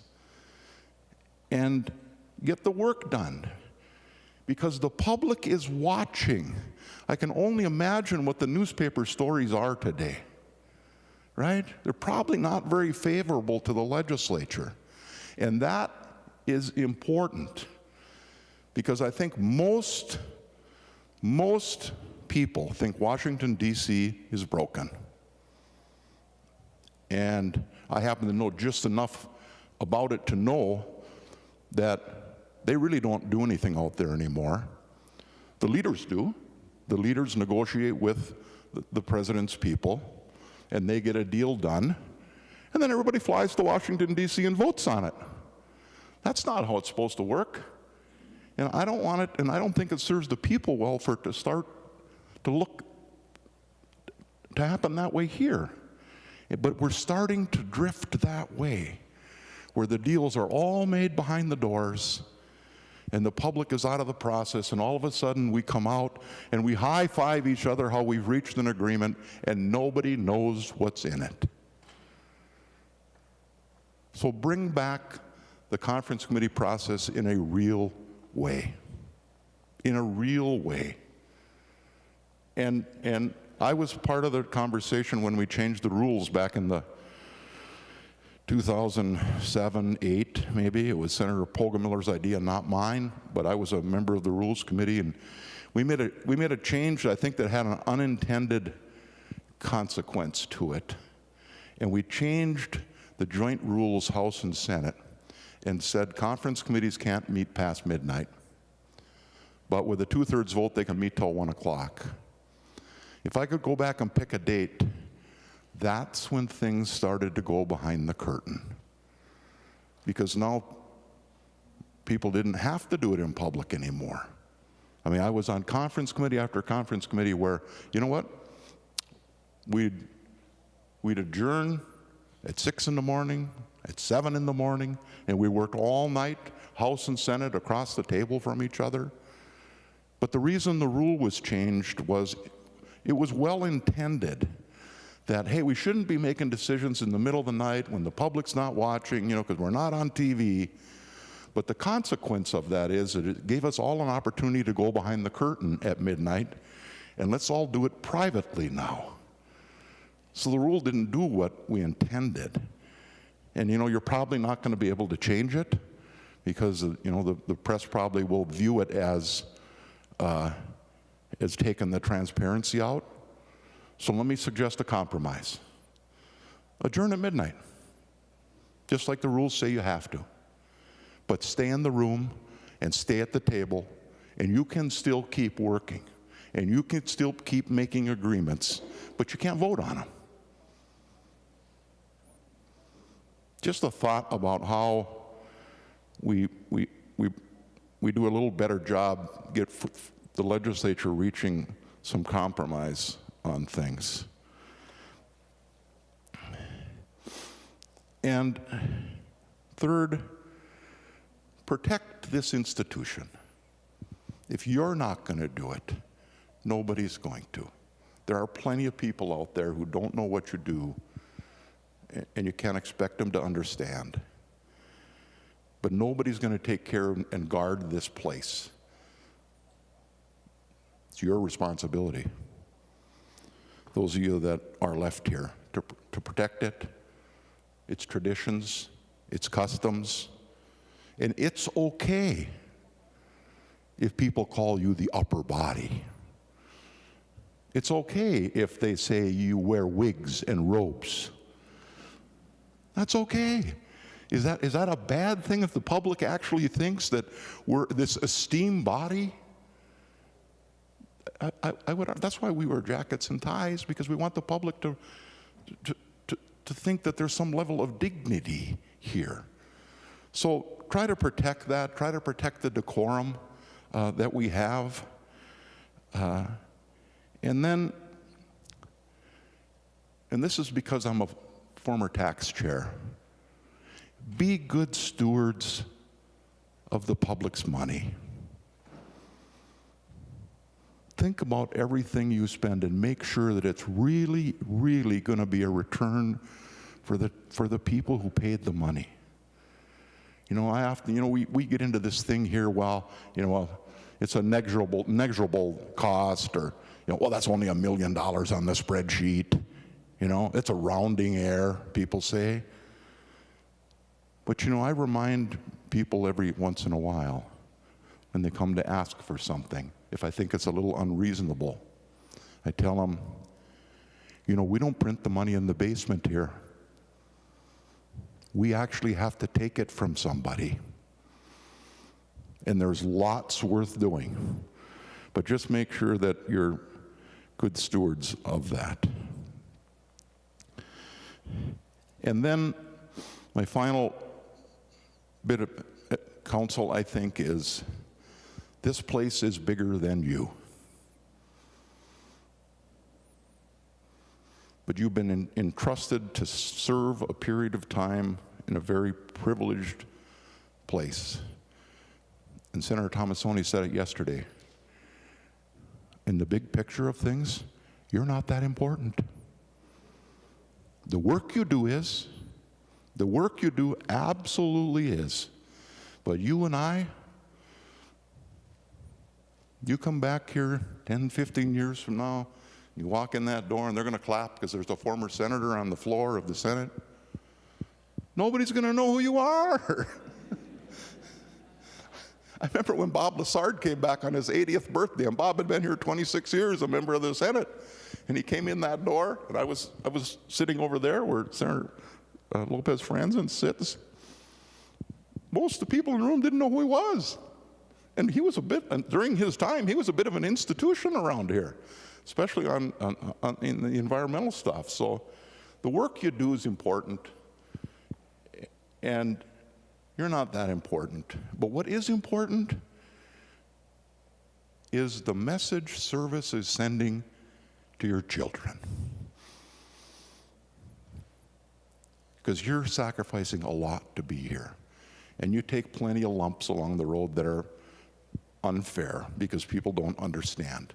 So you're giving a lot to be here. So thank you for doing that.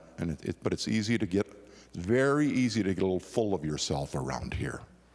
So maybe every once in a while kind of pinch yourself that everything doesn't revolve around you. The legislature has changed a lot since I came in. Some in good ways, some not so good. When I came in, not one member had a laptop. We didn't have an email address. And if constituents wanted to contact us, they sent us a letter or they gave us a phone call. And that's how we interacted with the public. I would argue an email address has been a real benefit to the public to be able to connect with their elected officials. In 1994, when I was elected, it was the first year that the House was actually on television. We weren't on TV before that. I don't know, Steve Senek can probably tell you how many people watch us. Women in the chamber? You had to wear dresses. That was part of the Senate's dress code. No pantsuits. And that was shortly after I came in, that was changed. So some good things have happened. Some not so great. And if you remember one thing from what I have to say in my 40 minutes, and I do realize I am the person keeping you from lunch or keeping you from going home. But there's one thing that really concerns me a great deal, more than anything else. And Senator Eken and Senator Gazelka touched on it. And this place is not as collegial as it used to be. It has gotten slowly more terse. And I believe some of that is because the public is kind of drifting that way. The activists in the political parties are becoming more ideological than they probably used to be. But I do think to some extent it was an unintended consequence of the campaign finance law that Senator Marty will be forever known for. There used to be receptions just about every night. And members would feel obligated to go.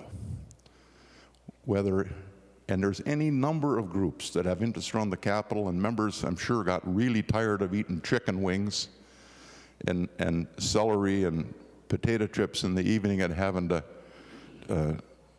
visit with people you didn't maybe have a whole lot in common with, or a issue that you're not on one of the committees that has jurisdiction over. The Snowmobilers Association when they had their day, for example, or the motorcycle riders when they had their day. You maybe didn't have a lot of interest in that, but you know what? There was an expectation that members stop by. And what that created was a forced situation where we got together and we got to know each other outside of the dome of the Capitol, in a little less of a partisan-charged environment, and we got to know each other. And we were forced into those situations because there was kind of an obligation to attend. And when they went away, I think it contributed a great deal to the urban-rural divide in this room, because the rural people were still stuck here in town, right? So we still, to this day, we go out and have dinner together, and we have breakfast together. We maybe go have a glass of wine together, because we're stuck here. But when those little receptions went away, Metro members, they had a chance to get out of here and get home. So now we just don't have the kind of events where we're together after work getting to know each other. And I'm not sure how we bring that back, but it would be unfair for me to not suggest some idea about something, small thing maybe you could do. Senator Miller, let me suggest that the Bacasoni suite upstairs, maybe it should be a gathering place, like Thomasoni's office has been forever, as long as I've served with him. Maybe there should be someone suggested there be a soft serve ice cream machine up there where you could go up and get an ice cream cone and kind of bump into each other, right? Maybe you put a hot dog roller up there, someone suggested, where you can go up there and, roll yourself a hot dog. But a place where we can kind of gather, little thing, maybe a dumb idea. I'd suggest you use part of the Senate budget to do it. I wouldn't use the caucus's money. The public will benefit from that if we just kind of create a little space off the floor, away from our offices, where we can just kind of go and sit down and get to know each other a little bit. And maybe we can break down some of those barriers that are where we seem to be drifting apart. And then let me say, sometime, and this is an Iron Ranger, right? And Senator Tomasoni talked about it yesterday. Don't lose sight of where things come from. As we've gotten to be more of an urbanized country, You know, there's not Grandma and Grandpa's farm anymore to go out to. So just kind of think about that as we move forward. Think about the supply chain issue. And I'll give you an example. When you get in your car to leave today, I'll bet you when you look out over that hood, that's Minnesota iron ore. You ever give that a thought? Where things come from. Because 80% of the new steel in this country that doesn't have any impurities in it, that has to hold a finish coat of paint, because you can have any kind of junky steel in concrete, and Johnson Stewart will tell you that. You can have all kinds of recycled steel in there, but you can't have recycled steel in a car body or in an appliance shell, because you can't have any impurities because it'll rust. So just as you move forward and think about things like renewable energy or climate change, electric vehicles, they're great to be for, but you got to think about the supply chain that it takes in order to accomplish the task that you want to get to. Otherwise, you're never going to get there. So that's my pitch for the critical metals in the North, and billions of dollars for the permanent school fund. And most of the permanent school fund is for mining now. So in those weeks that I've been driving back and forth, the one thing that keeps coming into my head is, how did I do? My constituents trusted me to come here. How did I do? And I went through the same kind of experience after I left the Carpenters Union after 20 years as a business manager. I started to think about, okay, my membership entrusted me to be responsible for their contract, to be responsible for growing the number of work hours that we have, making sure the contractors from other states weren't coming in taking work from local contractors and local workers. That was my job. And after I left there for 20 years, I thought it all through, and I thought, you know, I did okay. We didn't have a pension fund when I started in the Carpenters. We didn't have dental insurance. We didn't have eyeglasses.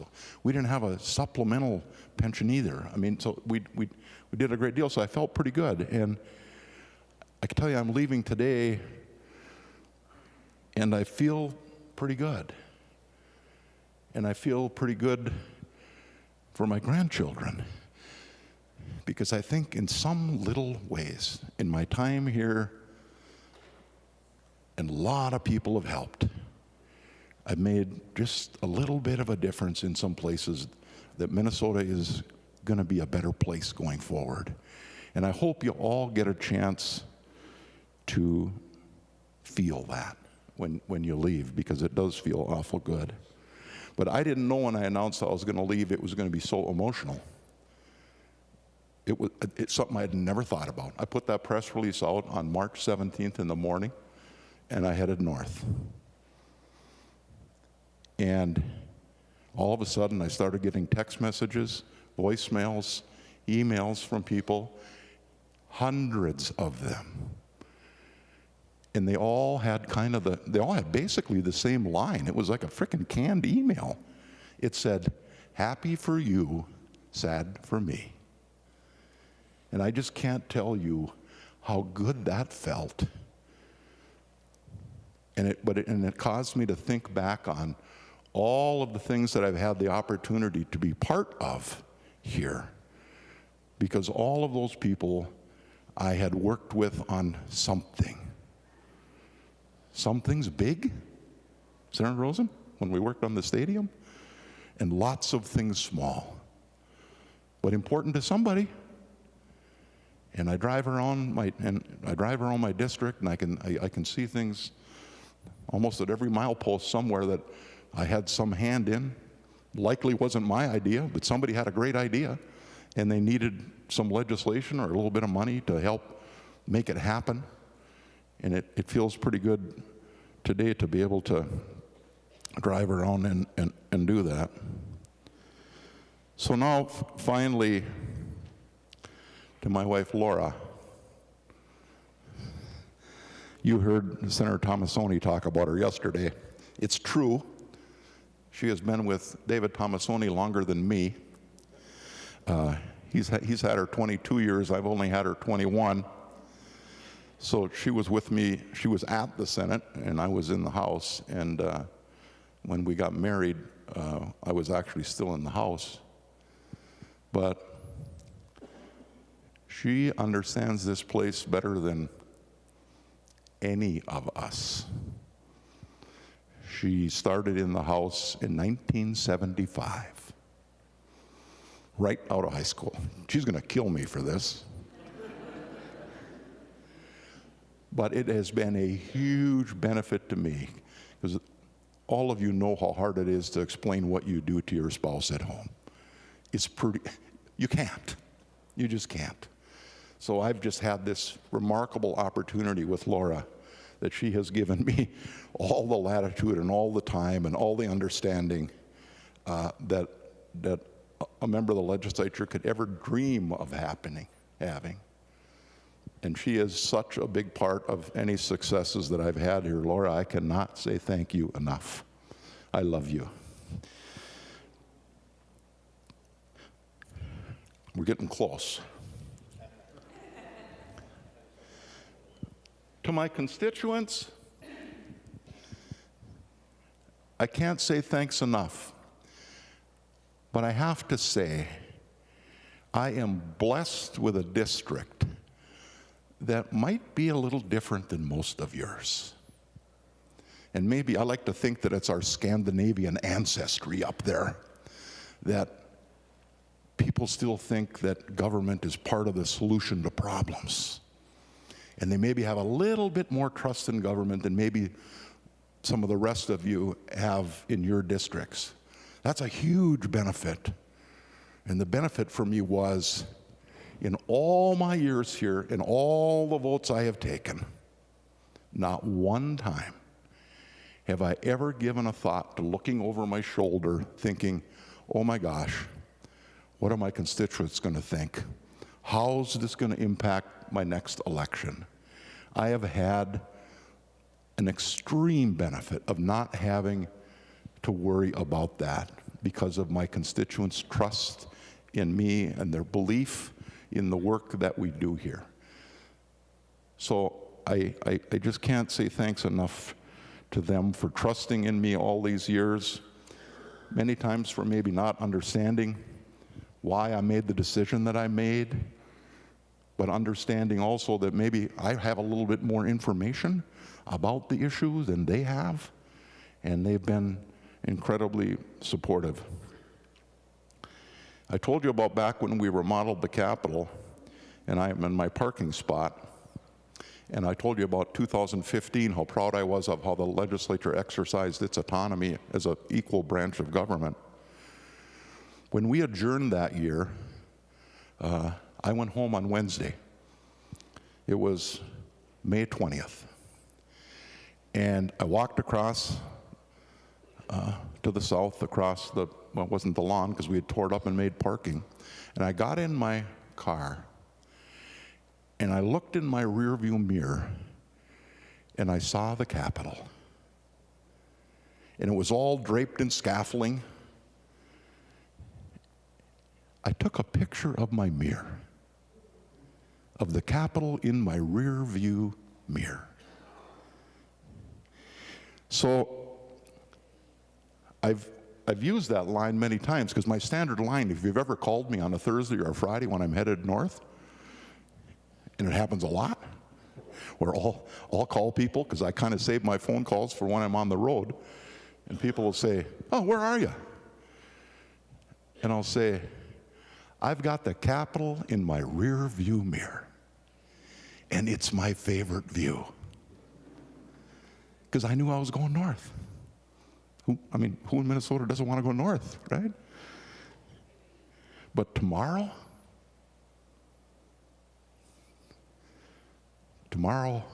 when I look in that mirror and pull out, it's going to feel different. Not sure I'm quite ready for that yet. I've always thought about the session on my drive north. How did I do? What could I have done different? You know, oh, maybe I can pick that up and do that next year. Never turn the radio on so I can just kind of think on that final day going north, how did it turn out? And you know, some years were better than others. This one ain't so great.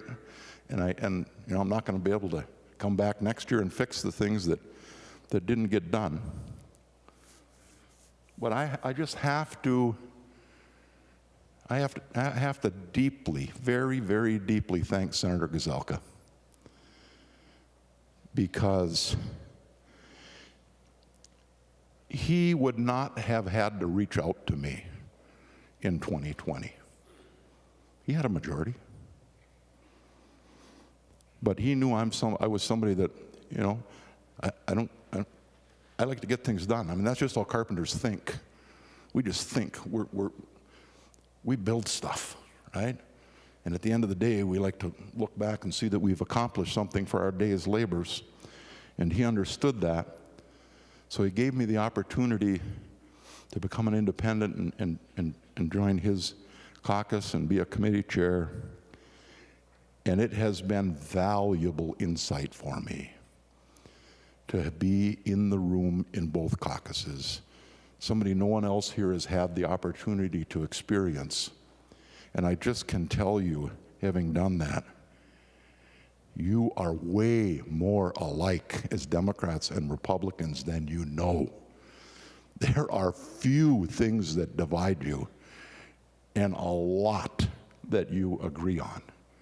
So I do think, Senator Miller, if you get that soft serve machine and that hot dog roller up there, you'll learn that about each other, that there's a lot you can do together.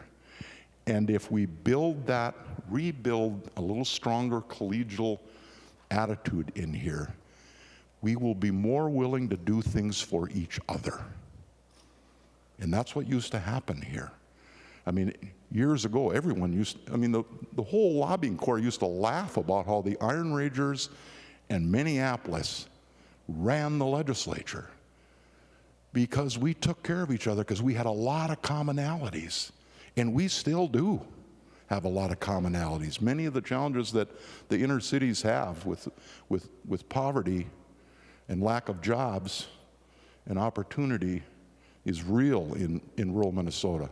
There's a lot of commonalities, but there's a growing number of people that don't know it because we don't know each other like we used to.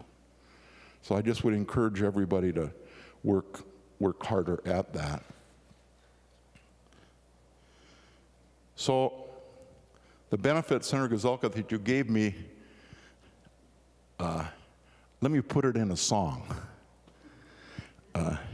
And most of you in here, I think, aren't old enough. You probably weren't born when this song came out. Jeremy Miller, what year were you born? 1967. Joni Mitchell sang a song. You don't know that, but you all know the lyrics. It's called Both Sides Now. And it talks about seeing clouds from both sides and life from both sides and love from both sides. Senator Gazelka, you've given me an opportunity that I never dreamed I would have to see this place from both sides of the aisle inside. And it has been incredibly rewarding for me. So I just want to thank you for your willingness to do that. And to everybody who has, not only you, but the people out in the hall and the staff and everybody that work around here, for everybody that I've laughed with, cried with, rejoiced with, who helped me up when I was down, who gave me a high five when we accomplished kind of remarkable things. But mostly, thank you for being my friend. And thank you for the memories that I will cherish forever, that we were able to be a part of together. Now, Mr. President, I'd like to make a fake motion. To that fake motion, Senator Bach. To my fake motion, Mr. President, I move that the Senate do now adjourn sine die. Senator Bach moves a fake motion to adjourn sine die. All those in favor of the fake motion signify by saying aye. Aye. Those opposed? The fake motion does prevail.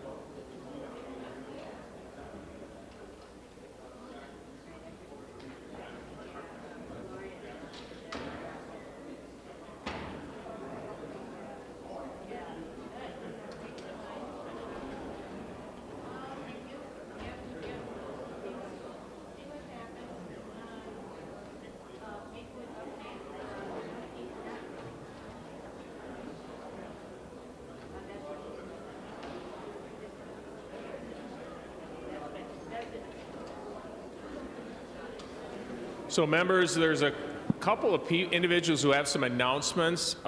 Before we leave, I have a list of senators I'd like to see at the desk after we finish that the announcements. Senator Torres Ray, Champion, Kiffmeyer, Miller, Lopez, Franzen, and Fateh, if you'd come to the president's desk after the announcement. Senator Swedzinski, I think, had something he wanted to add. Yeah, on behalf of the Civility Caucus, the theme of the day seemed to be building relationships. So we've got cookies back there, compliments of the leaders. I thank you both. Senator Coran and I would love to have a cookie with you before you go. And on behalf of the retiring members, we appreciate you all being here and listening to our laughs, our cries, and everything we did today. So on behalf of all the retiring members, thank you.